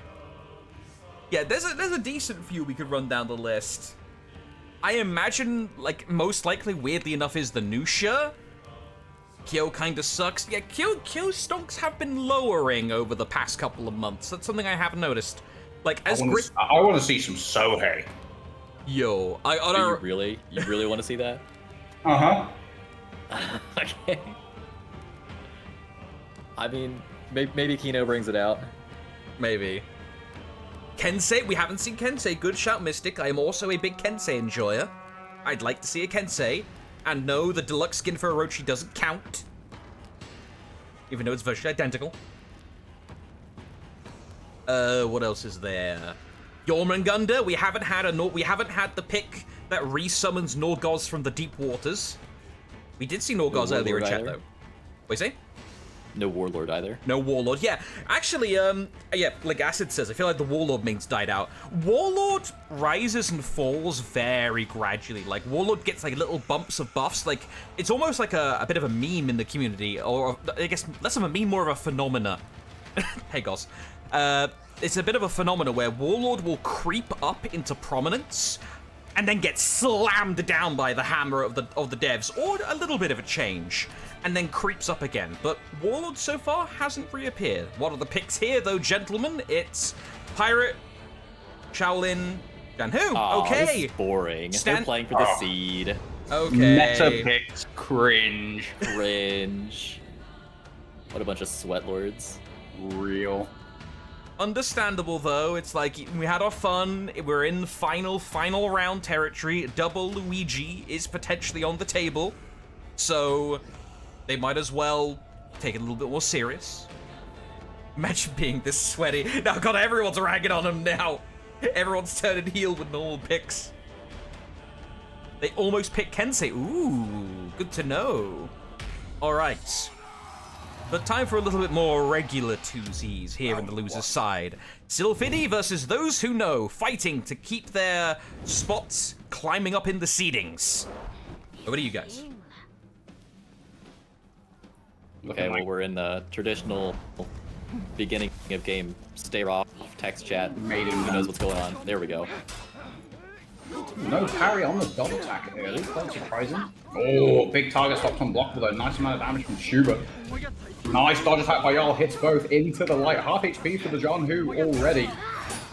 Oh, goes for the trade with the chain heavy, but doesn't end up landing it. 3 damage for Mr. Kino there. Well played.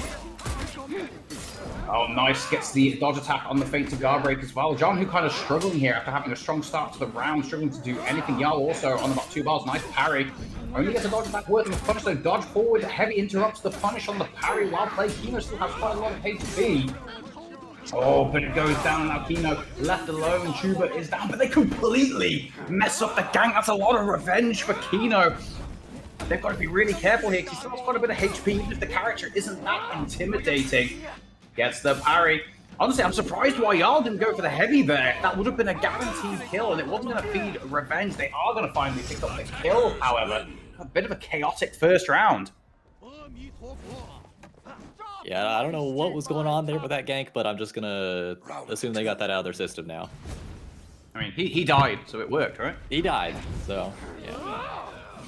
But here we go in the next round. We've got 2 pirates kind of off in their own land right now. Luckily, we didn't get trapped in the pirate dodge attack, dodge cancel mix.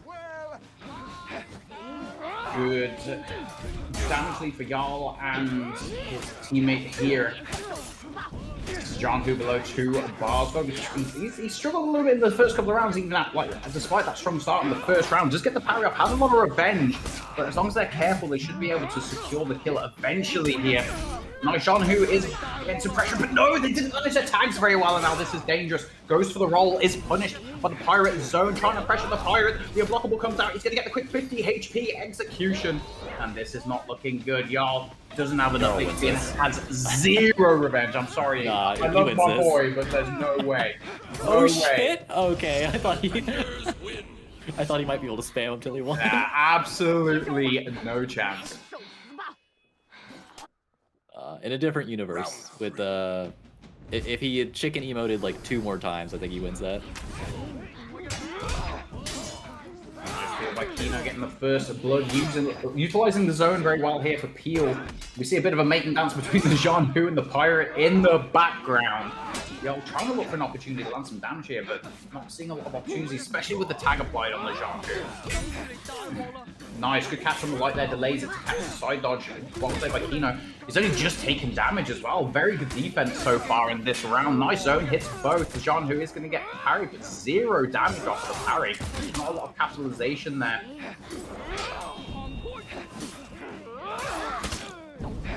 Y'all, he's below a bar. He's looking in trouble here. Kino also in danger. I think this is going to come down to the Pirate and the John Who, what they're able to do with their teammates.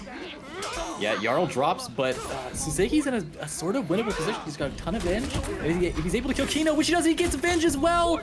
He might not even need it. He should be able to just win this 1v1. Pops the Venge, and he needs one read against Tuba, but Tuba's making the right reads so far. How long can he stall this out?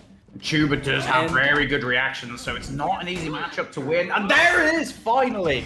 After succeeding on several reactions, he finally managed to bite on one feint. And they will take the round, but very questionable guard break from Tuba there when he knew he had the tags up. The guard break wasn't even timed correctly. It bounced off of the animation. And they ended up throwing the round because of it.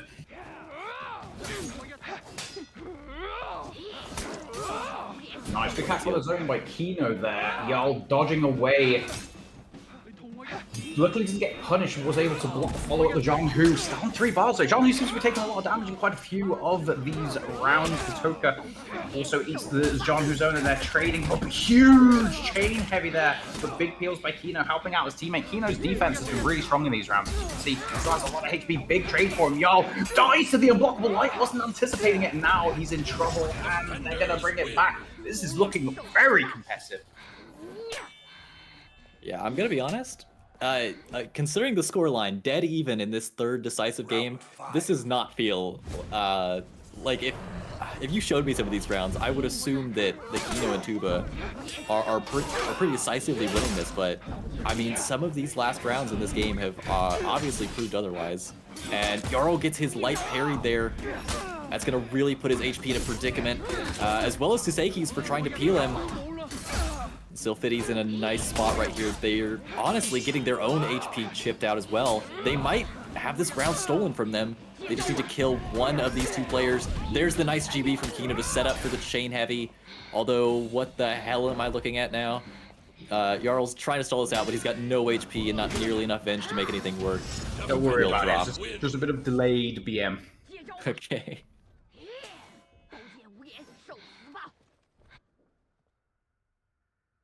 Round 6.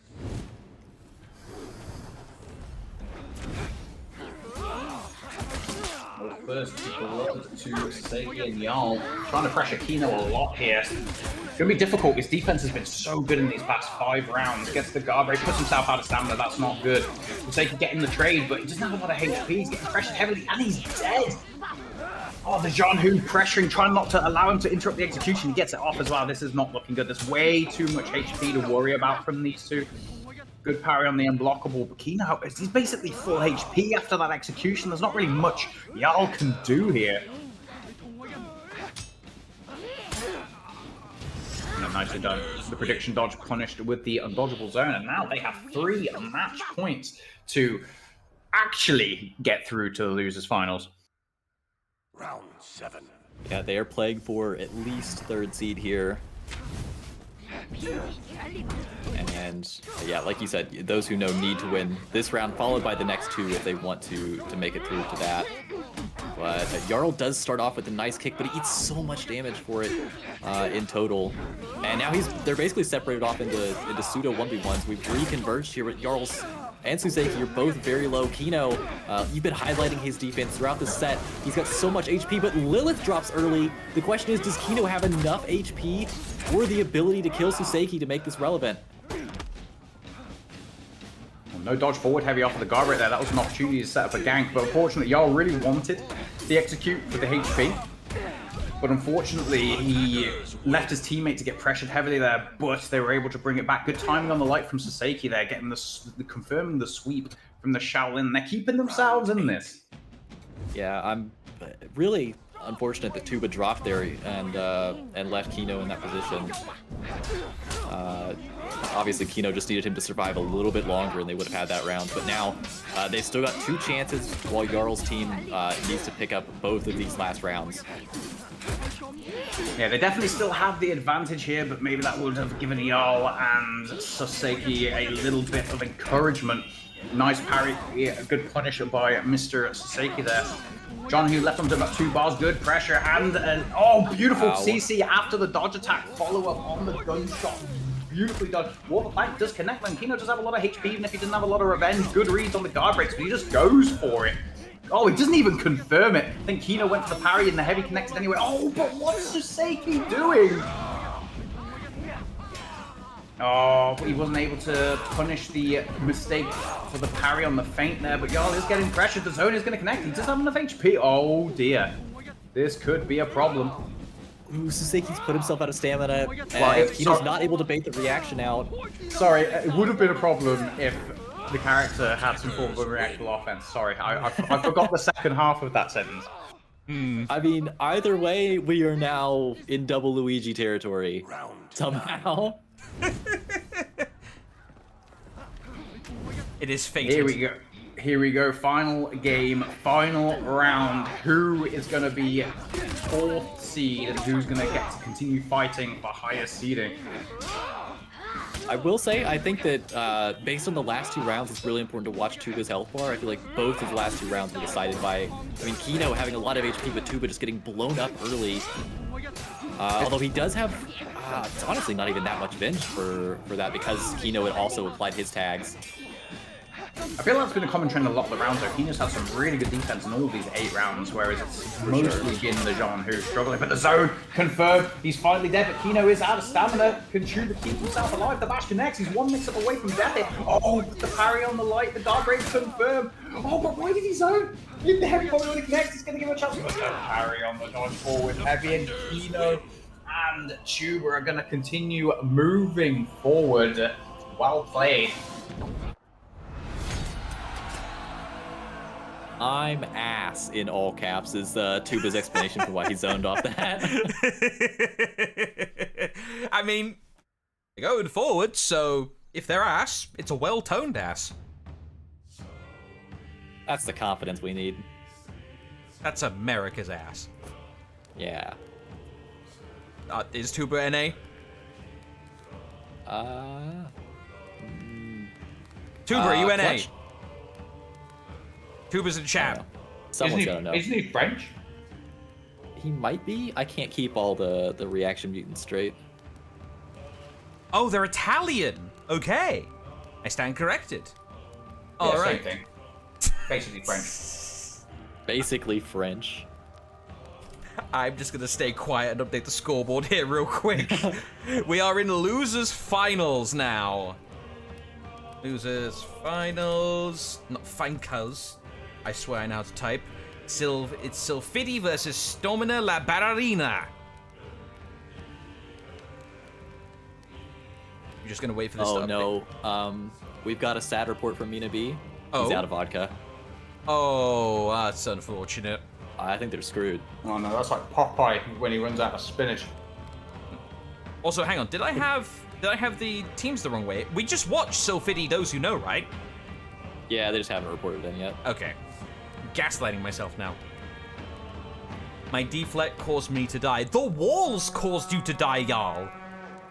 Yeah, like we saw multiple times you got screwed by outside forces. Like, you got architectured several times. We've seen, like, multiple people get architectured today. Hello, Noble. Nice to see you. And Ewop. I see everyone coming on in. Sizzle. It's Jova. Oh no, Mina's found the brandy. Oh no. Okay, what superpowers will that give him? Brandy? Is Vanlar also drinking, or is this just Mina? Mina said something earlier about being responsible, so I don't know if Mina's drinking more or less. Okay. Is there a designated driver in that 2's team? I guess Mina? If I had... That's not... I would not want Mina driving me around in that case. I'm sure it'll be fine. Sober enough to 2-0 Anton and Living. Oh. Oh my. Okay. Let's get the team set up jolly good. Also, we've had enough of that music. I've got to hit my requisite limit. There we go. So. Spooky music for a spooky time in the tournament. Seeding has been, or the teams going through have been decided. Now we're just playing for seeding. Now it's spooky time. And my targets for this will be Antonio / Living. And then Sylvidius, Kino, and Co. Alright. I have Antonio _ lol. That's a different person, I think. Inu. There we are. So, got my target ready to go. Now we just wait. Y'all SB sucks, says Suseki.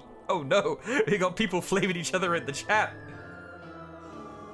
Is this a soundtrack from... Yeah, this is from the original Halloween event, Nabushi.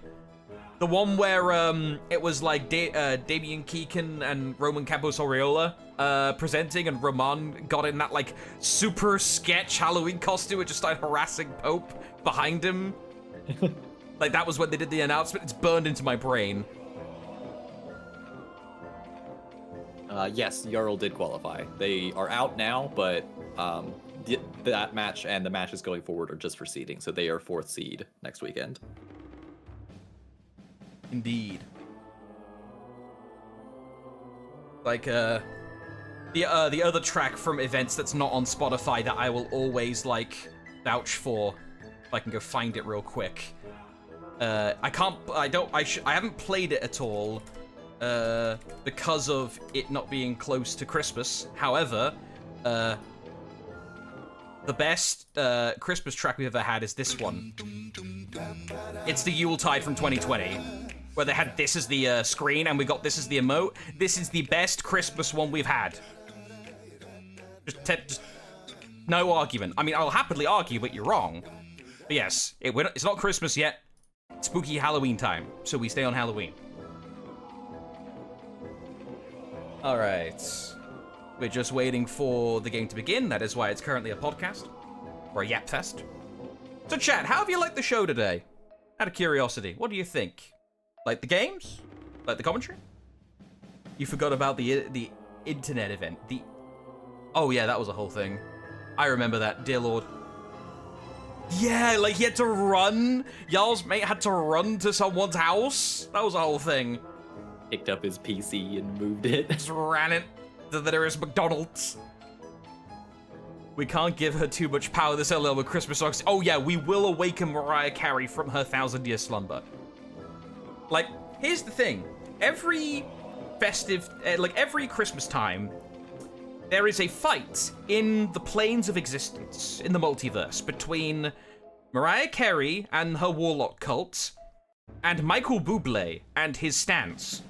And they fight each other to see who it would be the person played most in department stores at Christmas. It's either Michael Bublé or Mariah Carey. Unless someone comes along with a funny meme song that Christmas and takes it. Sometimes that happens.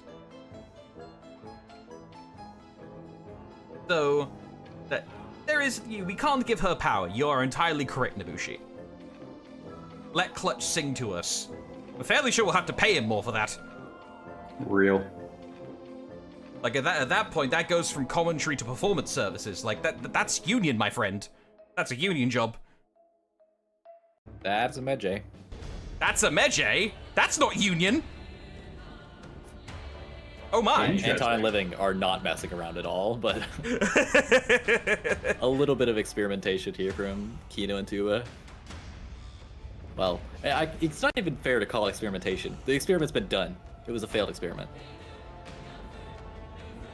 But the Medjay's here anyway.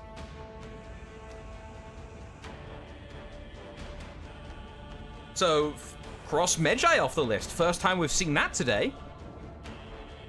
Yeah, I mean, I don't mean to make it seem like Medjay's a terrible char, for sure. Just, there are probably like maybe 10 other characters you'd want to pick before him. What do you think, Clutch? Not gonna lie. Kind of tuned up. Fair enough. I was wondering about where you think Medjay sits in twos. Definitely a lot lower than he used to be, especially after like having his like hyper armor chain light taken out. It really did knock him down further. Like, he's not a bad character by any stretch of the imagination. He's just not good enough to compete, and Hitto also kind of absolutely obliterate him. Kino's in a rough spot right now. He's going to go back into the staff stance. Gets parried though, and this is a lot of damage. There we go, killed in the corner. Yeah, definitely two players that, let's just say things can go badly very quickly when you're just trying to lean back and have a bit of fun. Round 2. Should I send my second? I think Living and Anton have a point to prove. They want to get back to the ground and they want to take that #1 seed. They want revenge. Yeah, Kino is able to swing around, and I mean, ooh, okay, got kind of messed with right there on that GB. But yeah, I mean, one of the, like, Medjay's not a terrible char. He's still got some strengths. He was used for a long time for good reason. Of course, he's been nerfed since then, but his heavies are still good. He's got hyper armor still. There are redeemable factors. It's just other characters also have those same redeemable factors and more. But they do have this gank, which many other chars like JJ, Highlander don't necessarily have as well. Highlander's, of course, got his grab gank you can try, but that Medjay gank is always going to hurt. Round 3. Definitely a much better round in #2 for Tuba and Kino there. Some really good reads by the Orochi, really good unblockable, dealing damage to the Hidakiri.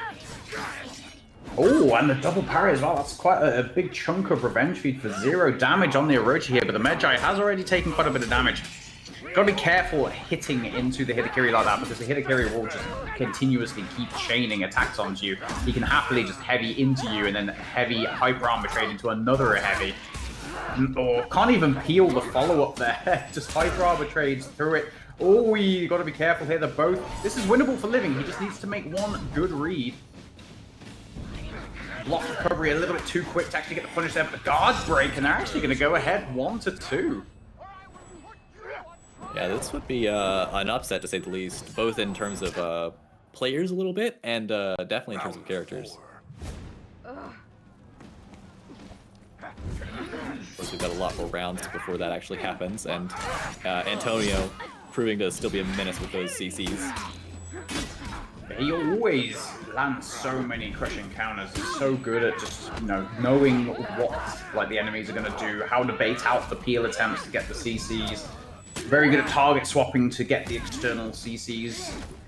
It's just, that's why he's considered to be like the best Aethera in the game, at least when it comes to, you know, 2v2s and 4v4s. Yeah, it's also just so rewarding to get good at those CCs as well, because it requires often that both of the enemy players are paying a good bit of attention to the Aethera, or maybe even calling out that they're, you know, I'm making a read that's gonna try to CC this, I'm gonna feint, get ready to parry it. Which of course you can get good at with time, but yeah, it's just such a rewarding thing to be so good at, and like you said, that's one of the reasons Antonio is the best Aethera in the game. And Kino's kind of separated off into a 1v1 here that he does not want to be in. He's getting back closer to his teammate now. Yeah, that's exactly what the hero wants to be doing, just constantly locking down the Medjay, not allowing him to do anything, not allowing him to perform the game plan that the Medjay wants to perform, just constantly pressuring. So he needs to be near his teammate, he needs help from the Orochi, but nice parry from Anton, that is going to be death. Defenders win.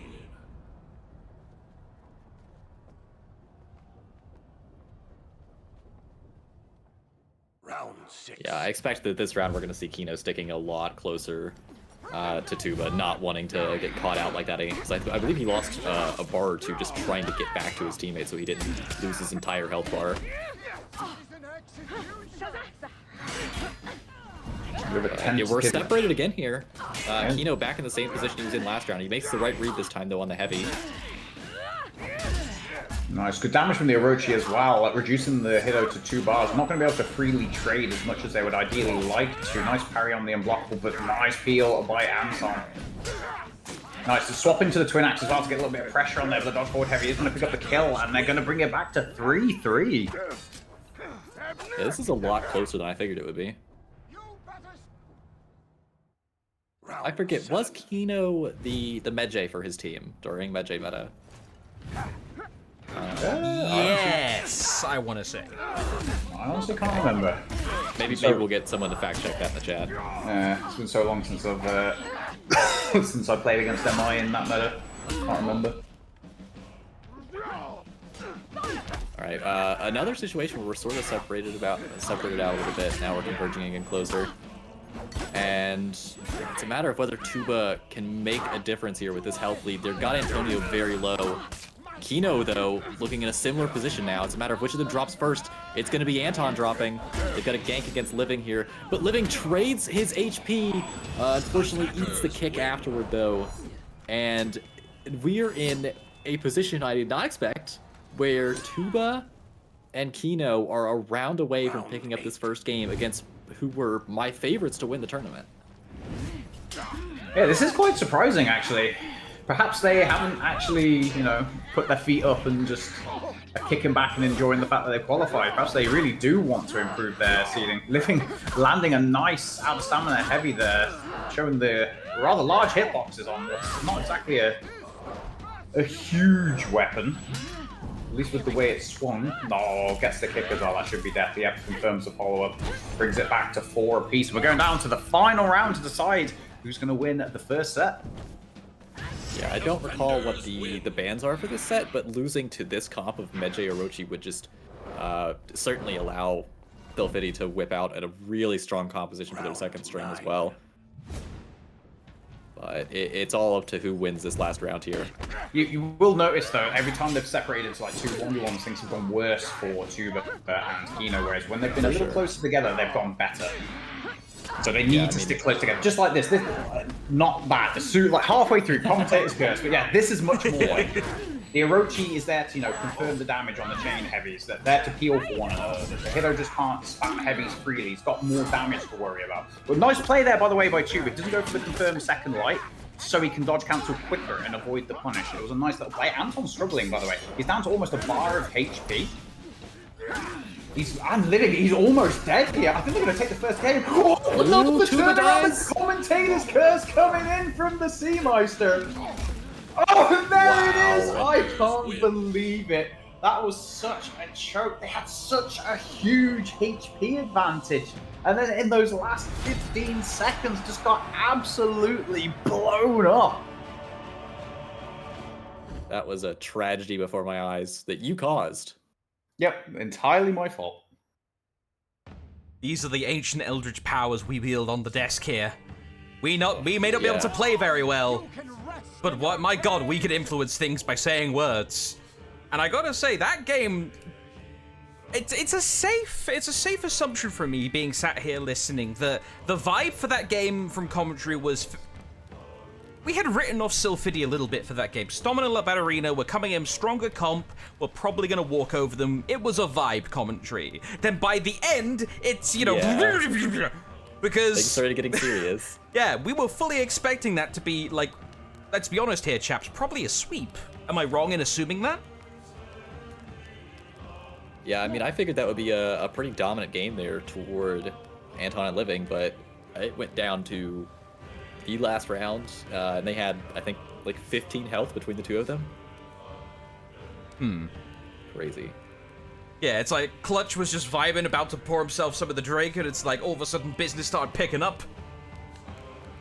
It was like something to actually pay attention to, and this can have, you know, that kind of vibe.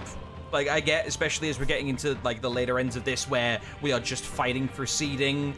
I was also fully, and like compositions, nothing massively exciting I'm seeing here. Like Living back on the Jangjun, Antonio going for the Ocelot, not revolutionary, but still very strong picks.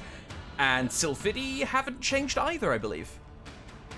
I'm inferring from this that Highlander was banned by Silphiddy. Most likely. Oh yeah, Kino actually has swapped to the off the Medjai onto the Pirate, and Lilith's now on the Orochi. Okay. We'll see how well this goes. All right, game 2 in this best of 3. Let's go. Round 1.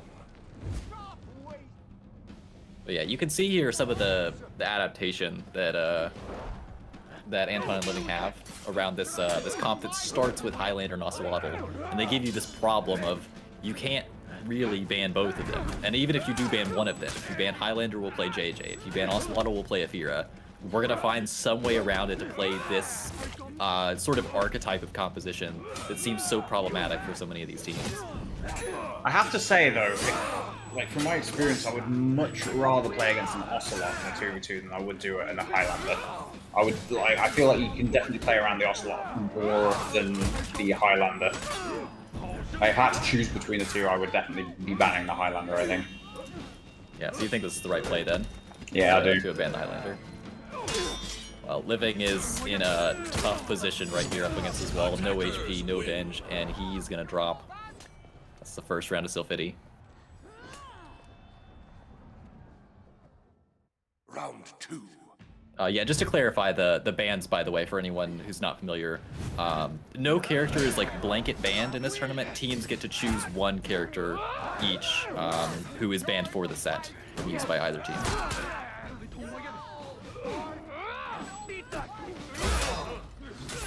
Oof. There's a lot of damage from the pirate there. Again, just how good those chain heavies are. So many situations where, you know, you dodge attack someone, you can chain heavy, dodge forward heavy, chain heavy, you zone someone, you can chain heavy, and it tracks so far, it's a good chunk of damage, and you obviously get the confirmed gunshot for even more potential damage from a teammate. Such a strong tool. Oh, Anton drops, but Living picks up the kill there. It's now a 1v1 against Kino. Kino doesn't really have offense here against Living. It's a question of whether one attack actually gets in or not. Living goes for the read, but Kino reacts to it, or makes the read. And there we go, Living tries to get back into his offense, and Kino punishes him for it. That's 2-0 in this second game here. A really nice start here for Kino and Vanlar. Kino and Tuba.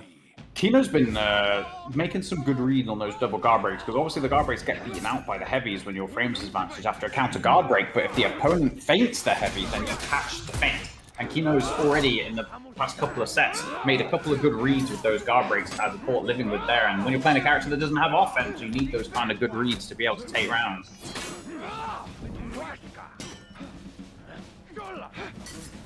Tuba's very low, and honestly only getting farther and farther away from Kino, but they are back together now. But honestly, they've just both taken so much damage maneuvering around this composition that's built on confirming constantly for each other. And now Kino's in an unwinnable 1v2 situation here, unless they do shit like that. Defenders win. The irony of a set that we thought might have been a fairly, you know, signed, sealed, and delivered, turning into potentially the grindiest set we've seen on stream. It might be like, double Luigi's all the way through at this rate. It might be. You can see Antonio just trying to press as many buttons to confirm as he possibly can, knowing that Living can get those nuclear bomb heavies that just eviscerate the enemy's health bars. And it's definitely what Ocelot does extremely well, is just being able to confirm so much damage for his teammates. Is why he works so well with the Highlander. Kind of similar to Pirate in a way. How Pirate is so good at confirming damage for his teammates. Ocelot does extremely well also.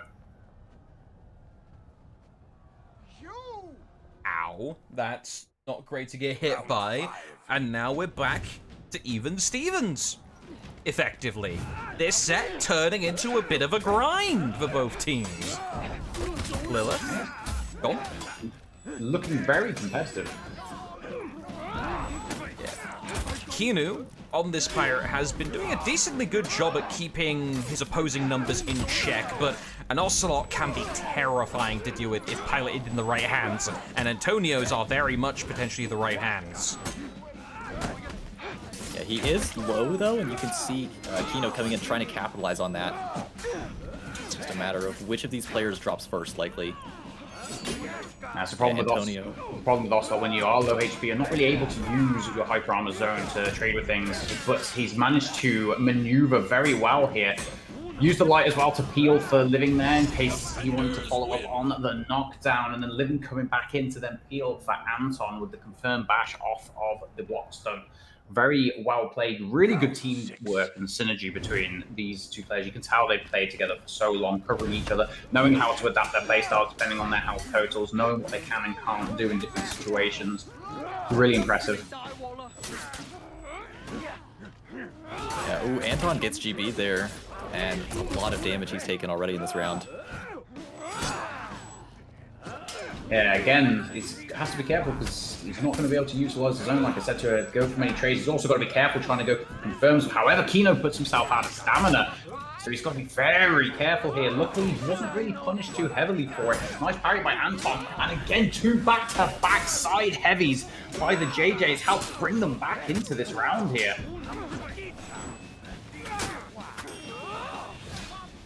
Yeah, Lilith is really just trying to stay alive for Kino's sake at this point. He knows that as soon as he drops, Kino's just going to be ganked. He's got a lot of Venge, but it's unlikely to actually be a factor. There we go. Antonio finally gets him with the forward dodge light. Now they've got a gank against Kino. Okay, that was a little concerning, but they got him. Now, they knew they had the confirm there off of the guard break into the bash. They knew the revenge wasn't gonna be a problem there. Well played by Living and Anton, but again, they did such a good job doing so much damage to Anton early in that round, but they just weren't able to capitalize on it.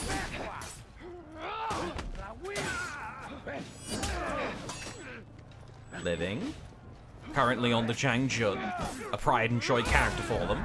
See how well they can get it piloted, though. Gets parried a bit. Double parried by Kinu, keeping Lilith in a place where they can go for a couple hits onto Antonio. Decent damage distribution for Stormia La Ballerina. Oh, Lilith ends up getting guard broken and loses 2 bars. Just get revenge. Messes up the punish though. It's not the character to really do a lot with. Oh, but they did end up messing up locking the character into hit stuns there with the hit stun resetting bash, but it's not going to be enough. And Stormina La Ballerina are going to take it 5-2, and I think we're going to be seeing a rematch. All right, so we're seeing a situation that we've seen a couple of times in For Honor history. A team getting sent down, cast down to the losers, and then climbing their way back up from the Balrog pit, from the Shark Tank, and making their way all the way back up to the winners, to the grand finals, no less. E-Girls on the winner's side versus Stormina La Ballerina coming up from the loser's side. As I enter the details, you'll notice something interesting as I finish my typing, as long as I can spell things correctly. Do my little hyphen here, do my little bit there, almost done. There we are. So, you will notice now, that's meant to be an L, not a comma. There we go. You will notice, folks, that now there is an extra little indicator. Is E-Girls and Stormina La Ballerina. However, there's a reason for this. Would either of you guys like to explain what the dickens those markings actually mean? Yeah, I'll go for it. Essentially, throughout the last 4 qualifiers, we've been using the Swiss format. Today we are using the double elimination format, which means you get to be beat twice before you're actually out of the tournament. We now have only 2 teams left. Everyone has been beaten twice, except for Stormina La Ballerina. They lost once to E-Girls, and E-Girls have not lost at all. So in order for Stormina La Ballerina to win, they have to beat E-Girls in 2 sets, where if E-Girls win either this set or a theoretical second set, they'll win the tournament that way. Indeed. The golden parachute, as I like to refer to it, E-Girls get an extra life in the tournament. They have to be dragged down into losers.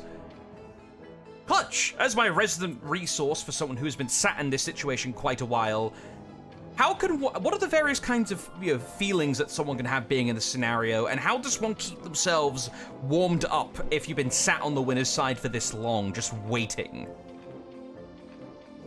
I think, whereas it's important to keep yourself warmed up, you don't want to let yourself be cold. You know, like you can either do some in-house 2v2s if you've got a team. You can find some scrims to do. But I think it's also equally important not to, burn yourself out by constantly playing the whole time. If you do have to wait an hour or 2 hours, it's important not to just keep playing the whole time. I think it's good to take a break, stretch your legs, get a drink, chill a little bit, and then maybe just do like a quick 2v2 scrim if you can find it, or maybe even just 1v1s to keep yourself sharp a little bit, maybe a little bit of academy for the reactions. and then go into the game. So you're not too burnt out, but at the same time, you're ready to go when the the grand finals actually begin. Or you can just be Mina and just get drunk and play like a machine. I was gonna say, I know exactly how they're feeling right now, and it's not sober. Bubbly. Lively, one could say. By the way, we have the bans. It is the exact same as they were in the winners finals, Varangian and Highlander. Yeah, considering what we've been seeing going further and further in, even though we are just quote-unquote playing for seeding, teams are going to be taking it seriously, because now we're playing for something more worthy than money, more worthy than seeding. Pride. And also the ability to laugh at the other team, which is a very valuable currency in the For Honor community, weirdly enough. I've already heard of some of the things going on, and we're not even done yet. So I can only imagine what may happen once we are through this tournament today, which there is a minimum of one more set to play, potential for 2, which should be a jolly good time and a little bit dramatic if we get the reset from Stormina La Ballerina, which we will find out the result of very soon, because guess what, folks? We have an eye! Here we go, E-Girls versus Stormina La Ballerina. Compositions are double Orochi with a Black Prior and a Hitokiri bringing up the flank. Well, very interesting. I wasn't anticipating Anton taking the Orochi, and I also wasn't expecting the BP from Vanlar, so this is going to be very interesting to see how this plays out. Yeah, we've actually seen have we seen any BPs today? Thinking about it now. No BPs we did. today.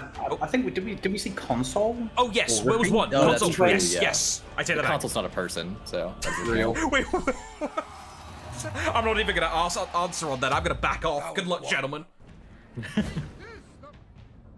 All right, but how do you want to play with a BP, like in this matchup specifically, or just broadly in twos? Honestly, with BP, a lot of it just comes down to making those goaded reads, making sure your teammate capitalizes on them. You can obviously pressure a single target. You can also pressure someone's stamina to prevent them from being able to press too many buttons. But I really just think that living in Anton's composition is just much stronger here. Yeah, that was not Van Laar's round right there. He got basically blown up Defenders win. quicker than you were able to explain how he should be playing BP. Yeah. But I think Van Laar was trying to make some hard reads in that round, but just every single read he made was bad, and his health bar just completely dissipated. Yeah, I mean, surely he can't make every wrong read like multiple rounds in a row, though. It's got to even out at some point. Well, speaking of the right Do read, not Mina- underestimate his power. Oh, okay. I'll keep an eye on the bad reads then. But ooh, no, Van Laar, why? Actually, let's go of the chain heavy there that gets Mina out of his punish. But either way, it is both Mina and Anton. The Orochi's very low. Which of them drops first? Both of them at the same time. And now Van Laar rolls when he could have had a punish. I think he was trying to get away, not confident in the reaction there he had against the kick.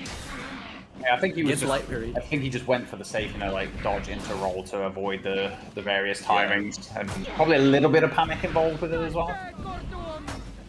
Oh, nice! Gets the parry, gets the bash as well. Not quite enough to kill. Oh, but Nithing doesn't dodge the zone. I feel like those situations that just happen, even though the zone is very reactable, sometimes you just don't expect it. Or maybe it might even just be the pressure of the situation. Living just caught himself in two minds about something and just doesn't dodge the zone. Because, it's a common strategy to bait the prediction dodge into the zone. And a lot of BPs don't react to the dodge and just do it on read. So Living should have been expecting that. But he was able to get the kill, and it's back to one apiece. Much better showing from Van Laar in that round. Yeah, something people forget very often, nice flip by the way, about For Honor when it comes to reactions, is it's not a single stem game. So if you're not even looking for something to happen, your reaction to it is going to be much slower. So if it's not at the top of your mental stack, like you don't expect your opponent to just toss a BP zone in your face, it might take you an extra 50 milliseconds to even register that it's happening. But we are now in another 1v1 situation here, Living against Mina this time, and Living just tosses the neutral top heavy, and it catches Mina. Yeah, there was no need for Vanlar to take the risk there. They had the gank situation. It was 2-on-1 against Living, and because Vanlar made that poor read and allowed himself to get killed, he just ended up throwing the round. Mina didn't have a ton of HP, and the Hitagiri is going to be favored against the Orochi. Orochi not exactly a 1v1 menace even after the bash changes. So Vanlar really should have played a little bit more cautiously in that situation. Yeah, Antonio's just so low here. Yeah, the GB's going to be enough damage, or guarantee enough damage there for Mina. Now they've got a gank against Living. He's got a lot of HP. I assume they're just going to try to onesie with friends here. But no, Vanlar goes in for the forward dodge heavy. Maybe they're resetting which of them is going to... Yeah, I think it's a 1v1 here against Mina. But Vanlar's going to peel out so he doesn't get too much damage. Now he's got a ton of Venge. And Living is continuing to bait them out. And he's got Venge to work with here, Clutch. He does, but the problem is Hiddo doesn't chase very well, and as you saw, both of them kind of rolled away from the Hiddo and didn't allow the Hiddo to pressure, but Mina made a really poor read there. Oh, but Living! I'm not sure whether he maybe tried to parry that and was a bit late. I don't think he just would have failed to have moved his guard, or maybe he thought the bash was coming and he dodged like so late that the guard dropped, but the dodge frames hadn't activated yet, so it connected. But Vanlar picking up the kill. Some strange plays being made in these first 4 rounds, like maybe it's the fatigue or maybe it's just the pressure starting to show a little bit. Beautiful flip as well from Vanlar.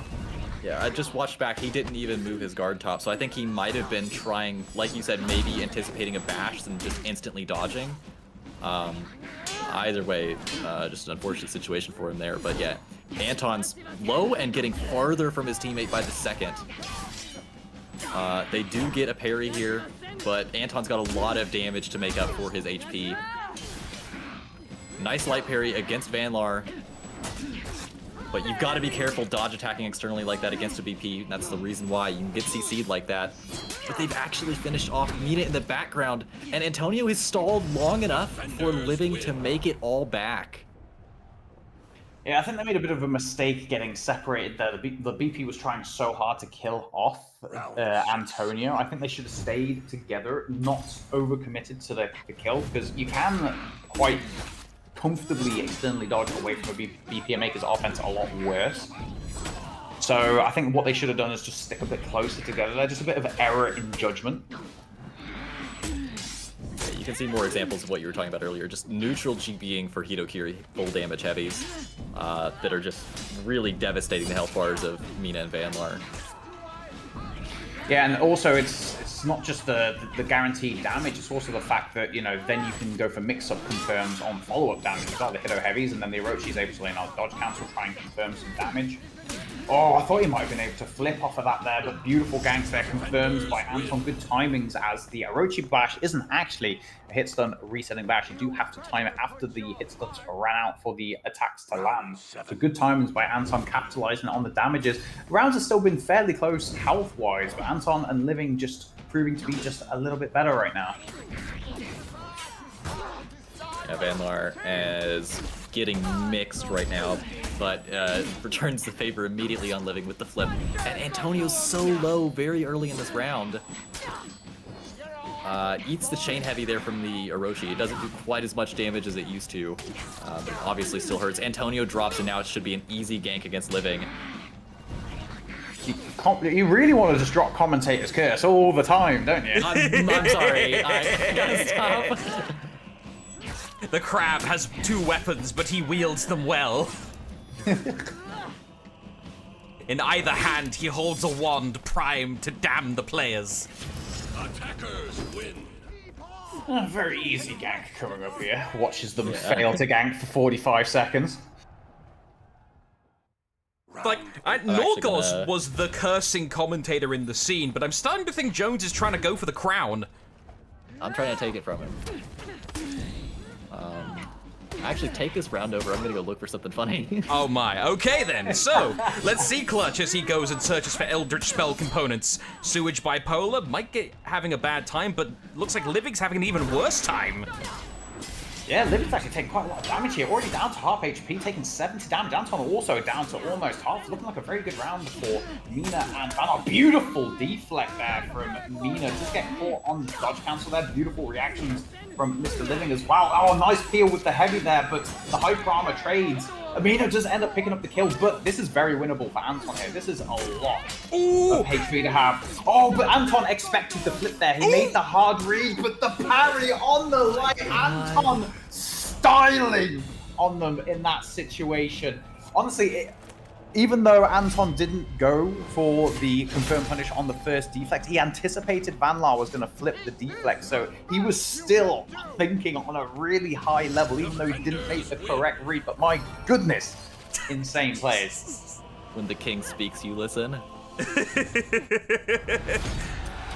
Stormina La Ballerina, 1-0 up in the sets. If they get one more, they drag Eagles down to losers, and then it's knives out. Yeah, this is not nearly as hype as what we just saw there, but there is a funny clip in chat if we want to... I don't know if we got an eye immediately, but... No eye immediately, so I'll risk it for the biscuit. What's this? Actually about to pick up 2 kills right here. Oh my god, it's you, Jones? Pog? Yeah, I think it's you as well. Huge opportunity for the match to It's me! Oh, no! Oh my god! Jones, you jinxed it! Jones, you jinxed it! How dare you! Oh my god! Yeah. I'm so sorry. I'm just That gonna was shut the up. first Actually, major about to pick up curse from 2 kills Jones. right here. At least Was he should. this right here. Yeah, this Won't be is the a last. Huge opportunity for the match to swing. Just getting absolutely boomed. Alright, we should have an eye now. Oh, not yet, never mind. Nope. No, you jinxed that one. Yeah, I That's- jinxed that one. That's not on me. Rip. I see a Quag in chat has some questions about that. Looks like Nuttella's already answering, but yeah. In Conquest format that we are playing, the characters you win with are banned for the rest of the set from your team. The enemy team can still pick them, but you can't. So Orochi can no longer be played for Stormina La Ballerina. However, Eagles could still choose to pick it if they wish. Oh, what'd you look at? Oh, there's the eye. I yapped just for long enough. Let's go. Optimized yapping. I've gotten good at it. What can I say? Okay, the solid second string by Stormina La Ballerina. Living on the Griffin and Antonio back on the Pirates. Vadlar seems quite determined to stick with the BP pick. I mean, he had his moments with the character in the last game. Just can't help but think that there might be a better option to partner with the Orochi for him. Like? Oh, I mean, what were the character bans for this game again? It was a Highlander VG. I mean, Hidakiri is a very good partner for Orochi. That's a fair shout. Round 1. Okay. Game number 2 in this best of 3. Let's see if we're going for a full grind set or if we're going down to losers. First blood to Vanlar and Mina here for big heavy there. Nice. Using that undodgeable dodge attack there to punish the pirate. Definitely still a good tool that Orochi has to utilize against the pirate, even with the nerfs to it bouncing off the externals.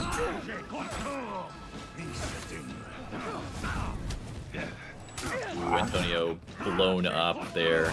And again, you see the Orochi using that dodge attack to punish the pirate to finish him off there as well. Hit stun, reset. Oh, but unfortunately, just hit Mina out, so we can't actually go for the dodge forward into the follow-up bash confirm and living. Trying to utilize these externals to stuff out the guard break attempts. Mina does land the zone, baits out the free dodge.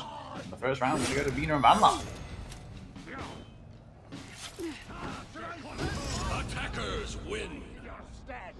All right, let's get some predictions in now. Do we think that this is ending here? Do we think we're going to a reset, or do we think Stormina La Ballerina win the whole thing? Ooh, I reckon there'll be no bracket reset. I reckon that's it. All right, I'm thinking we get a bracket reset and Eagles win. What do you think, Verb? I'm gonna go the other way. I think bracket reset and Stormina take it. Okay, so either way, 2 of us are wrong. That's optimal. Yep. Ooh, I think Vanlar was trying for the flip there, but it just did not work out. And Mina just got Vinge, which may be enough to offset the HP difference here. Yeah, Living is going to have to try to stall this 1v2. And it's not going to happen. That Vinge feed was really tragic for them there. A really nice confirm as well by Mina there to confirm the heavy from the BP. Timed it really well. I don't think Living even knew what attack was going to land first, so very well timed by Mina. But yes, poor tag management, which we have seen a couple of times from Living and Anton in this tournament.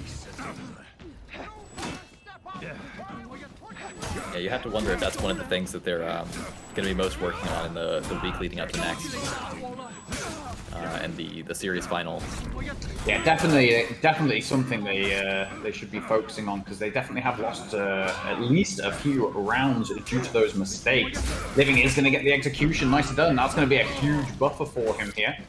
Oh, he could have let it rip for the kill there. And nice, well timed on the guard break from Anton there. He's going to pick up the kill, finally gets that first round on the board. Not going to let Eagles run away with it that easily. Round 4. Yeah, you could see the trouble all stemmed there from Mina getting completely boxed in the wall. You've really got to watch your positioning, especially at this high of a level.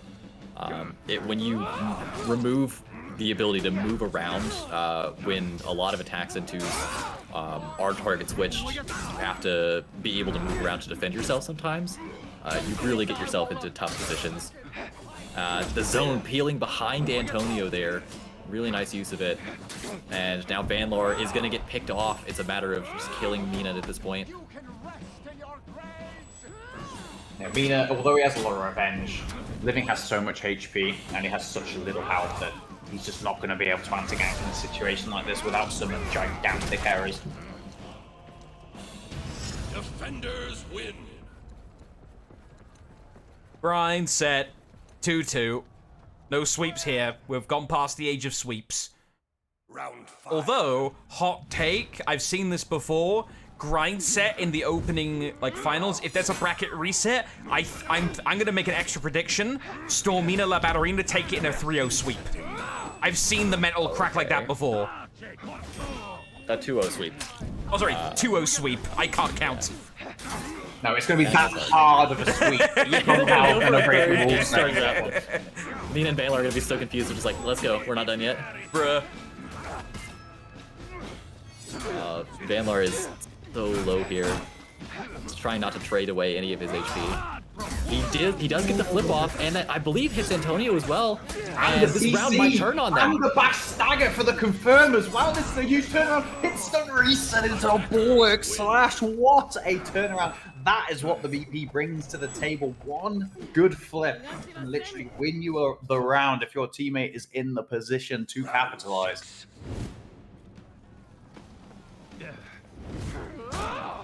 Mina B's Orochi already a pleasure to watch, but now amplified by a Black Prior that is on their game, being piloted by Sewage Bipolar.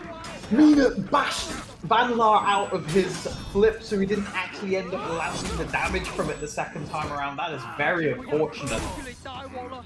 And I cursed it. Ooh, that was a really a nice recognition of the situation there by Mina. He went for the Riptide Strike as a punish because he knew Living was going to try to peel him. Ooh! And that's an example of a really good flip there. He was like right on Living's periphery, and Griffin obviously has really big hitboxes, particularly on like a 90-degree angle. And Vanlar could tell he was just on the very edge of that Griffin heavy hitbox, and that it was more likely that Living was going to throw it out because he was so far away from it, and because he was on the periphery, went for the flip, and literally again ended up taking the round. And now they only need one of the next three to bring it back to one apiece. Round 7. Yeah, your prediction's starting to look a little more solid than mine did. Getting slightly worried about it. I'm gonna lose all my internet points. But oh, Antonio gets hit with the chain finisher from Orochi. These are some absolutely insane reads from Mina. Basically like 3 to 4 reads back to back to back. Huge damage on Anton, the CC, dead angled zone. Getting the kill, Living. Gets hit with the undodgeable into the storm rush. And they put it back to 1-1. My goodness. I guess it was my bad for questioning the BP pick. Yeah, that was the most dominant round we've seen in a while, I think. Especially like such a good start by Mina as well. Like I was saying, the Orochi is not a 1v1 menace. Usually, I think, unless something massive's changed, usually considered to be like a very middling character, like middle of the pack 1v1s. But he was making Orochi look like a machine at the beginning of that round. Took like 2/3 of Anton's HP off with back-to-back good offensive reads. Yeah, the sentiment generally has been that for a while Orochi's like a meh 1v1 char, like you said. But I've recently heard Normie say that it's a misconception that he's actually not that bad at a high level. I have no clue. Never played once anywhere near that level, but are we having an a observation from Normie there? Are we having a situation where which player was the Warden stand for the longest time? I forget their name. Was it Blitz? Yeah.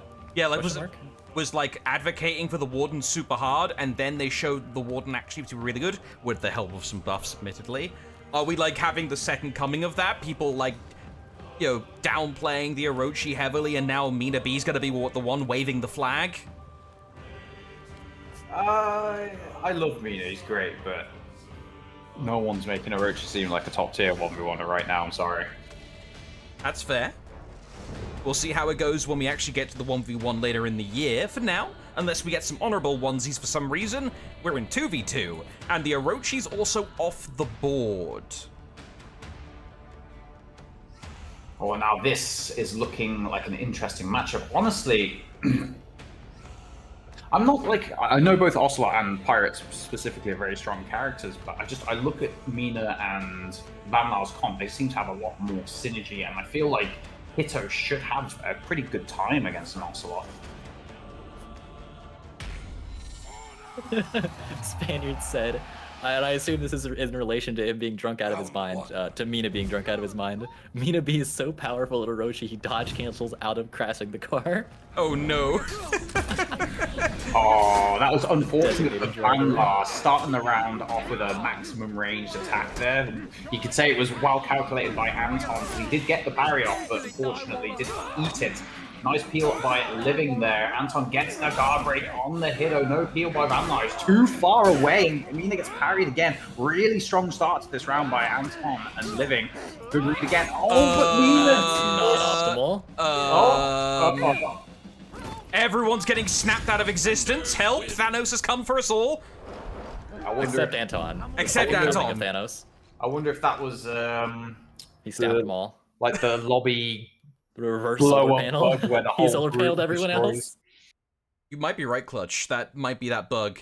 Because, like, there's a few bugs that are still in the game that can cause that. Like, there's lobby explosion bug, there's 1 FPS bug. Like, they're there, they're rare, but they can exist, and unfortunately will sometimes torpedo tournaments. So, hopefully, we get a moment to where we can actually exit out in the lobby. Otherwise, I'm going to have to do a good old-fashioned Alt F4 real quick, and I don't want to do that. Come on. Oh, yeah, there we go. Okay, we got an exit out. Right. Lobby explosion bug is what it is. No one's fault. We're just gonna do a redo. I think it's your fault. What do you say fuck me for? I don't know. It's on my bingo card to make fun of you at some point today. Ah, okay. Understandable. New Ocelot buff looking good.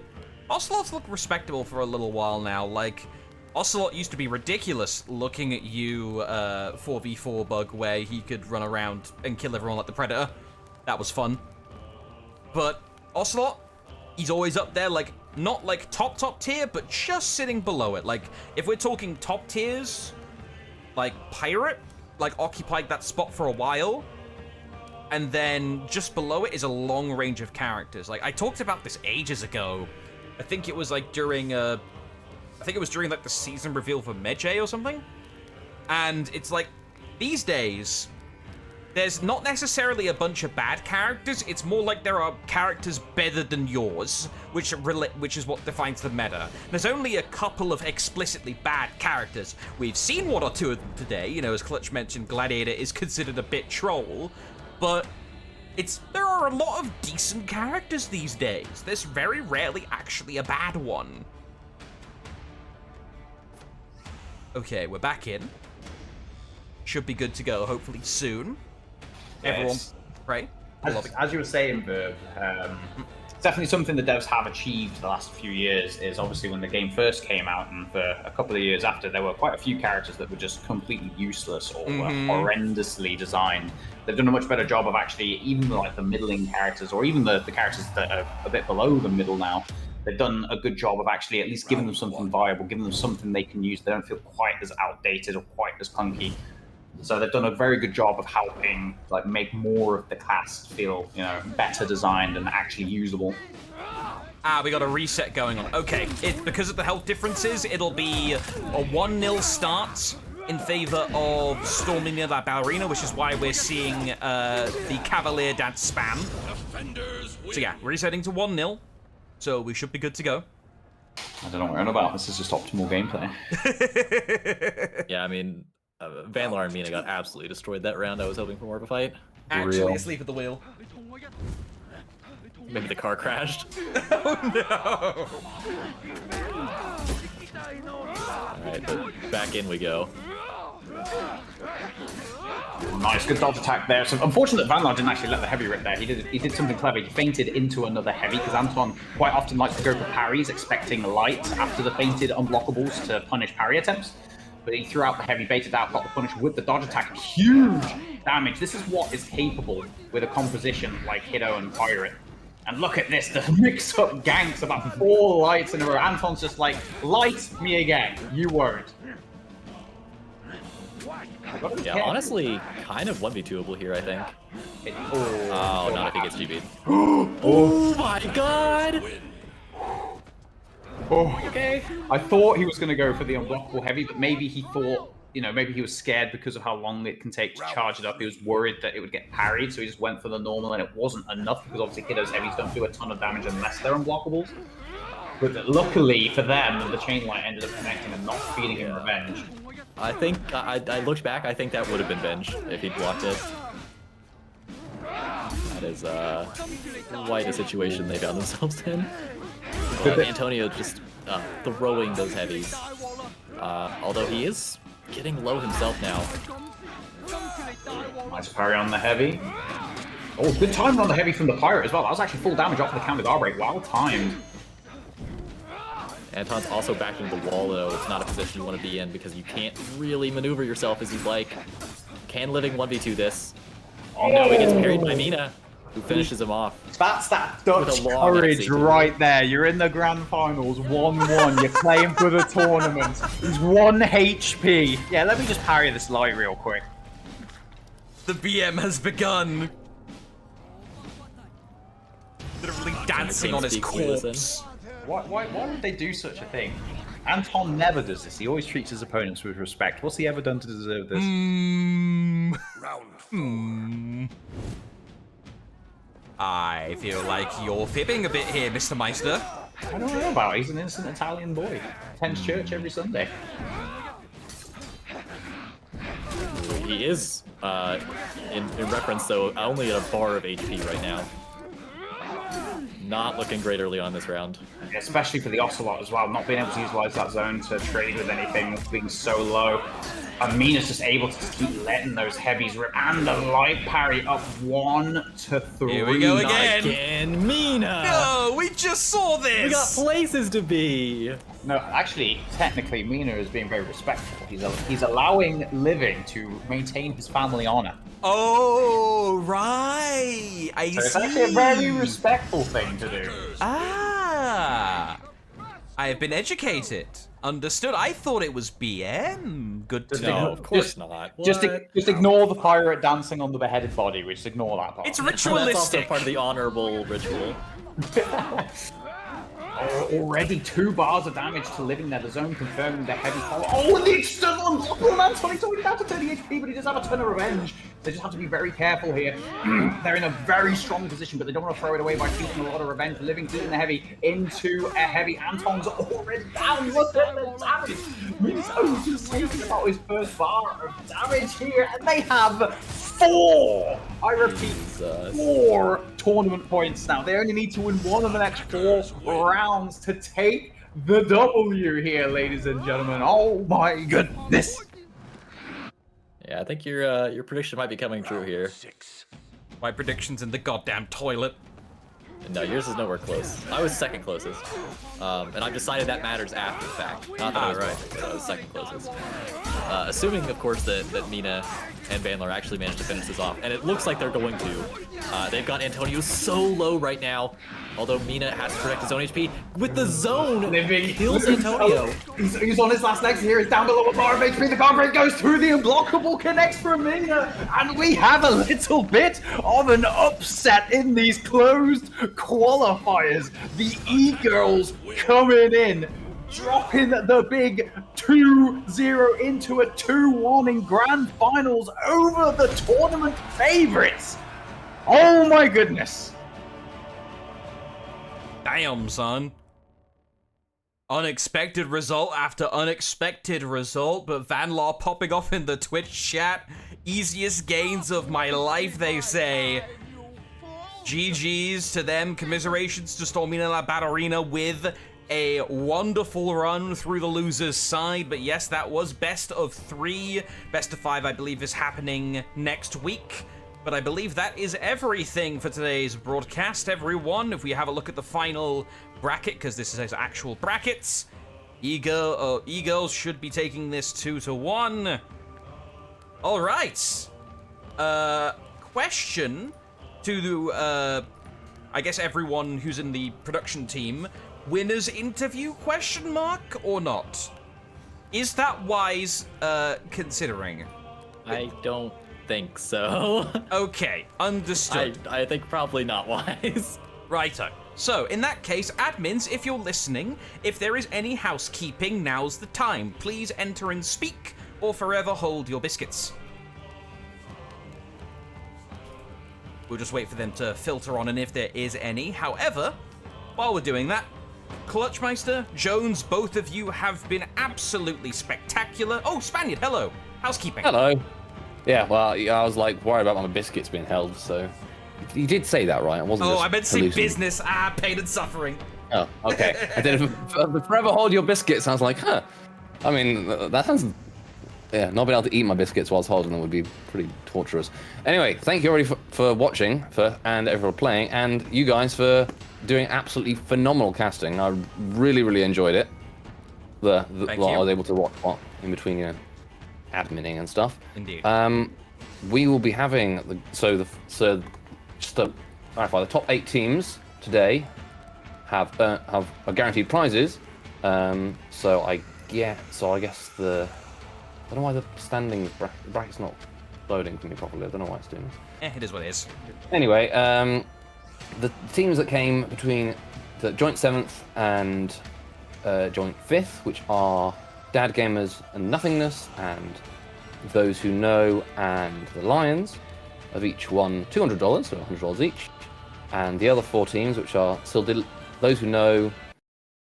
Oh, sorry, it's SMP, not Those Who Know that won the $200. So Those Who Know, Silfidi, Stormina La Ballerina, and E-Girls are through to the grand finals next weekend, which will have Verb casting, Vivinaz, and I think Freeze will be joining on analyst desk as well. It's going to be hype. It's going to be on the main channel for on a game. Make sure you're all there. There's going to be drops. There's going to be entertaining times. And I'm really sorry that I'm blabbering. It's been an amazing cast, and I'm coming in and just like absolutely you guys verbally vomiting around. Like, but I'm brain goes to thing on admin duty. You guys do a lot of work. Thank you very much. Oh, thank you guys very much. I will leave you to say your goodbyes to the chat. Thanks everybody for being part of it. And of course, now helping at the end of admin. Jones, any final things to plug, say, or mention? No, I'm just excited for the finals next weekend. And Clutchmeister with a stellar first performance here in the commentary booth. Normally I'm interviewing you on the winner's interview, but now you're part of the staff here. Anything you want to plug, say, or mention? Thank you very much for having me. I hope everyone enjoyed my commentary. It might have been a little rusty as it's been a little while and, I've had my head down focusing on other things, but it's really good to be back. Thank you, to you guys for letting me cast. Thank you to Ubisoft, continuing to support the comp scene even after all these years, I know I'm grateful for it. I'm sure all the other comp players are really grateful to it, and I'm looking forward to the grands next week. Indeed. Next week, main channel. Yes, they're giving me the keys to the car again. Tee-hee. We'll see you all there. Thank you all very much for watching. That was the closed qualifiers. We have been your commentary team, and you can all go now. Ta-ra! Peace.